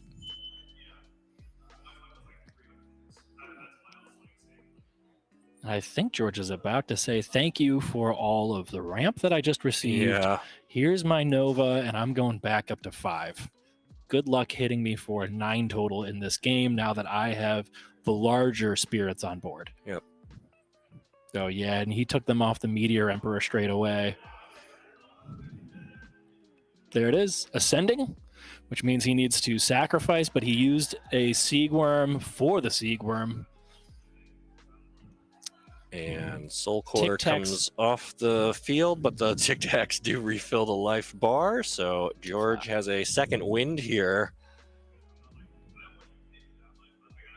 He still hasn't drawn blood from Adrian, so interesting matchup continues to unfold as we enter sort of the mid to late game phases here. Adrian just drew the 2 for the Canyon. Pondering his options, I believe he still needs to pitch one. Oh, I'm sorry. Adrian played his own Starblast draw off of the trigger from the Nova entering the battlefield. It was a Starblast draw in the burst zone. That's what we just witnessed. Sure. George managed to gain 5 life. Adrian just went up 4 cards. I think most of the time I'd rather have the cards. Know the kind of damage that Nova can do on board, so I do think that I'd rather be in George's shoes right now. Fair point. Nova comes in, destroys the Eagle with his attack trigger. Able to destroy up to 10k, if I'm not mistaken.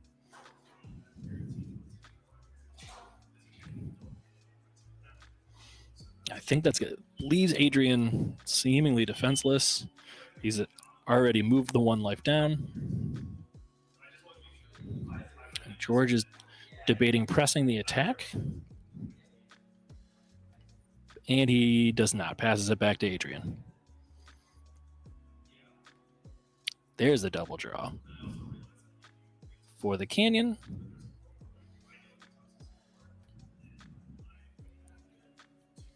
Interesting display of restraint there. I feel like when your opponent has no spirits on board, no ice shield set in the burst zone, you would want to clock in as much damage if you're as George. you could. If you're George, you want to push. I think George made You just healed up. I think You know George your made the opponent responsible decision. Has a big hand. I think but you need to respect the size of the hand, especially seeing the Starblast draw, watching Adrian pick up 4 fresh options of possible interaction or creatures to. He already saw the aggressive bottom end.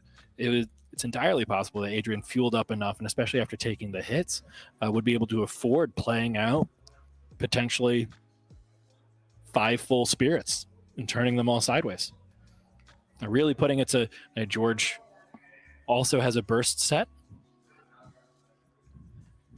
Might be able to prevent losing inside of 1 turn, but right. really took the lead. Nova also being on the battlefield is going to cause all kinds of problems for Adrian being able to keep spirits on the board for the rest of the match. Nova is able to select up to 10k, destroy a number of small creatures, destroy your largest spirit, and just kind of keep opening the door for himself to come in and finish the game out. There's a Dino Man.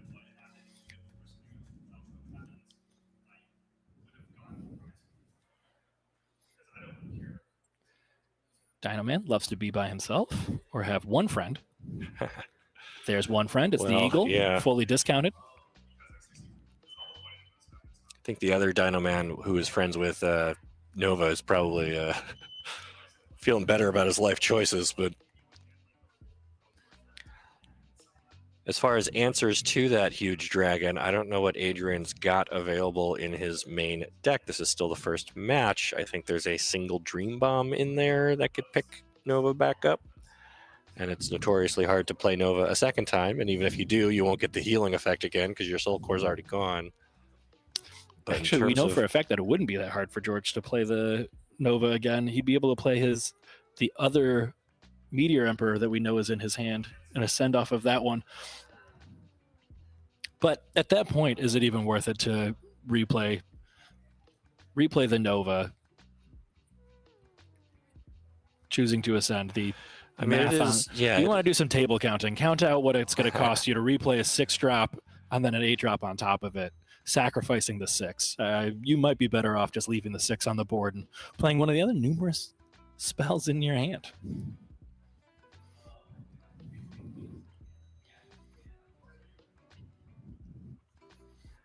All right, I'll take this one, that one. Boom, boom.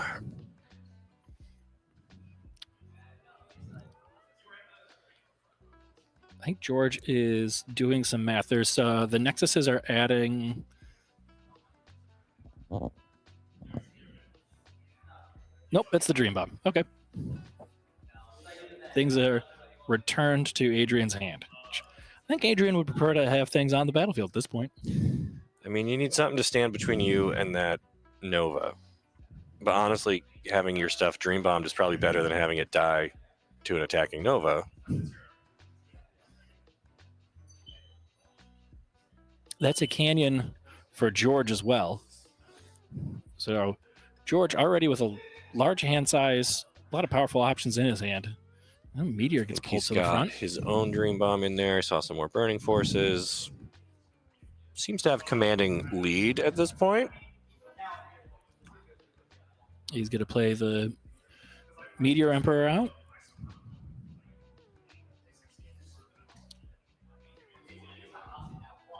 It's a lot of cores on it, which is going to give it confront, which means that when the Meteor Emperor attacks, Adrian will be forced to block. Adrian doesn't even have an option for blocking right now. And in addition, Nova would probably kill most of the other things. So Adrian's going to have an especially hard time keeping spirits on the board to try and defend.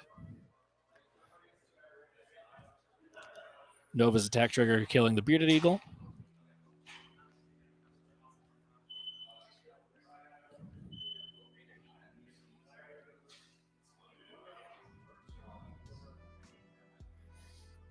Was that a Thorn Prison to exhaust the rest of George's I believe it was. forces? Getting to live another day. One more turn. There's the dual gun. If Adrian's going to manage to steal a win here, sneak back into this, I think the dual gun might be a key piece. Being able to bypass George's board and get in the hits, even though currently George's board is entirely exhausted. Could he string together 4 damage? George still has a burst set.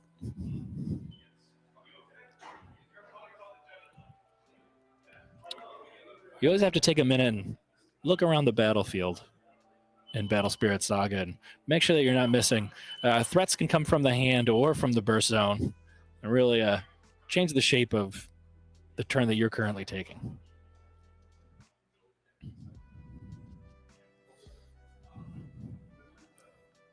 There's the Scorched Battlefield that was returned with the Dream Bomb coming back down. 2 Dino Men. Sure, he loves hanging out with his twin, but again, a Nova probably makes one of the best friends you can have in a red deck.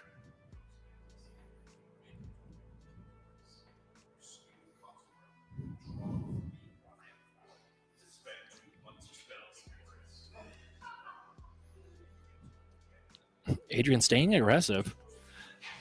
It's not like he can use a lot of these spirits to block, right? Because Nova just attacks they and will be eats removed them, so by you the might time. as well use them while you have them.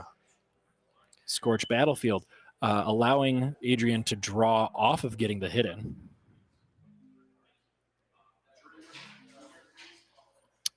George with the Dream Bomb out of the burst zone again. Removes the unexhausted Dino Man. And he's sending the Canyon back to hand.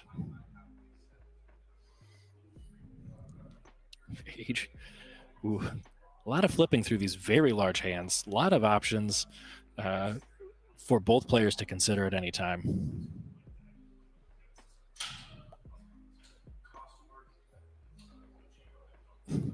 George flashing another meteor. Well, I think he's got to decide what he's discarding to Canyon, right? Did Ooh, we see that's him correct. Yep. drop something yet? Yes. He's revealing that it's the other dragon. And now there's the refresh.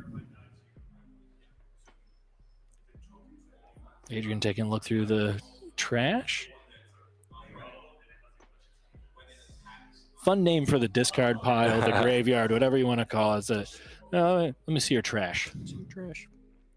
There are raccoons in this game, and I Yeah. can't believe they don't interact with the trash pile yet. Well, there's only 3 sets so far, so give it time. All right, multiple spirits on board. Adrian with 3 life and no... No apparent blockers. Burst set.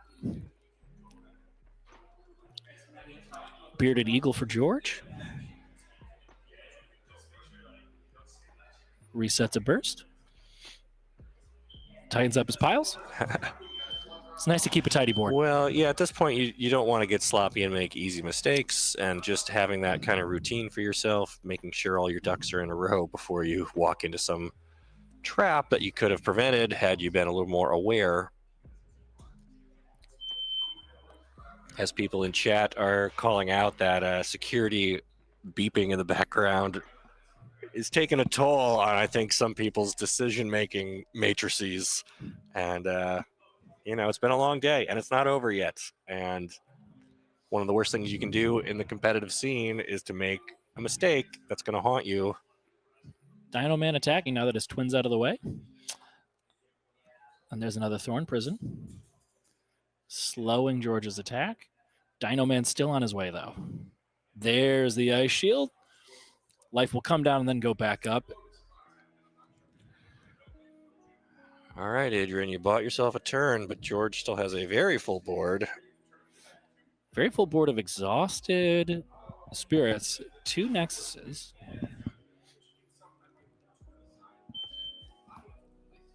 I feel like Adrian is incentivized to play out spirits and turn them sideways. With the Scorched Battlefield, he might be able to draw. If he doesn't have answers in hand, he might be able to draw into them. Oh, he's got another turn. That is another Ice Shield going down in the burst.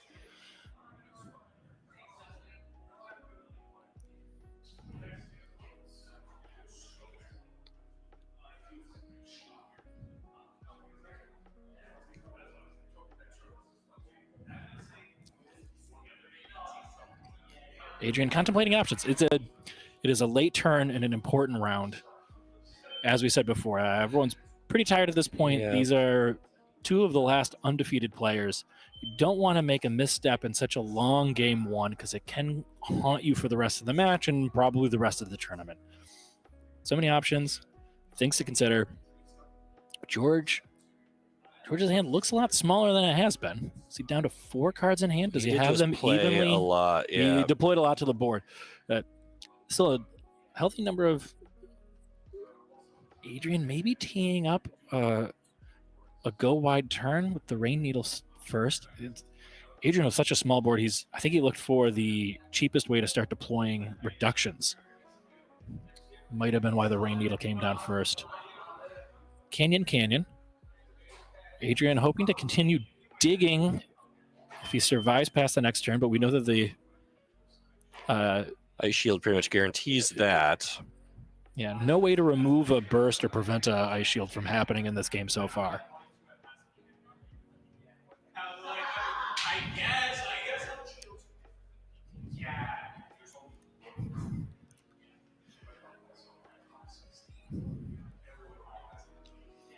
Canyon's getting some cores on them. Dino Man treated as level 3 currently because of the low number of spirits on Adrian's side of the board.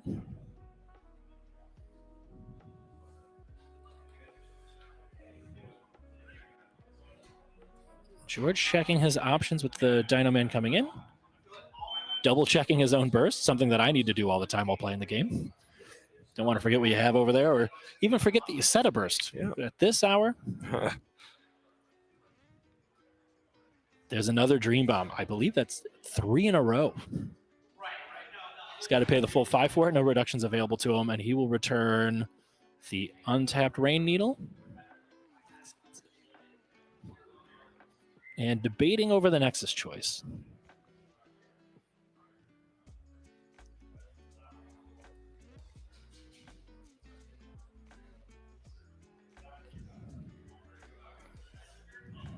Which one? Rain Needle. Rain Needle Land. Rain Needle Land. The Canyon with the Soul Core.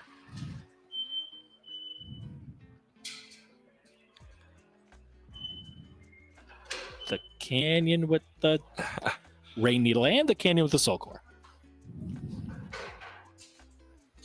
Going back to the hand.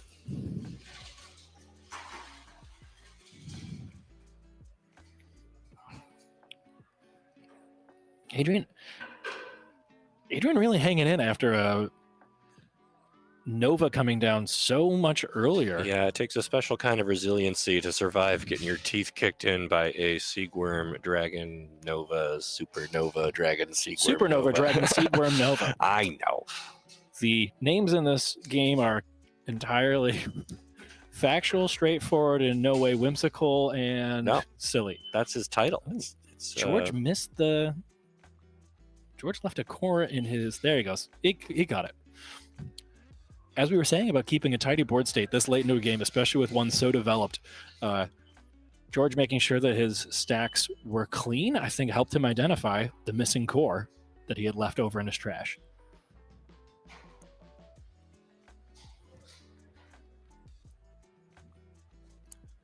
More abacus math. So both players down to 2 life. George has to assume that the set burst means that he's got to attack enough to trigger it, but he can't plan on knocking out Adrian this turn. I seriously feel so validated watching George move his cores around into these piles, anticipating. But when the numbers get this high, like, you kind of want to know where things are going to be, what you can leave at what levels, and what further plays you can afford to make in this turn. I might still do that turn 1. Feels vindicating. So at this point, I think George is just trying to keep his board as wide as possible so that Adrian can't get too cheeky with Thorn Prison and tap down or exhaust multiple potential blockers or rob him of all of his attack opportunities. And he knows that the best way to kind of navigate that is to just keep the board full of threats, right? Keep that pressure on Adrian, even if he is hiding behind an ice shield this turn. You know, the way that George wins this is by having his Seagworm Nova, who can just remove most of Adrian's defenses, but then that is backed up by a huge army of other bodies that let him ignore Thorn Prisons and the like. So it's an effective sort of 1-2 punch, right? You've got a tall threat and then a bunch of wide threats. And so Adrian really has to get creative here in how he blocks or blunts or takes some of this momentum away from George as we enter kind of the later stages of this first match. I think Awaken effect being used right now. Shuffling cores around after the attack.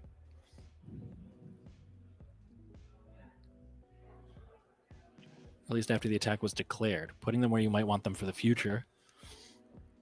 And George, I think, taking advantage of the information that's available to him.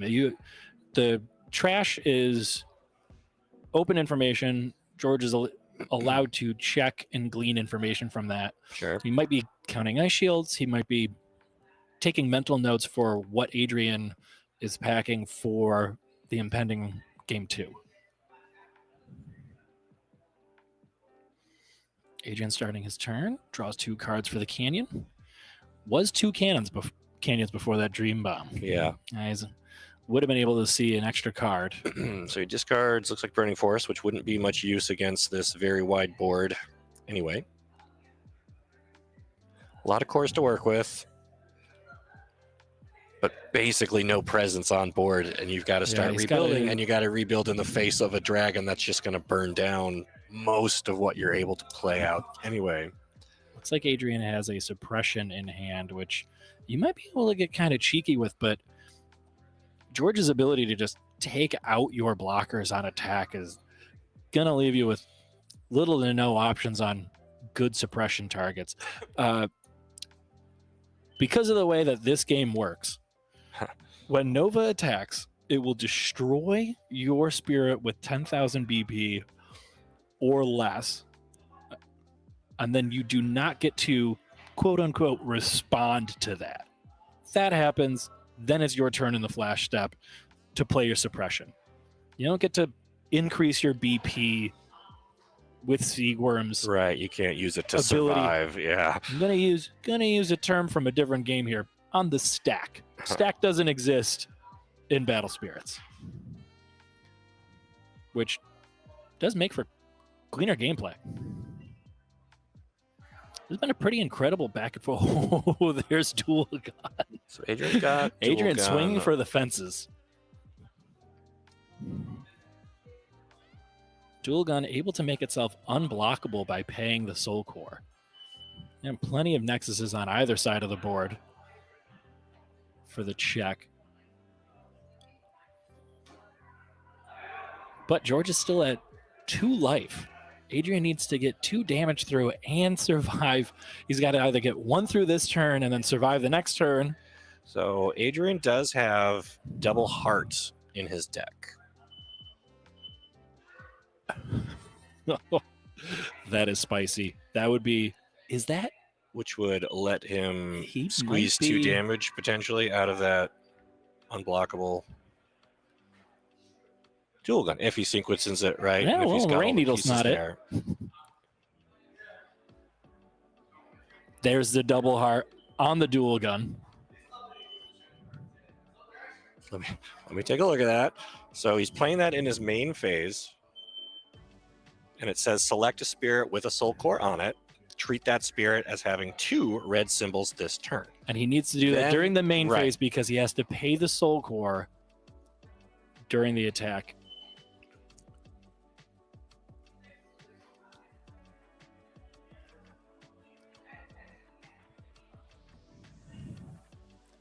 George unable to do anything about it. I think he flashed a burning force saying, you made him small enough. Maybe I could have gotten rid of him, but I don't believe that's what just happened.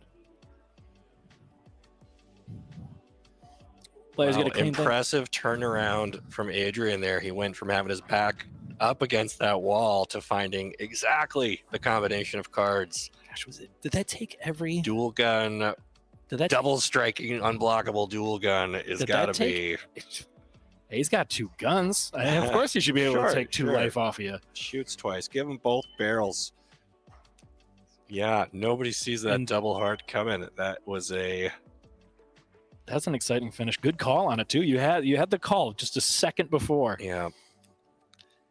I'm here saying that you got to have a second spirit that can go You gotta unblocked. think you're but sitting there. I'm at 2 life. He's just got... Okay, he can't... Maybe he plays dual gun. Maybe I can't block it. It puts me to 1. I'm fine, but... That main phase really impressive. I also think use of the double strike there. I think a clutch victory for Adrian game 1 because George's list has some serious, here's that word again, spice in the sideboard. George's sideboard includes the Dark Bishop, Bacillus, and Infernal King Curse Dragon combo. He is packing 3 of both, along with 4 Flood Streams, which all of those seem... The combo package seems like a big pivot for Game 2 to catch Adrian off guard. I do think that the Flood Streams, though, especially with the way that the early game went, could keep Adrian off of being able to develop even as much as he did last game, and possibly stop him from reaching the middle game and especially the late game like that. I'd be curious to see if George brings in that curse combo. George was absolutely able to capitalize on knowing that he had the Nova in his hand to reset his life and just took that damage, got 4 extra cores from it, Yeah. used that to build But out now that that you whiteboard. know, now that you know your opponent can strike from 2, do you let yourself go as low as possible before you deploy the dragon to get the most value out of it? Or do you go, ugh, I don't want to be caught holding this? I do think that might have, and here's the pun of this game, shaken him to his core.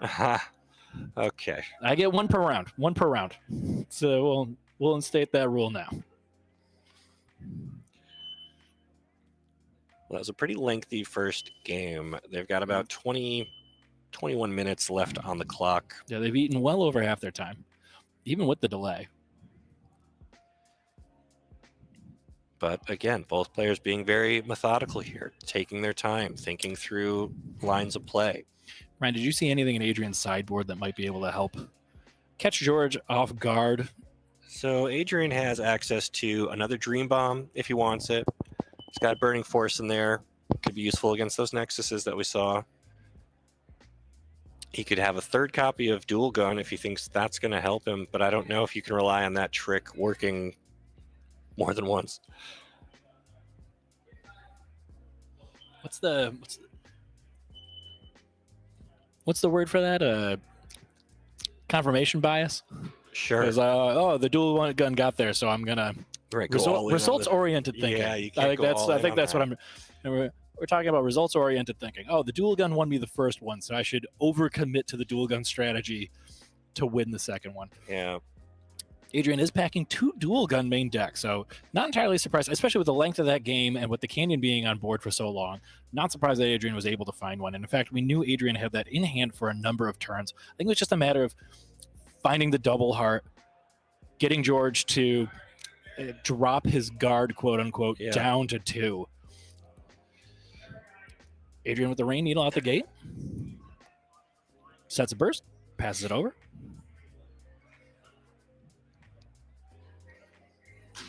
George with the core step.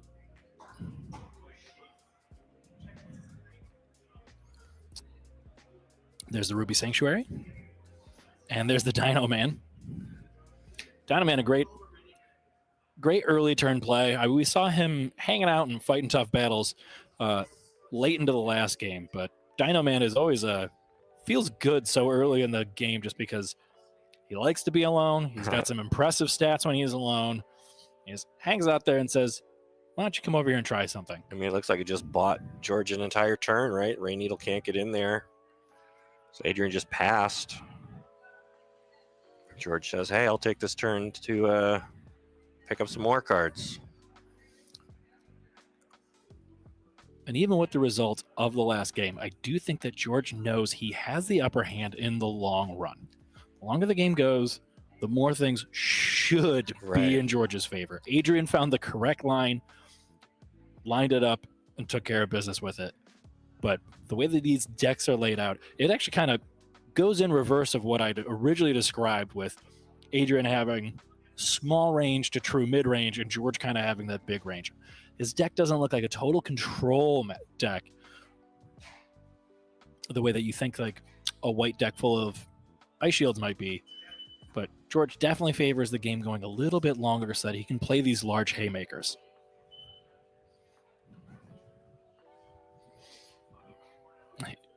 Adrian taking a lot off of. There's the Andromeda.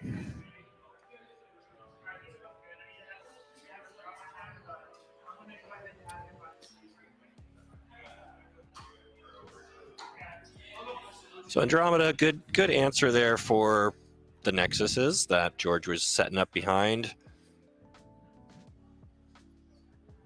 Kind of keeps him off some of his easier reductions, forces him to play a more honest game.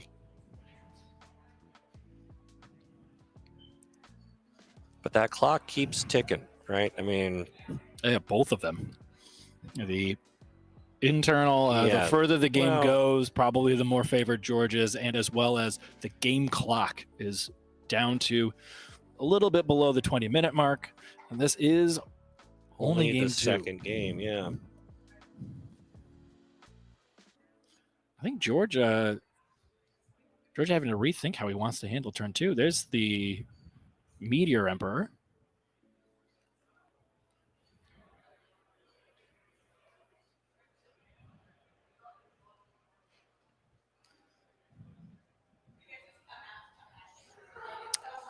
Meteor Emperor already 4K even at just level 1. This is a tough dragon to tangle with. It is, but I still feel like it's mostly there to set up the ascension of Supernova.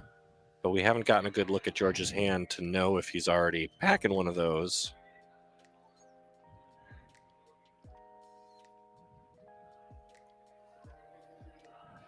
Adrian moving some chords around.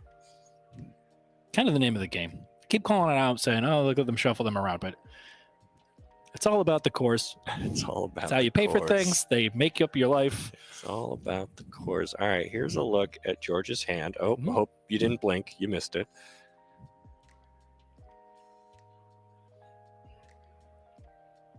Dino Man down. Well, he did his job. He bought a couple of crucial early turns. preserved George's life. Let's see. Which I think Suppression, he's more Eagle, Dream Bomb, Starblast Draw. A couple of spirits there towards the back I didn't quite catch. Well, he's going to get some fresh cards to look at anyways. Starblast Draw. Another Dino Man and another Sanctuary. Ruby Sanctuary. Yeah. And just like the conversation I had with Cosmic, really appreciate some of these players on camera opting for the prettier versions of the cards. I mean, you've come this far, you've dedicated this much of your life to the game, you might as well dress the part. All right, so George setting his burst. we just looked at his hand. He didn't have an ice shield, did he? Presumably it's the Dream Bomb. Okay. Foils of those incoming. Plays the second Ruby Sanctuary.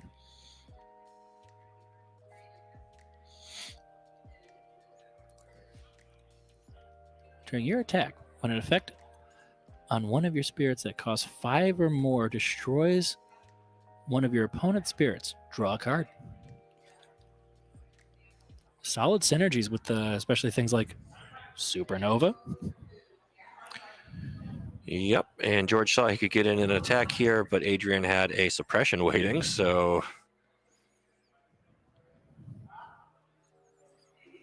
Gonna eat that guy. yep, his tap spirit now gets to eat George's attacker.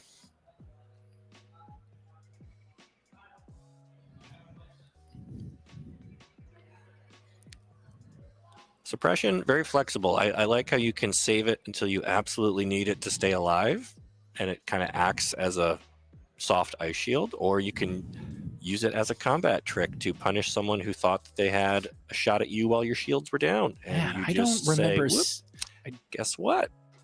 Adrian does have 2 suppressions main board. Did not side them out. And I don't know if George realized that they were in there or just didn't think that. I think I would have made that so attack too. I would not have expected. Oh, yeah. If you wait for your. But I'm yeah. not undefeated in the Pro Tour, so You're also not going to win the Pro Tour by not attacking your opponent. right. As Adrian demonstrates by attacking his opponent. Taking the opportunity with the low BP spirits that I presume possibly he had been sandbagging, waiting for an opportunity, not running them out to get consumed by a burning force Yeah. or something of that nature, waiting for an opportunity, go wide when it's safe, turn them sideways, and get the hits in that he's going to need. There's that Dream Bomb. It's got to reset. Yep, the Andromeda and the Canyon, which hurts. Canyon's effect takes place at the beginning of the turn, so now you Right. don't get to look at that extra card. Yeah, You don't you're- get to filter. And you don't get the reduction immediately. So it's No, you gotta painful. read a play. But Oh. like if your opponent flips up Dream Bomb instead of an Ice Shield, you're kind of happy about that because Adrian still had another attacker and was still able to bleed away another point of life off of his opponent. And this matchup is going to be one of inches, right? You got to take the hits where you can get them. Although now Adrian has no defenses of his own, and George has a whole pile of cores. Yeah, Adrian is still sitting at 5. I think Adrian recognizes that George doesn't have the low drops, isn't able to just fan out a bunch of cards and turn them sideways the way that Adrian can. Of course, the low-cost Dino Man. Dino Man Yeah, the regularly one showing up to exception, just kind of tell me that I'm wrong about a couple of things. And the Bearded Eagle, yeah. also a free drop. So those are his options. But I mean, the way I'm describing is Rain Needles, Troopers, Bearded Eagles. Right. Really just fanning George's out. hand seems to be more answers than threats right now. He's not in a great spot to take deploy advantage. a board. Yeah. To take advantage of the current opportunity and seal this early, which isn't George's strategy anyways. George, I think, yeah, not really interested. He's got the Dino Man set up to be a big boy. Considering turning the Meteor Emperor sideways. getting in a chip shot. One of the biggest skill tests, one of the really fun parts of this game. Is this the correct opportunity for me to swing in and take advantage? Or do I need to be hanging back? I just saw Adrian deploy some small guys at an opportune moment and for Adrian and do more damage to me than I was anticipating last turn. Do I want to attack now and leave myself open to that same line of play on the upcoming turn? So George settles for just attacking with the Meteor Emperor.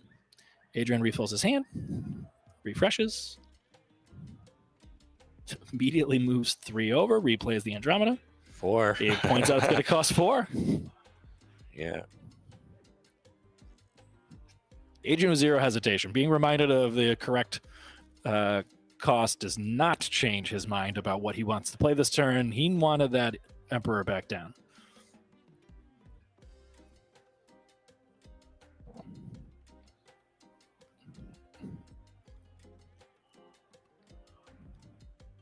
So we're approaching the 10 minutes left in this round. This is still only the second match. Adrian up a game thanks to a brilliant double skull crack from Dual Gun.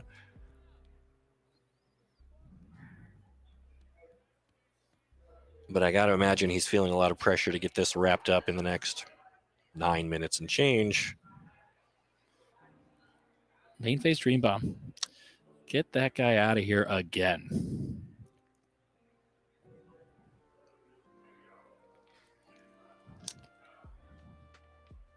Dream Bomb continues to be one of those cards that we see all day. It's just really flexible. Swiss Army knife. When it's good, it's great. Even when it's bad, it still is good.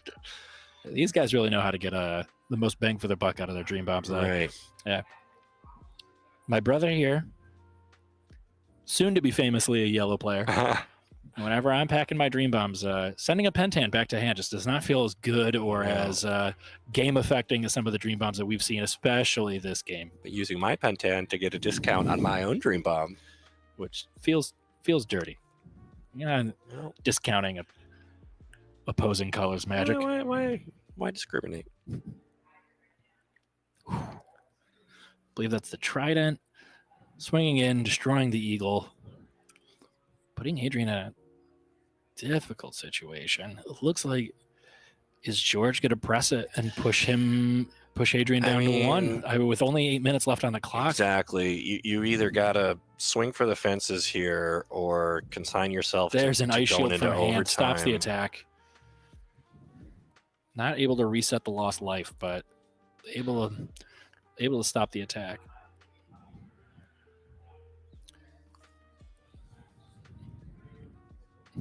Adrian looking for answers. I mean, Adrian looking for anything. He's got no nexuses, no spirits, nothing. Yeah, it's going to be board. expensive to redeploy to the board. Dual gun double heart's not good for 3 damage. It's not going to be enough to close this one out.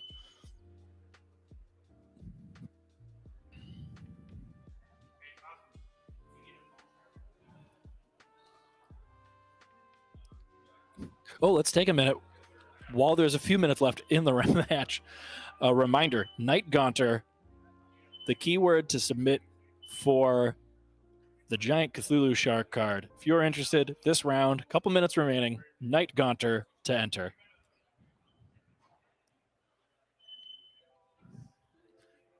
Gonna take half a second, make sure I get my entry ticket. There's the Andromeda again.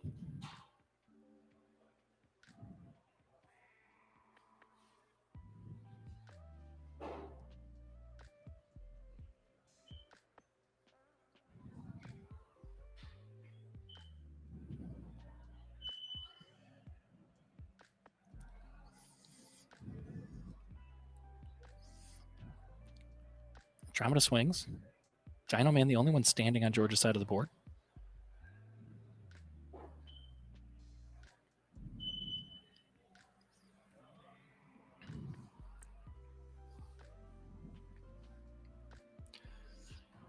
George takes the 1.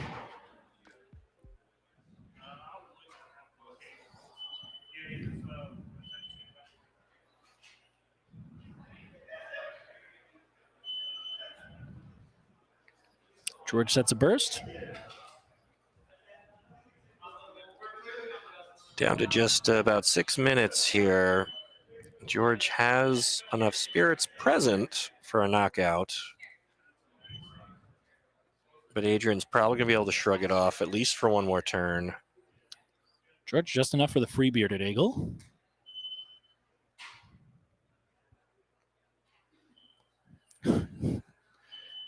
We talked about dual guns. Yeah. How about dual Bearded eagles?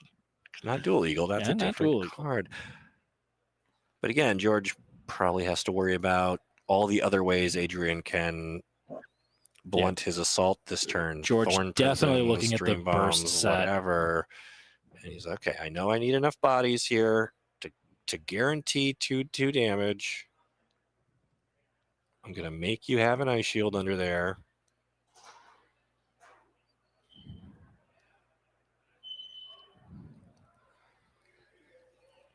First attack from the meteor. Adrian's got considering flashing in something right now.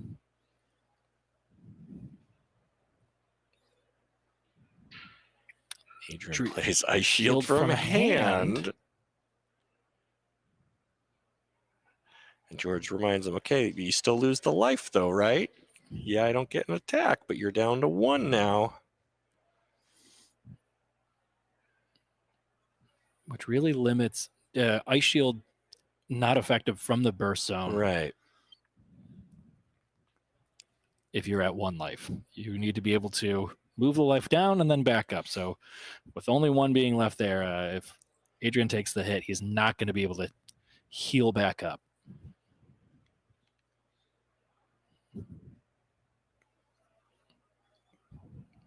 Only 4 minutes left in the round. Adrian checking some options. There's the canyon.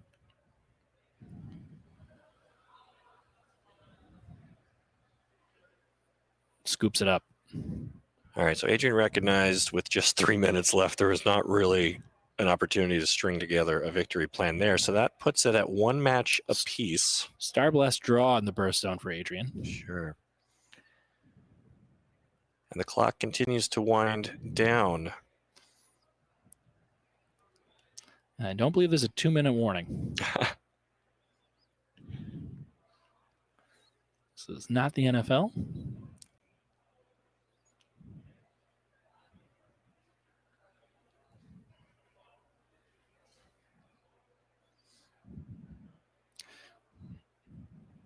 They might be revisiting their sideboards. They are making some more tight changes. I think I so just saw I'm a little rusty dual, on tiebreakers in the final rounds here. So let me consult with Cosmic here, who's waiting in the shadows. Yeah, let's get some information on how the tiebreakers function so that when this comes to a close, we're able to give you information on there is an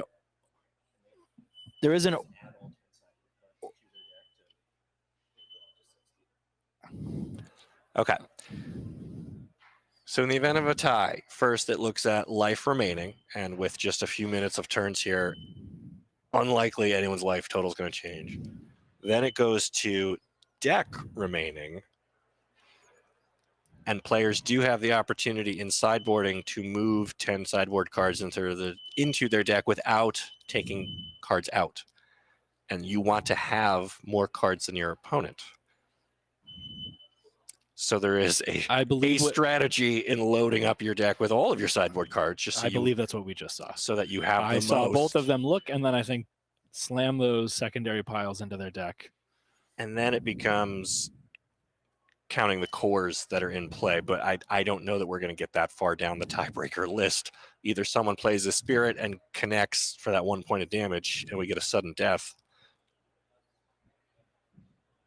or it's going to come down to counting cards remaining, which, you know, kind of out of either player's hand. Depends on who goes first and how they draw.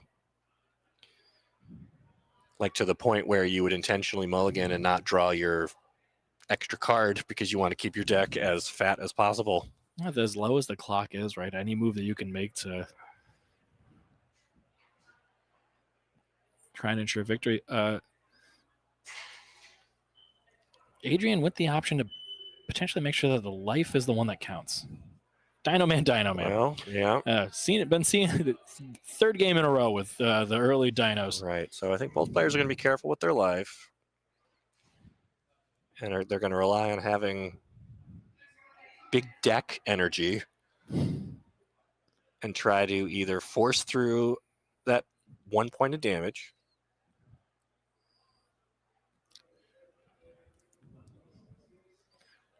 All Dino Men on the field treated as their level 3 right now. All behaving as 6Ks. Well, George takes the trade. Dino for Dino. Those cancel out nice. Adrian now has to make a decision about whether or not he does. Turns it sideways. Says George, I know your deck is bigger. Do you have the low-cost spirits to make an effective turn this turn? Right, so that's if we get to the tiebreaker. Oh, there's the hippo. We hadn't seen the hippo. Hippo had been hiding in George's deck this entire game. That was part of his main board.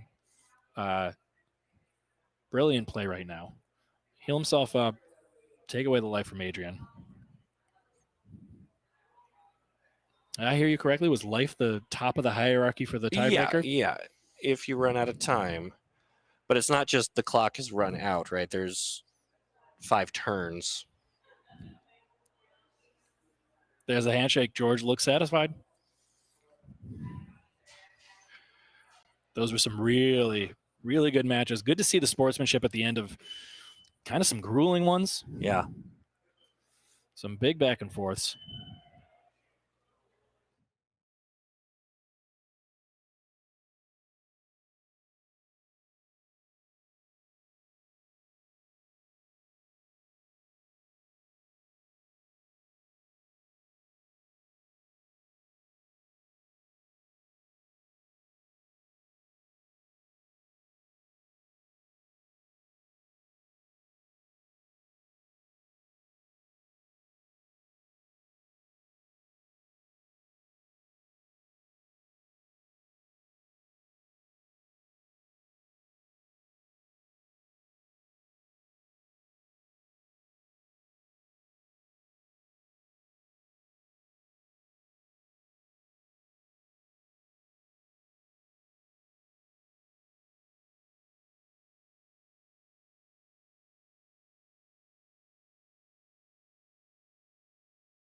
Sharing names, but really, Dino Man worked differently for one player than the other. As many Dino Men as we saw. Yeah, they presented similarly, but played out very differently. And that's one of the cool parts about this game. Even though the card pool, as we've established, is something like 600 cards right now, you can come up with a list that performs its own game plan, even if it has an overlapping high number of cards with your opponent. You can have dramatically different strategies at every step of the game, whether it's using those Dino Men early to just buy yourself time to find your dual gun and then give it double heart and crush in for an unexpected, unblockable 2 points damage, or you sit there and tank up until you play your massive Nova Dragon and heal yourself up and attack and wipe out 10k worth of stuff every turn. Crazy stuff that you only see here at the final stages of the first day of the Pro Tour. We still have one more round to go. We're going to have another keyword, so you can another entry into our Cthulhu Shark card giveaway. Who keeps creeping closer. It does. It is getting closer. We're having a great time here. We're going to find another fabulous match to feature, and since this round just finished, we don't have a whole ton of time, so this break should be a short one. But we appreciate you hanging in there with us, especially all of our friends and family who've been supporting the stream. And my daughter, Kara, if you're still watching, go to bed because it's getting very late, darling. The rest of you, I hope to see on the other side of this break. We'll be right back. Hello and welcome back to Battle Spirit Saga Pro Tour 3. It is Keith Gomez hanging out with Cosmic. We are so glad that you're still here. hanging out with us, watching round 7, last round of the day. Few undefeated players left, but that is not who we're tuned into. Cosmic, who have you selected for us? Yep, so for this round, we are going to be featuring 2 X1s because this is going to be the bubble match for top 8. We know that only a single X2 will make it in, so these players are playing for, well, a lot on the line, and the difference between $3,000 and $1,500, which is still a good chunk of change. But then also bragging rights, because Emiliano from the UK is one of the very few non-United States, or I should say North American case ones, Canadian, left in contention for top 8. So kind of the last threat behind a full American top 8 we might see. So that is going to be the Hot Wings deck, as we're calling it, or the Gale Nova, which is a throwback to, I think, 2 Grand Opens ago now, just a red-green Nova list. And then the other one is Gavin playing a yellow Fabled Beast list. So yes, yellow on stream one more time because it is just everywhere this weekend. Before we get into the match, your last chance, last round to enter for the Cthulhu Shark Giant Card giveaway. Your word for this round: did you put the theme together? Did you figure out what we were doing for the last 6 rounds? It was all 2 drops, which means here for round 7, it's the king of the 2 drops. Your keyword for this round, exclamation point, God Beast. It's God Beast time. Exclamation point, God Beast, to earn an entry into winning the Cthulhu Shark. All right, and our players are getting set up here and diving right into that wonderful turn 1 play that we get to see time and time again from Yellow with that Paradise Pass setup. We'll see if Emmy is able to have either the Volcanic Canyon to match the Nexus versus Nexus, or just a Burning Force, you know, get it out of the way. Get it out of here. So we do see a slew of Nexus removal. And again, we are using Nova as the key spirit here because it is very much a split Nova good stuff and Gale good stuff. But really, in this matchup in particular, Nova has a chance to kind of steal the spotlight and having that, you know, multiple removal for those yellow spirits. There's a Gem Beast. It's been brought up over a number of the rounds today, but one of the cool features of Battle Spirit Saga is that the vanilla creatures, the unexciting creatures, are statted in a way that keeps them still playable. Gem Beast is an inexpensive early turn beater that has impressive BP so that it can stick to the board, attack, block, and just be an important creature, especially with Genbu potentially being on the other side of the battlefield. You want to make sure that you have a couple of vanillas in your deck so that you're ready for that game 1 if that's something that you anticipate running into, which with the number of yellow decks that we've seen here on stream, I think it's reasonable to anticipate that. Yep, exactly. And also being that double cost reduction spirit that helps set up those Phantasmal Paradise plays, right? Once you're in that kind of late early game, or, you know, let's just say mid game, right? You get to play your Fabled Beast for 1, draw a card, or multiple off Paradises, depending on how many you have, and it just lets you be very efficient with your turn. So it's one of those things that is very good during the early and mid stages of the game for streamlining your turns. Kane, it's such a great opening, being able to filter through your deck, take a look at your options, figure out what you're up against, and making sure that you have the correct cards in hand. You end up card neutral at the end of it, but you get to see twice as many options. Yeah, and especially going into this, Gavin might have an idea because we are so late in the tournament about what his opponents are playing, but we are going to see both Volcanic Canyon and Highlands coming out of Emmy's list, which the yellow deck is not going to have a lot of interaction for. So just full-on filtering, getting a bunch of core ramps, and hopefully finding that Nova piece that you're going to want to both heal you back up and clear the board as needed. So we have a 2K and a 4K, or I think it's 5K for 3 cores even, Carbuncle being extra big here across the board and just getting in some early chip damage. Hippo, one of the great early plays for the yellow deck. Get in, get their life total down, buff yours up so that you have more room to operate as you move to the mid to late game. I can't tell if there's a loss of life trigger that's being debated. Okay, there we go. We did catch it, healed back up.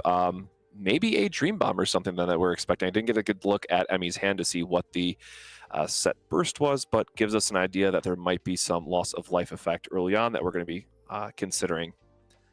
Volcanic Canyon now getting to choose what we're discarding, getting a good look. It looks like double ice shield. We have the, oh no, we're going to reveal the information. Yep, here's our giant 10 cost that you might not have been expecting, but now kind of the cat's out of the bag that, Volcanic Canyon is still a card that's played in all the Gale lists, so they could be on a more traditional Gale, may not be expecting the Andromeda and things of that nature, but over the course of the game, Gavin is definitely going to be figuring out within the next, 2 or 3 turns exactly what Emmy is trying to string together on their side of the board. Dino Man, there we go. The good 6K blocker that we have seen all weekend long, just making sure that he's able to gum up the board and give Emmy time to find what they're looking for. I think we saw 9 Dino Men over the course of the last game. He was everywhere, and now he's back again. Yep, and there is the Andromeda just killing out the Hippo, getting a reduction off the board, and also getting rid of the very annoying Blessed mechanic that, Emmy's going to have to worry about. But, he has his own Blessed in form of Nova, getting to heal up that way. Not quite the same, but still gives us that both players have an opportunity to go above 5 life or have functionally more than 5 life in this game, making it push us to a more of a, mid to late game battle between these two decks. Both players love to keep their hands on the table, making it very difficult for us to get a quick peek at what's going on. But Emmy just down to a few cards. We see a Floodstream from Gavin, which, can still catch the Dino Man, get rid of a problematic blocker. And it looks like double Angelic Pressure, I think, in their hand. So it looks like a lot of magic from Gavin's side. He's not finding a lot of... just confirming his double Angelic Pressure in the list. A lot of magic and not a lot of spirits. Floodstream at the front of the hand. Koz, do you subscribe to the poker elements of trading card games? With the bluffing and things of that nature? Things of that nature. Is there information to be gleaned from the fact that Emmy had their hand face down when it wasn't their turn? They're showing, potentially I have no interaction. Is that a bluff? Or is it something that they're even openly thinking of? Their cores kind of reflect that they don't have too many options available to them. Yeah, I think there's a lot of mind gaming that can happen between how you distribute your cores, how you think about if you're setting a burst or not, or in particular, just the burst zone, which is one of my favorite things of, how many options could I possibly have here? And I guess this is where we're going to see that Angelic Pressure come into play to neg the Dino Man down 3K and now make this in favor for Gavin. Double checking the math. And we see double Ice Shield and Volcanic Break, I think, in the hand, which is the last card. So the Dino Man is just going to be going down here. One fluffy Carbuncle takes down a very scary Pterosaur, but sometimes with that Battle Trick essence of yellow, you're able to get some extra cards off your opponent's field for an Angelic Pressure that might find a difficult spot here. Otherwise, in this matchup, because the BP for red is generally going to be higher that it doesn't have as much impact. Interesting that Emmy paired green with red. There's a couple of color pairs that I've really noticed the synergies and the interactions of. Red and yellow seem to like to go together. Yellow will decrease the BP, making it so that red's destruction effects are more effective. Green seems to pair well with purple. Green will exhaust your opponent's creatures, while purple can destroy the exhausted creatures. Green and red, I'm not as sure of what the synergies are between the two. Yeah, so red, you just have a lot of your filtering. Green is going to be used for extra cores to kind of ramp out that Nova. And definitely, not a traditional pairing that we see, but this is one that's come up a few times in events now. And I really want to call it there, too, with the discarding of Absolute Ice Shield by Emmy, trying to get that second Volcanic online, where I think a lot of people would have just discarded the Volcanic. But with Gavin kind of having a slower start, and as we mentioned, just putting all those cores on the Carbuncle and not really doing anything else, it really shows that they have kind of a slower hand. So Emmy's going to try to capitalize on that slow start by the Fabled Beast player and say, look, let me dig very quickly for my answers, try to find the Nova, try to find the other pieces, which might come back to hurt him later, because now that's cycling through 3 cards a turn and you do have to worry about milling out yourself. But when Gavin has a slower start like this, I think you can afford to try to just get that on board, get your reductions built out, and try to find those key pieces that are really going to help him close out the game sooner rather than later. There's the Dual Eagle. Yeah, paying 4 for a Dual Eagle does not feel good in this situation. Your opponent has a 10k Andromeda that's also threatening a Confront play. So, if you sacrifice the Carbuncle to keep your Dual Eagle alive for a turn, that Emmy might have another follow-up for it. So, yeah, I think this is definitely looking to be a rough game 1 start for Gavin. Definitely be happy. Yellow players are always sad to not have a very wide board. Yep, and no Nexus. where Emmy, again, we talk about being card neutral, so the Volcanics are not, getting him positive on card advantage, but it will find things like Star Blessed Draw, and that will definitely help him dig into some of those other answers that he's ultimately looking forward to. If you remember, the first 2 turns of this game was the Nexus being denied. It was turn 1 Nexus out of Gavin, turn 2 Burning Force to remove it. So Emmy noticing what he was up against, valuing keeping the board clear early, and I think correctly so.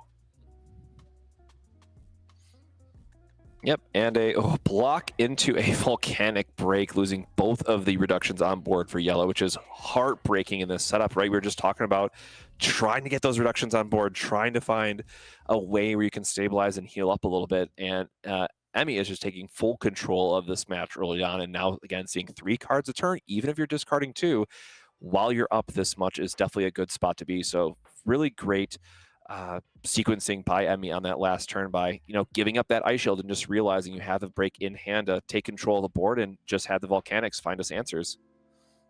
Yeah, this game really spelling out that life is a resource. As when you get hit, your life drops down into your reserve and it gets used to play your cards out for the rest of the game. Even though Emmy took the early hits, definitely seems to be in control of the match right now.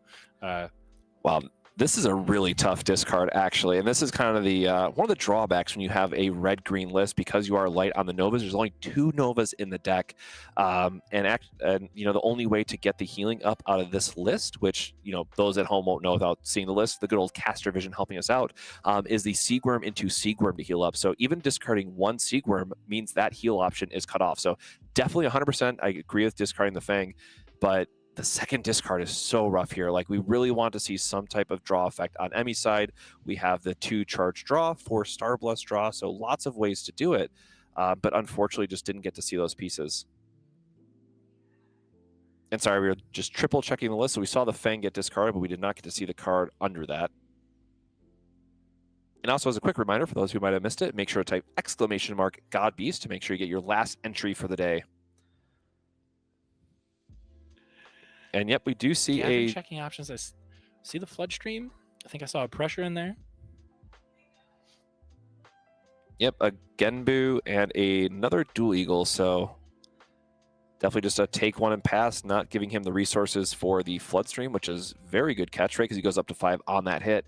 And now again, Gavin really can't afford to spend his turn off to play the Flood Stream to respect that Apollo Dino, but if he tries to play a Spirit now with the double Volcanic Canyon, he's able to, 5,000 BP to 9,000, right? Because it's 5 and 7 plus the 2. Yeah, so any BP range between 5,000 to 9,000, he has total control over anything that he wants to blow up. So that is a very scary spot for Gavin to be in, because again, if you afford to Flood Stream this turn, then it looks like he doesn't have enough cores for the Dual Eagle, and then he's just passing into nothing. So he can't afford to get a extra resource here on line. So looks like he's just going to take it. Yep, the Flood Stream, because the Apollo is such a big threat. And then exactly 5 cores left, so he can't play the Dual Eagle. Yep, just a pass. It was a Burning Force. Thank you. Shout out to Twitch chat. It was a Burning Force was the other card discarded, which, again, his opponent hasn't been seeing a Nexus. We know there's another Andromeda tucked away in there, so good to see it. Ice Shield, Nova, Highland, Star Blessed draw. Yeah, well, there's a Star Blessed draw, so that is an important part to where now you're getting to see extra cards and you don't have to worry as much about what you're discarding, but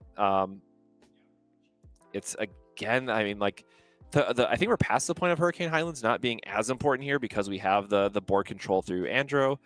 Looks like we're getting a little bit of a hiccup in the stream. We'll hopefully see what both these cards are that are getting discarded. But from this turn forward, getting the Star Blessed, making sure you're getting the +2 cards, I think is going to be really important.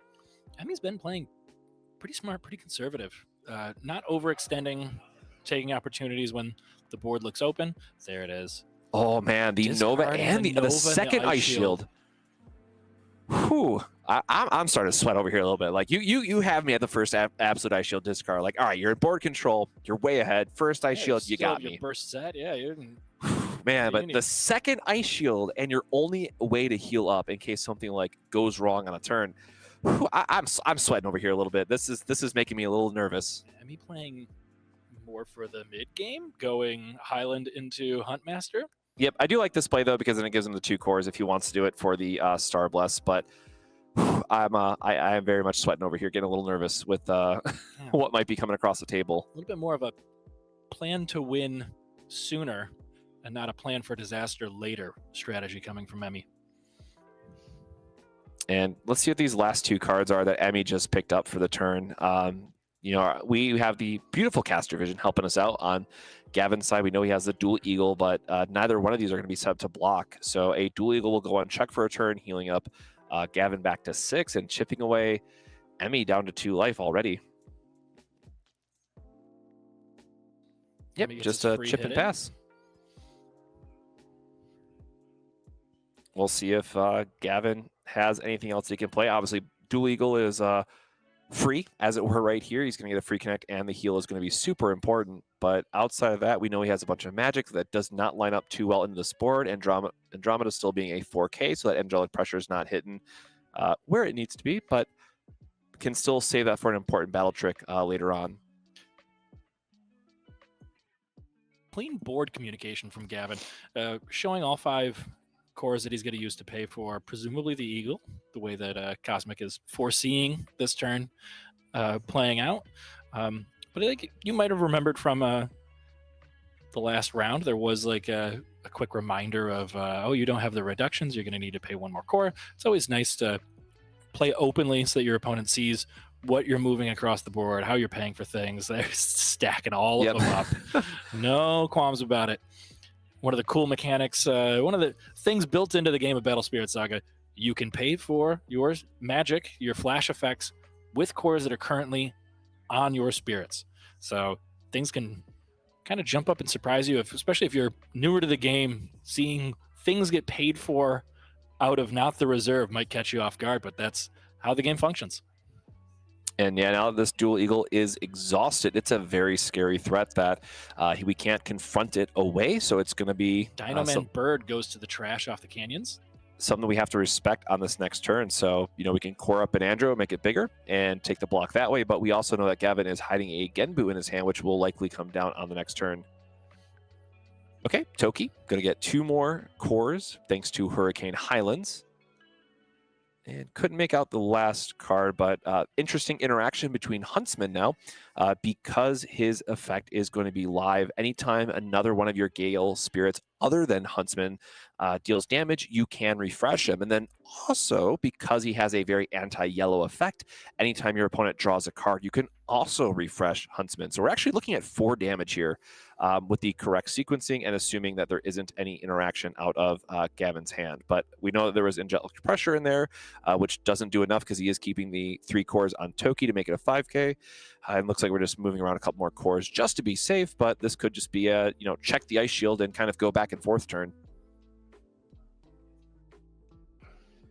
Huntsman the first one to attack. This is important for the sequencing. Huntsman needs to be the one that is exhausted first. If the Toki does get in, it having Gale will trigger the Huntsman to be refreshed, but Huntsman can't be refreshed if he is refreshed.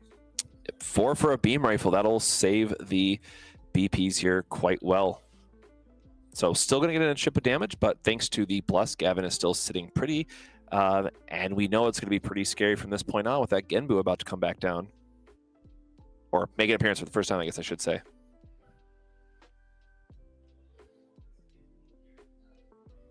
Gavin, not having much of a board here, but able to still hold on with very, very tight sequencing. The Thorn Prison getting to preserve their life total, paying a big amount of cores here. I wonder what that's going to be for. And then having a follow-up to another unblockable Gavin probably heal. Fully aware of the fact that Emmy must have an ice shield down after discarding so many of them earlier. Yeah, discarding 2 ice shields, I would feel absolutely fantastic about this Genbu coming online, being a 10K, and making sure that it's going to connect. Now, we do have the threat of the Andromeda that is going to then pick it off with the confront ability on the swing back. But again, this still puts us in a position where if Gavin can find another Genbu or something, it's going to be quite stressful for the effect. And no trigger? No, I guess not. Yeah, that's just gonna be game. Oh, the Ritual Fire. Ooh, Ritual Fire, not the ice shield. Our poker skills. Yep. Subpar. So the for those at home, because I don't believe this has come up yet, but Genbu's extra effect is that when a Fabled Beast dies, you can recover your other Fabled Beast, so it would just restand the Dual Eagle and get through game. So one way or another, he was getting through that last point of damage, and just being able to close out the game. So Genbu being a big pickup here in terms of just unblockable goodness, as it were. But yeah, discarding the Ice Shields, discarding the Nova, being very costly early on when Emmy had a good amount of board control that, Genbu did Genbu things at the end of the day. So let's have a look at some sideboard options. Let's start with the yellow deck. Wow. That is a 4 Ryut in the sideboard, which I guess we have seen the Nova, so there is a very small consideration for that. I feel like four copies in the sideboard is more than a small consideration for the Nova. Yeah, and also against anti-white, because it has that bounce effect too. So someone really did not want to lose to white today. The other cards we have is Emperor Manaka, which is the anti-Void Lord card, which again we did get to see discarded. So we have a lot of anti-Emmy sideboard cards here, with the last two being Alice and then Suppression. So not too exciting in terms of how they're going to line up in this matchup, but I think Ryut and Manaka kind of do lend themselves pretty well in this matchup, just overall for what we might see. A negative shout out to Wonderland Alice. That's one of Ryan's favorite cards. I unfortunately have to see it every time that we play a little bit of Kitchen Table Battle Spirit Saga. I hate it. I hate it. I hate it.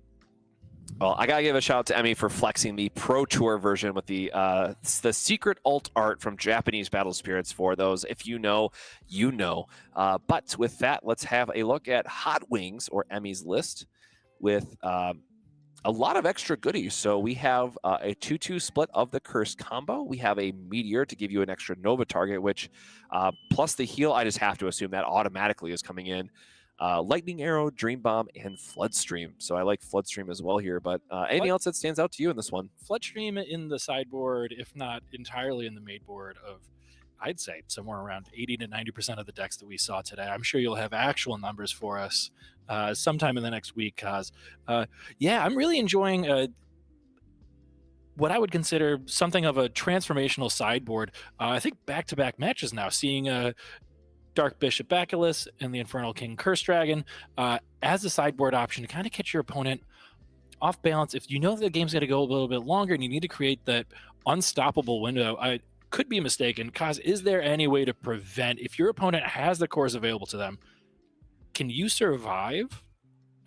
Survive based on attacks, but can you protect your board in any way from the Curse King combo? There is one card in yellow that can break up the combo, because it says anytime your cores are removed, you get to exhaust that Nexus and put them back. But we have not seen a Harpy's Nest, which is the name of the card, at all this weekend. I don't think it's been in any sideboards at all either, which is interesting, knowing from last weekend that Curse combo was a very big deal, and people decided that they just didn't want to have Harpy Nest. And that's kind of a, we talk about a 10-card sideboard and being more limited, and you just have to take the cards you think are going to be most impactful. But and personally, I would stay away from a Harpy's Nest in the real world as well. Fair enough. I would be very far away if I were to come across such a dangerous nest in the locale. But for this one, I really think it's important to note too, from if we look at Emmy's list, and again, we know that a lot of these will be published later on, but Emmy's list really does a great job as using Gale as a engine, as we talk about time and time again with Highland, just giving you those extra cores, having the green pieces that are going to ramp you, Tokiwa, Huntsman, and then of course you play the 10-drop. It's just an amazing 10-drop anyways. But then looking at Emmy's sideboard, we say, okay, here's some of the top end that we don't necessarily want. Let's bring in the Curse combo now. And then Highlands is going to give us the cores to play for it. So there's a lot of, I'd be very curious to talk to Emmy and think about what their sideboard plan is here, because there's quite a few different ways I could see this list kind of transforming in Game 2 and Game 3. Absolutely. And Game 1, I think, was not necessarily indicative. I think Emmy did a great job of controlling the yellow deck, keeping them from expanding onto the board. But I think Emmy might be well aware of the fact that that's what yellow wants to do. That's what yellow can do, and is going to be trying to do as we move forward through the round. So I would imagine that the Curse King combo went in. I'd be excited to see it. I really enjoy and respect the excitement of that pivot, kind of an unexpected combo coming out. Emmy also, I would be personally hesitant to put in a 2-and-2 2-card combo. I mean, only 2 options of each, but with the amount of draw and especially filtering off of the Canyon, Starburst draw, Charge draw, Emmy has the ability to see so much of his deck so quickly that I think that it's not even as quote unquote like high risk to slot in that combo, take a look, and see if it lines up well for where the game status is at when he has the cores available to him. And I think the part too here is I'm not sure how early he came over to the States, but also playing with that, what I think is a 7-hour debuff here. So it's 2 a.m. locally time for him. I'm sure the fatigue side of it is definitely, 7 rounds of Pro Tour Swiss, definitely hitting the fatigue part. But when you also have to consider it's, 2 a.m. local time for him, I wonder how much that's playing a role here as well. But looks like we are going to dive right into game 2. There's an overall tournament strategy that Emmy could have employed, and that's playing mono white aggro. Yep. And making your matches only last 10 minutes, and then you can nap for another 50. Yeah, and I think players will note that there is a backwards card in Gavin's hand right now, which is a card Griffin. There was a unfortunate damage to the card prior to the round, so the judges did swap it out with a just a reverse card because that's the best that we could do here on site at the Pro Tour. So no Nexus start from Emmy, it looks like. Just a good old Bearded Eagle coming down, being a nice 3K blocker. And we'll see what Gavin has. If there's a Nexus player, both players will be Nexus-less for the first turn of the game. Paying full retail for a Bearded Eagle. Not something you see very often, but it is a play that's available to you. Yeah, and here we see just a look at the two decks, neither one really getting the start that they care for. No Nexus, playing these spirits out that you usually want to save for either Bearded Eagle, where you play it for free, because it does have that triple reduction, or the Carbuncle, where it lines up off the Nexus, where you can pay 1 and then draw a card off of it. So definitely not an ideal start for either player in this regard. Quick reminder at the start of this game 2. Our promo, our keyword for this round is God Beast. If you've been interested in getting your hands on the Cthulhu Shark, make sure that you type in !God Beast into the chat to get your entry ticket. Yeah, and again, for those here on site, there's also 3 more giant cards that they're going to be able to get through various ways. One going out to second place, one being a bingo, and I totally just blanked out on the third one. But the point of it is, if you want a Nova, Maduke, or Clavis, you might want to hunt down some people and try to buy it off them whenever they get it shipped back home to them, because the cards do look gorgeous in person. I think it was Feats of Strength was the third option. Yeah. We're getting close to the Festivus season. There's another early Canyon, just such a comfortable play. You get your reduction, you get to filter through your deck. Powerful way, especially with the slow start out of both decks. Emmy must feel pretty good landing that. Oh, and there's the Hippo. Another great early play. Yep, so we'll take the Carbuncle coming across, being like, hey, you need to take this because you don't want me to connect with this Hippo for free. And then, of course, the Hippo just won't attack. So pressuring another life down from Emmy, but we do now get to see a Volcanic Canyon finally come online, get some card draw filter for Emmy, and seeing what we can string together on a following turn. Emmy make the decision, and smart putting the Toki into the trash. If Emmy does get behind on cards later in the game, doesn't seem like it's going to happen anytime super soon, that bird has the ability to be returned to hand. Yep, we got to make sure he leaves that soul core on something that doesn't mind paying off of it. And again, we will see some more filtering later on the following turn. So trying to streamline if we have other... all right, just run it back. Andro to clear a Hippo again, but again, trying to play out some of those cards so we can get Toki back later on, which is just it's a good blocker at the end of the day. It's just good to be a 5K and kind of gum up the board if you need it for a couple turns, because you know that you're going to get it back time and time again. So I think we are just going to see more of the controlling element kind of take a spotlight here. Eagle is going to be a good blocker.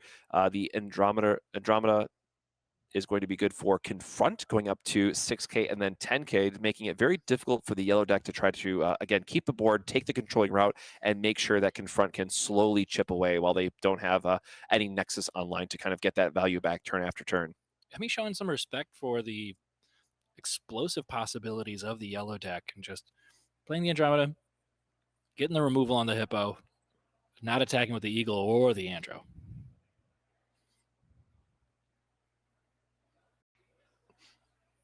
Oh, how I wish the players would just hold their cards a little bit more angled so we could see more of the hand, but both players trying to just put it down. So Carbuncle, Dual Eagle, Thorn Prison, and again, that eagle, the backwards card is the 5-cost vanilla from set 3 with the wonderful card design. So not a lot. We do have, you know, an idea here where we get some spirits on the board, line up that Thorn Prison for an aggressive double blessed attack, which can be really important. But again, Gavin not having a lot of cores here to ultimately work with only one symbol reduction on the field right now, and knowing that if he tries to expand on something and then just passes, that Andromeda is going to come across with Confront and just slowly have a little bit of a KFC if there's a Dual Eagle or something, right? A little cooked Dual Eagle action for round 7 here. Twice the turkey necks. Yep.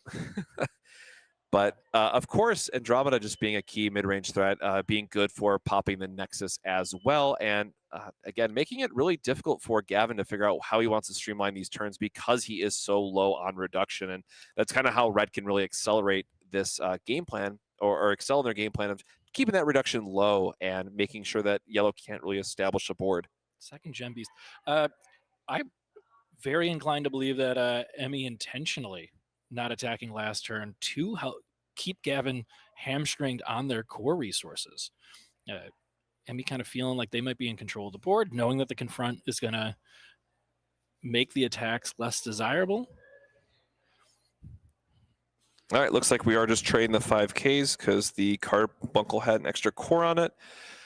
And then here we say, like, hey, do you want to trade the 4K or not? And nope, we're just going to go down in cores. We do see a lot of draw in Emmy's hand, so the filtering plus double draw can be pretty important here.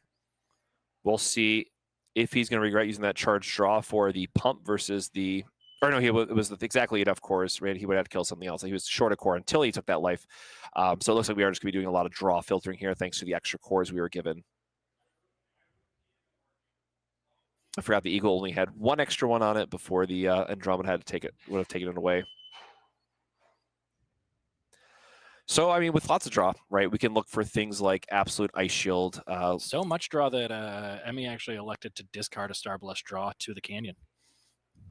Ritual Fire can be important to think about how our opponent's going to develop. There's no Nexus, so it's not the Burning Force. Yeah, definitely quite a few things here we could be jigging for just to try to find an Absolute Ice Shield turn and maybe expand on setting up a good blocker. And Dino Man, again, making the 20th appearance or 25th appearance. I don't know. I've lost count on this point. Appearance on stream, just being that 6K blocker we have seen, oh, who knows, hundreds of times since the launch event at this point. But yeah, 3 draw effects.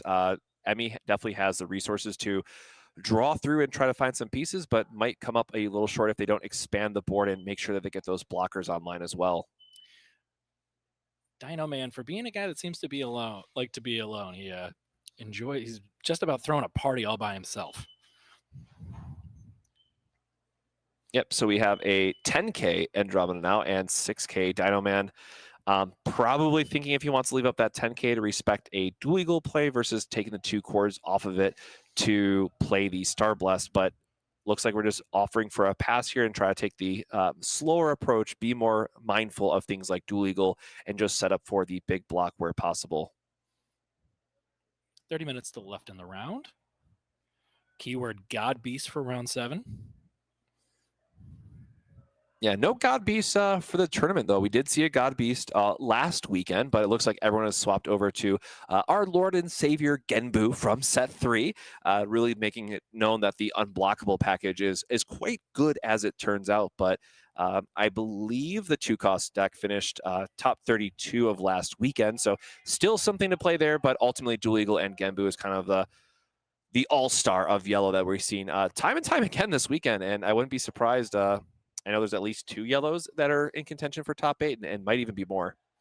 Genbu, the millennial turtle, unable to afford a house, so it put it on its back. He's got a whole city with him, it turns out. Wow, just a aggressive attack and see what we have. So no pre-block flash, it looked like. We're going to open up the Thorn Prison here just to try to force our opponent down to 1. But I think Emmy has a Dream Bomb. maybe I saw it's I hard saw to a see Dream what else. Bomb. Yeah, I believe he has the cores. He won't have to cough up any of his creatures. Yep. There's the Dream Bomb. Shuffle to the front. Take 4 off of the Andro, 1 off of the Nexus, and return that to your hand. So usually it feels pretty bad to have the Dream Bomb here, right? When it's just for a little carbuncle, but with not, because normally it would just cost 1 and you would get to replay it. And but saving your life total here from the absolute ice shield side of it, and also setting your opponent's board back to 0 is pretty big, it turns out. So again, we see Emmy in a very commanding position, lots of symbols on board, has an Andro, which is still a very real threat if Gavin can't find a way to deal with the confront side of it. And now just another turn where Emmy gets to build up, draw extra cards, see extra cards with Volcanic Canyon, and really just try to dig for those pieces he needs. And still no ice shield. Oh, well, okay. That was 2 ice shields off the top, actually, as soon as I said something, which is now going to give him an opportunity to feel a little bit safer with knowing a Genbu is good, lurking around the corner. He had to pay for the Star Blast draw to do it, though.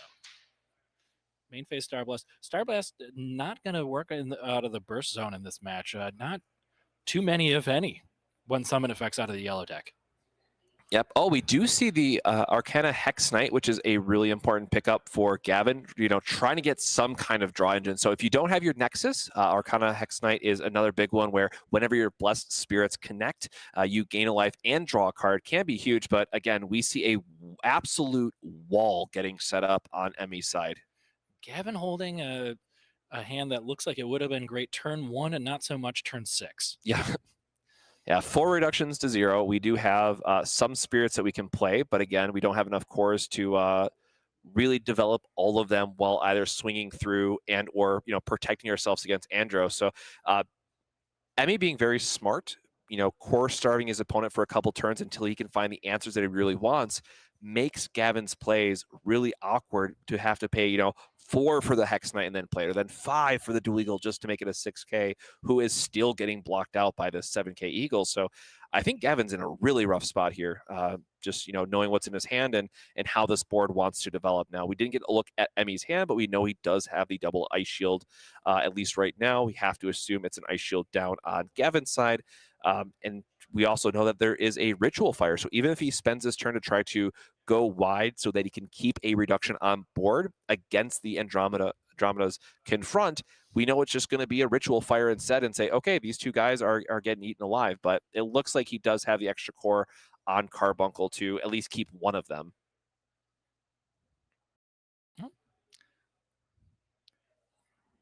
One core goes flying. Double draw for the Canyon. And is it the Big Bird? Yeah, Does Big just Bird get the Big Bird trash? out of here. Does he like his Big Bird? Yeah, and here again we have a Nova. We have a turn of just Ritual Fire, Andromeda Confront, potentially doing a lot of work. Big Bird goes to the trash. Yep, makes sense. You are very committed to the red half of your deck right now. Didn't have Highlands to get the extra ramp, and there's actually a few more green Void Lords in the list as well, and not something that you really want to set up here. So again, I really like just a slow and steady. Oh, we're just going to go right into the... Okay, well, hey, what's better than killing 1 spirit? Just kill 2 of them at the same time. Why not? Wow. So we are going to see a very expensive Nova come down.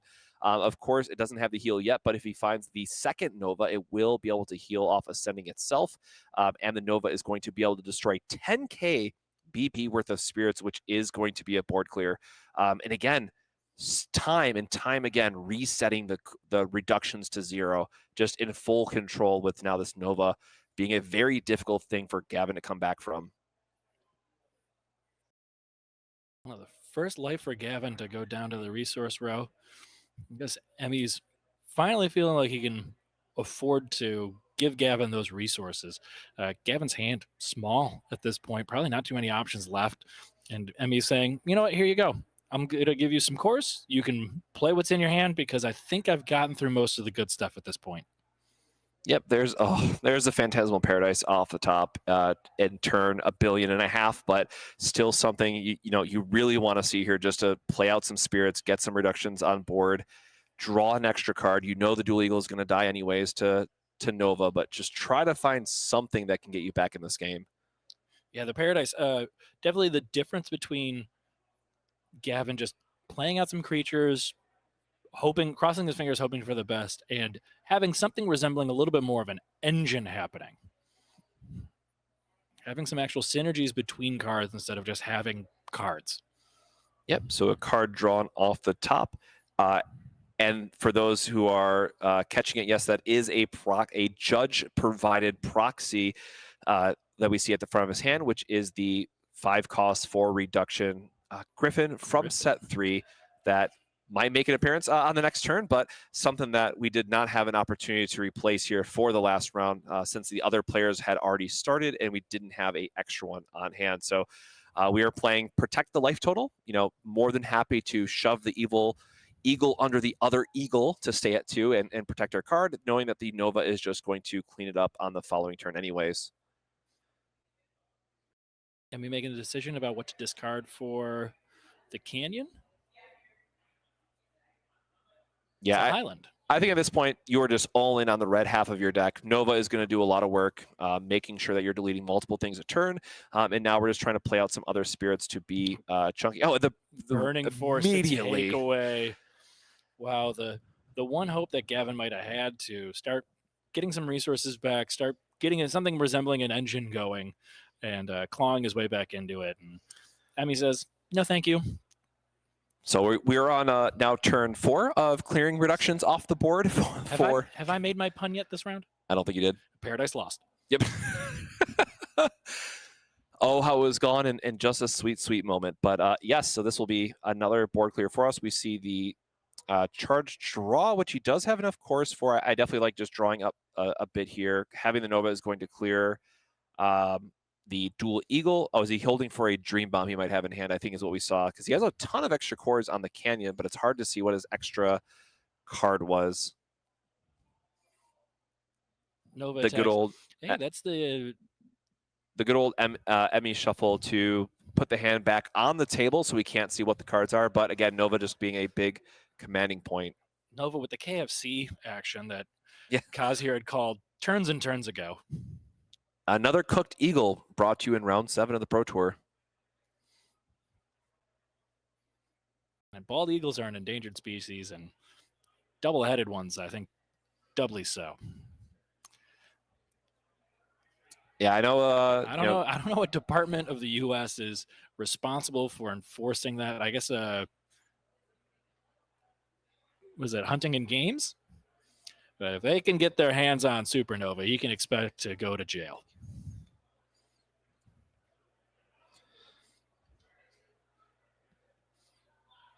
Get him with the ice shield. So for those at home, if you want to see the Best Coast Pairings link, we do not have it offhand, but you can ask in the community Discord. Shout out to them. I know that they have shared it around quite a bit, but we will have a breakdown. Not the graphic ready, but we will be talking about what made top 8 after a short break of this round, just to give players an idea. And then, of course, those in top 8 will receive a list as well.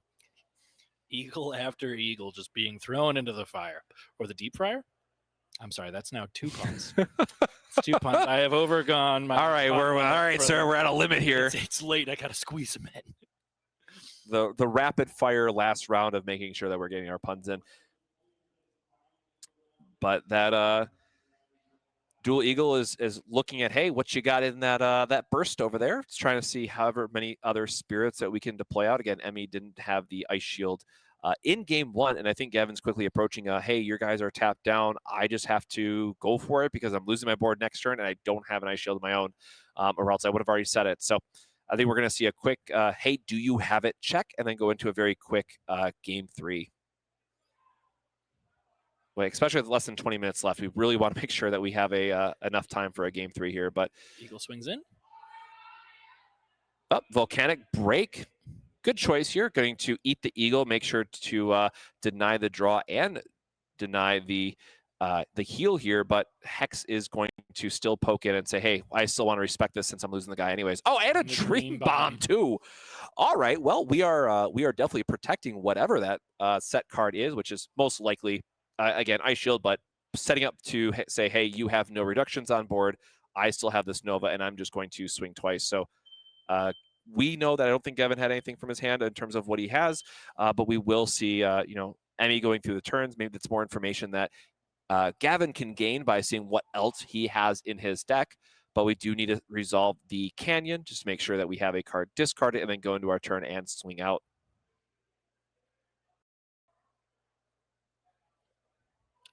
Discards the king. Resets his cores. Refreshes his guys. A little bit of shuffling around the cores. Emmy getting set up for potentially the killing blow. Then a charge draw. Fills his hand up.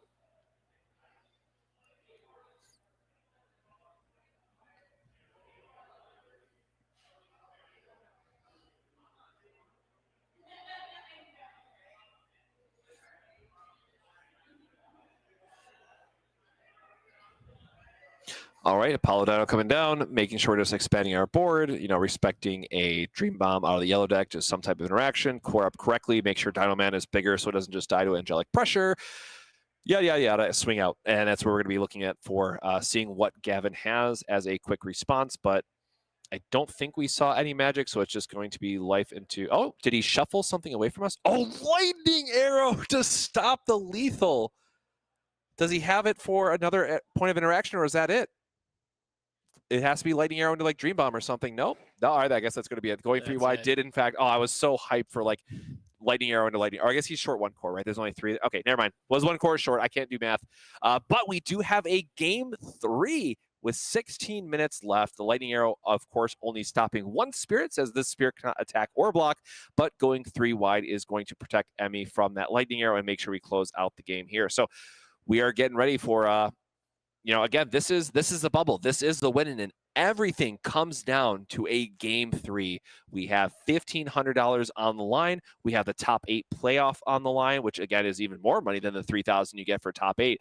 There is everything going into this match, but we'll give the players some time to sideboard again, see if there's any other choice that they want to make, and see what we have here for a final match. And again, I think we have Emmy as the last chance for a non-US player to make the top 8, which would be amazing feat given that they are playing with massive jet lag penalty, as it were, coming from the UK, and I think 3 a.m. now, or however late it is. But how do you think this next game is going to go? More of the back and forth, more of the core reduction off the board, or... Hard to say. I feel like they both had less than ideal draws to kick off game 2, and that kind of dragged things out. I think that there's entirely an opportunity for yellow to just have what it wants in its opening hand and start swinging in, get its bless, and then hit its Genbu and put through the last couple of points of damage like it did game 1. Or on the opposite side of the spectrum, maybe Emmy finds all the removal again, gets all the card options, finds the correct pieces, lines them up, and keeps the yellow deck from being able to form the board state that it ever wants at any given moment, and completely denies. Red, we're not really looking at one of the explosive versions. This is more of a mid-range build. Definitely likes to play those middle to high-cost creatures and kind of win the game a little bit later than I think what yellow might be looking for.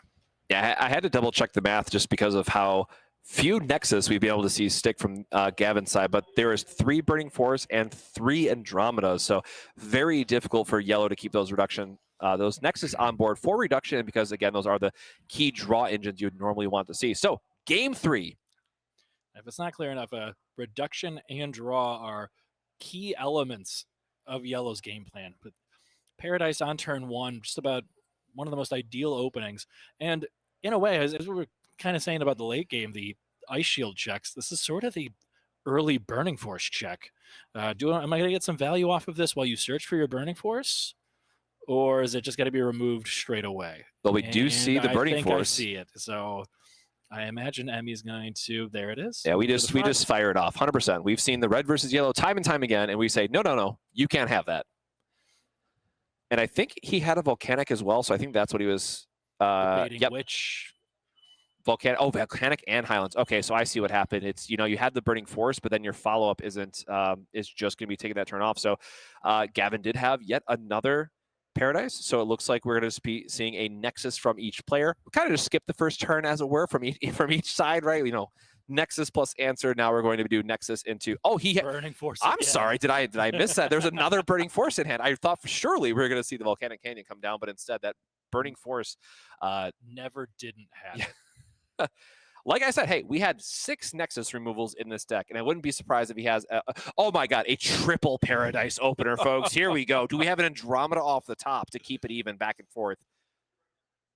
Nope. Okay, this one's going to stick. Gavin is finally going to say, hey, I want this. This is going to stay on the board. Gavin's going to get to play a little bit of the game that they have wanted to play. Oh, so they had triple Nexus and oops, all spells. So no Fabled Beast just yet to take value off of that. But hey, this is a Fabled Beast deck, so surely he is going to top deck one here to play off the Paradise and get another card draw deeper. Yeah, Gavin does not have a low spirit count in his deck by any means. He's got a lot of options, probably made that decision, knew that having the triple Paradise was more important moving into the game, facing so much Nexus removal. There's the Hippo. There we go. Hippo off the top. That does it. It's still going to get blocked out by that Dino Man being at 6K, but you know, we at least get to draw a card and try to line up a Fabled Beast on the next one. So we'll see if he drew anything off the, nope, probably just more magic. Playing the Hippo, advancing your board state, tapping your Nexus to draw a card feels pretty good. The Hippo replaces itself. You're advancing your game plan. Even if he can't turn sideways yet, I mean, that would be ideal. But not a bad turn for Gavin whatsoever. Yep, another Highlands hitting the trash. We don't need that guy. Don't have any of our Gale pieces. And again, the red half of this deck is really the MVP in this matchup in particular. You have all of the destruction for our spirits, all the destruction for Nexus. Looks like we're just going to pop the Hippo while we can here, and then just try to set up a Eagle to really help set up our wall, get time to dig off the Volcanic Canyon. And oh no, I'm sorry, we are going to go in and get a life chip while we're at it. Eagle not fully discounted, but still better than the last time we saw him. Ooh, the Flood Stream coming down. Going to clear the way for a dual Eagle if he draws it. But again, we know that Gavin has a magic-heavy hand, so good opportunity just to use it there in case we do finally find ourselves a dual Eagle. Oh, don't forget the damage. Yep, go to 4. Perfect, there we go. I now pass back to Gavin. Gavin got to draw last turn after playing the Hippo, and he'll get another draw now. So that's 2 shots at stringing together some spirits to advance his board state. Probably just a dual Eagle planned up pretty nicely. Eagle. Draws off the Eagle. Sets a burst. We're gonna put some cores on the Eagle. How many we put on there? Put 3. Okay, there we go. Got some some cores on the Eagle. Floating. They are going on the Eagle as well. The Eagle turns sideways. Maybe. Oh, he's trying to, like, if you put the 2 cores on Phantasmal Paradise, it protects against the Volcanic Break. That Emmy is not going to play anyways because you have to sacrifice his Dino Man. So not something that we're going to see come across now, but that dual Eagle is going to connect for a little bit of a life gain here. So this is nice. We do see both players kind of getting their setup that they want. We did have a lot of interaction back and forth early on with the, hey, do we have a Burning Force check or not? We have the dual Eagle now, which is going to pressure that life gain each time, making sure your level 1s can't block. It is a 6K, so it's quite beefy. The Ritual Fire is not going to check it. You know, Andromeda is never going to be able to pop it with its effect, but could be a 10K wall. So we'll see what Emmy draws off of the Volcanic here on the following turn to answer this Eagle and Paradise combo, which so many yellow players want to set up as early as possible. Yeah. Solid start to game 3, and definitely one of the preferred situations. You'd really hate to step into game 3 and some player gets stuck with an awkward hand, just gets blown out immediately. It's nice to actually have both players with functional hands getting to try and outplay each other. Ooh, Emmy's hand not looking ideal. Dream Bomb, Ritual. It's got the removal. Yeah, but if he Dream Bombs, he has to get rid of his Dino Man. So you definitely just, it always hurts to give them the life gain and the card draw, but he's, oof. Without a proper follow-up, I question, because now you're giving them the dual Eagle back. We know that Gavin was light on it, and he's going to get another draw off of the Paradise. So you sacrifice your own spirit without having a good follow-up just to give him the card draw and same effect again. Like, you're at 5. Surely you just take the hit there. He found the Dino Man. Again, never didn't have it. Yep. Spent a lot of... All right. Charge draw, just getting a couple look at fresh cards while we can. Of course, Dino Man just being a 6K, so it's going to challenge that Eagle, which on the flip side is going to be a 7K because we know he's going to have the Paradise to boost it up. This is just a game of finding the extra copies. 3 Paradise to start, now we're seeing 3 Dino Men. Yeah, it's a very rough start, all things considered, for Emmy. Like, having to use a Dream Bomb there, not an ideal time for it. You know, we found the 2 extra Dino Man, so technically they would have, you know, one of them would have shrunk down, so it doesn't matter too much. But staring down that Paradise is very scary for Emmy's side.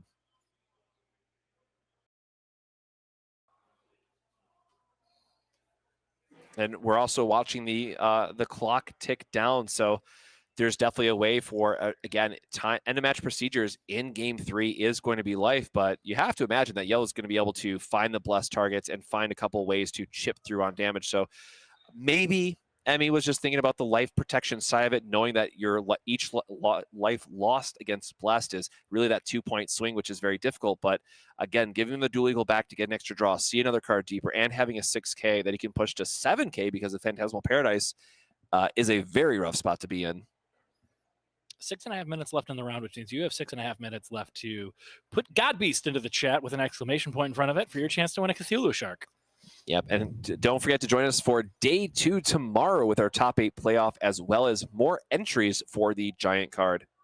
Eagle going all the way up with the cores. Emmy double checks his hand. Yep, so as I mentioned, we're going to have the 7K that comes across. If you're playing for time, you have to take this block. Otherwise, it's 4-4. So Emmy just having to throw his guy under the bus here. I think Emmy's relying quite a bit on the knowledge that he can rip through his deck faster.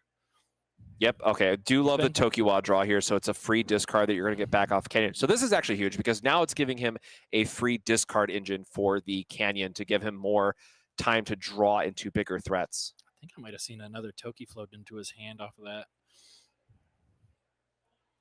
Am I getting as good at spotting cards as you are? Oh, no, it's the green Void Lord. I am not as good yet. Oh, that's interesting.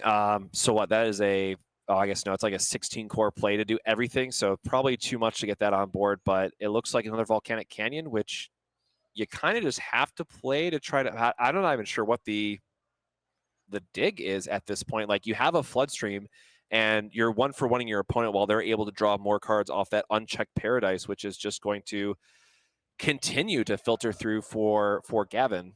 Oh, there's the other Canyon comes down. And Emmy passes the turn back. Respect to the Eagle, keeping the Dino Man up. Yeah, I mean, we know that we're going to lose it to the 7K off the Paradise, but I think we are just playing the protect your life side of it. Oh, and strike back. Oh, that would have been, that would have been so spicy for a game 3 trick to take down the life. Now, we know he has a Floodstream in hand, but that would have given Gavin the opportunity to go wide after he used the Floodstream on the dual eagle. Oh, wow, that would have been, that would have been a very spicy game 3 play, but we'll see. You know, I'm sure there's more Fabled Beast coming down now because we've had a couple extra turns with the... Ooh. Does he still not have a Fabled Beast? Beam Rifle. Wow. Tapping down the Dino Man, taking advantage of an opportunity to get a hit in, gain some life. So we have a Dream Bomb here that we can see in Gavin's hand, but we're not... Wow, surely there was another... I guess he's saving it for the... No, if you save it for the 7K, you just leave it for the... Man, I got to know what's in Gavin's hand. Like, this is breaking my heart at this point. Floodstream. We have an Alice. We have a Cathedral. I guess he really just does not have the Fabled Beast to draw up. And now we know that, oh, he has to pay the Soul Core off the Dino Man if he wants to get the Tokiwa back. But, oh, this is a rough spot to be. Exactly enough cores. You had to use it for the Floodstream. Have to protect your life. Can't really give up the Toki or for the Dino Man. He does, though.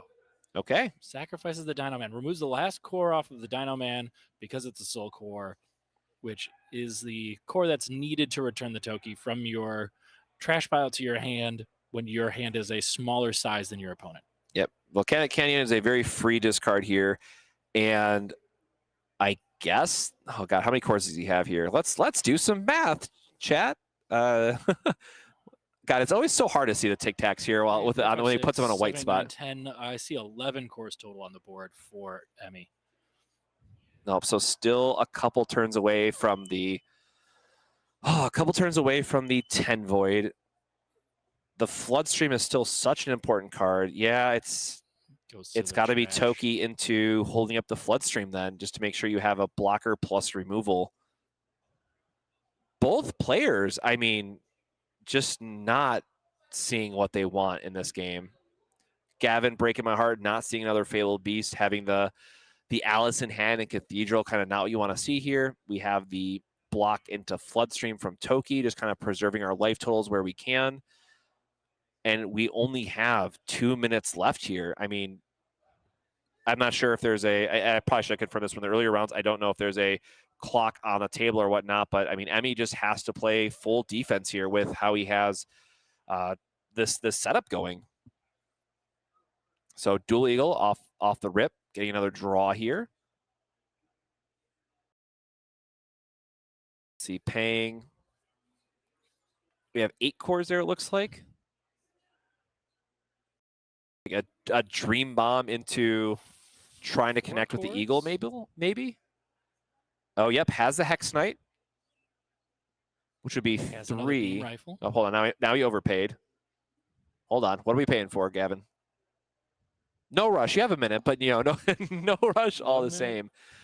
Okay, so he's considering the Dream Bomb for the life gain swing to try to tie up life that way. You also have Hex for 2 into Thorn Prison, I think. I see a suppression hiding back there too. So he wants to make sure that the Soul Core is still out on the board. Oh, this is a stressful turn because I think we're a little behind on the clock. So I think time is getting called right now, actually. So Gavin will be, turn 1 in this case with the 3 additional turns and then figuring out what the play is. So, yep, we're going to go into the Dream Bomb, which we know is going to be met with exactly the Floodstream again. Man, and again, here's the Hex Knight consideration into Dream Bomb. I'm not sure if he had enough cores for it. It's a shame that we're getting so close to time on this one. This game has been fascinating. Both these players playing for their chance at literally a tomorrow. I mean, Andromeda is huge here. Get rid of the Paradise. Deny him the extra card that we know that had it. The Fang, I mean, is just a free discard. The Toki's a free discard because it's going to get back. Fang is being a 10 cost that we don't want anyways. It looks like it's just, I didn't see there's another magic in his hand. It's Ritual Fire Andromeda. Discards the Huntsman. Yeah, so I guess it's just going to be Andromeda to deny your reductions, deny your draw, put it up to 10K. And then that's it. I think it's an Ice Shield. It's been so long since we saw what card got set, but I'm almost positive it's an Ice Shield. Plenty of time to and your opponent's trash. We know that, or I guess, so it looks like time was called on Emmy's turn, actually, so I apologize. So I think Emmy gets the last turn, but if that's Ice Shield, this is just game. Like, if this is a, hey, here's my Ice Shield, good game. But I guess I'm not sure that's an Ice Shield. Like, surely Emmy would have flipped it over if it was an Ice Shield. So I guess it's a Dream Bomb? Dream Bomb, Star Blast draw? Doubt it would be Star Blast. Look, it's been a long day. We are 7 rounds deep. There's a lot to be considered here. But surely it's not long enough that I missed that was an Ice Shield set early because I'm almost positive it is. But again, it is going to be turn 2 here. We do have Emmy at 5 life, so it is just Ice Shield, flip it back up, end my turn. That's it. We go to life, and it is 5-3 in Emmy's favor. We're just discussing how it's been an even longer day for Emmy. Probably some of the worst jet lag in the room. He might not be thinking about what is there it is. Okay, so he caught up. There we go. He does. Just wanted to wait and see what it is. But Emmy is going to take it with the... so again, for those at home who might not be familiar with end of match procedures, because Emmy is higher in life and because he gets the 3rd turn, he can just reveal the information of Ice Shield and say, hey, I'm going to end your attack no matter what, stay at 5 life, and then just pass on my turn to make sure that I have the 5 life to your 3 life. So shout out to Emmy. He gets the top 8 spot, or should be top 8 spot if all my math is correct. Being from the UK and you know, preventing the All-American top 8, as it were, here at Pro Tour 3. And we have you know, a couple other matches that are going to be finalizing up here. We don't have standings yet, of course, but I believe we are going to take a very short break while we wait for standings to finalize. We will kind of go through the list of who is going to be in top 8 and figure all that out, and then go through there.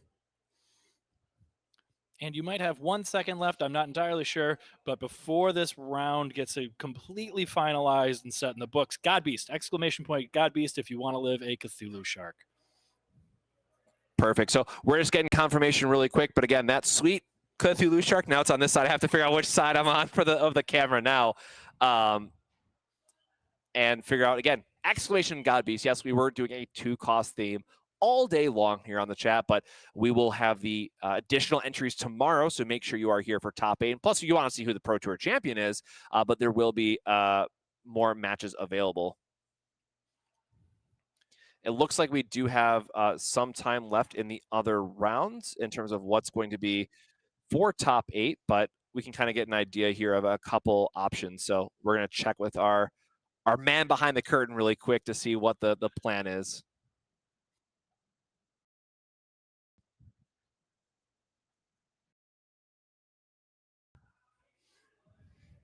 Yes, I guess that is an important note about the pass downs that will be happening or not happening. I guess I'm also waiting to see what the update here is. So we'll wait for confirmation, and then we can go to break after that.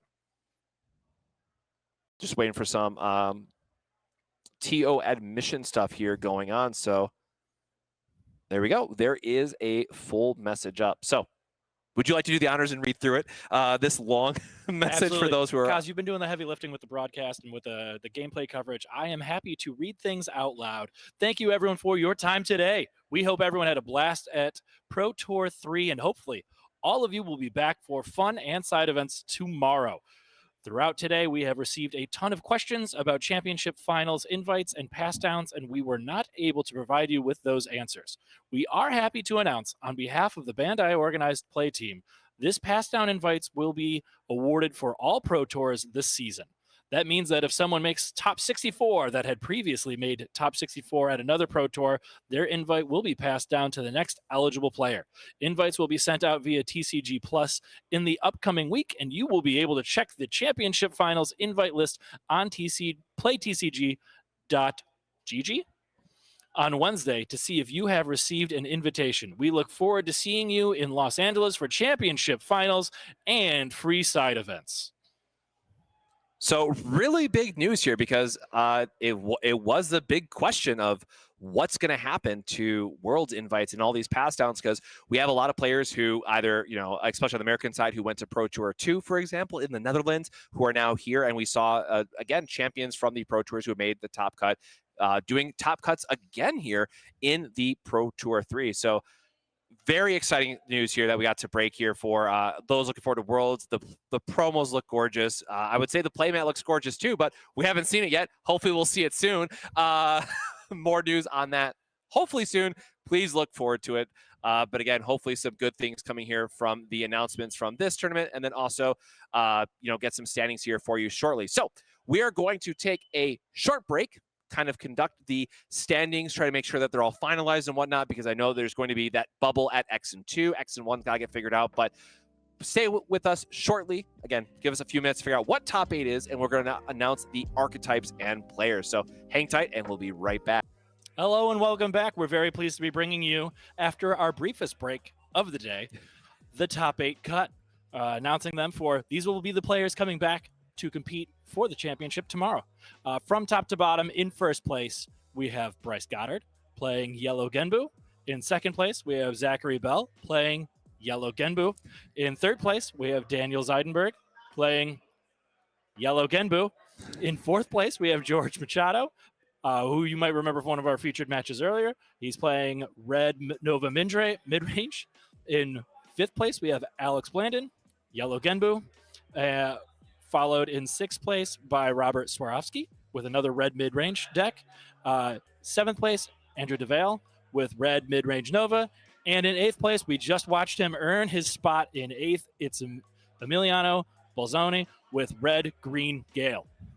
Yeah, so for those at home, the simplest way of that is saying 4 Novas and 4 Genbus are in the top 8. It is a straight cut between them, between the the 2 decks that you don't want to see generally go against one another. Well, at least if you're yellow, right? Because you don't want to see red, but looks like a lot of red did make that cut. So we will have a meta breakdown tomorrow and have all the good graphics and whatnot. And I do got to give a special shout out because I know some people at home were wondering, our white aggro hero finished X2 and was at 9th place of the Pro Tour finish. So just outside, no X2s made it into the day 2. It's all X1. So it was a brutal cut here for the day 1 Pro Tour 3. So how you feeling, Keith? We made it through 7 rounds. It was a long day. Feeling good.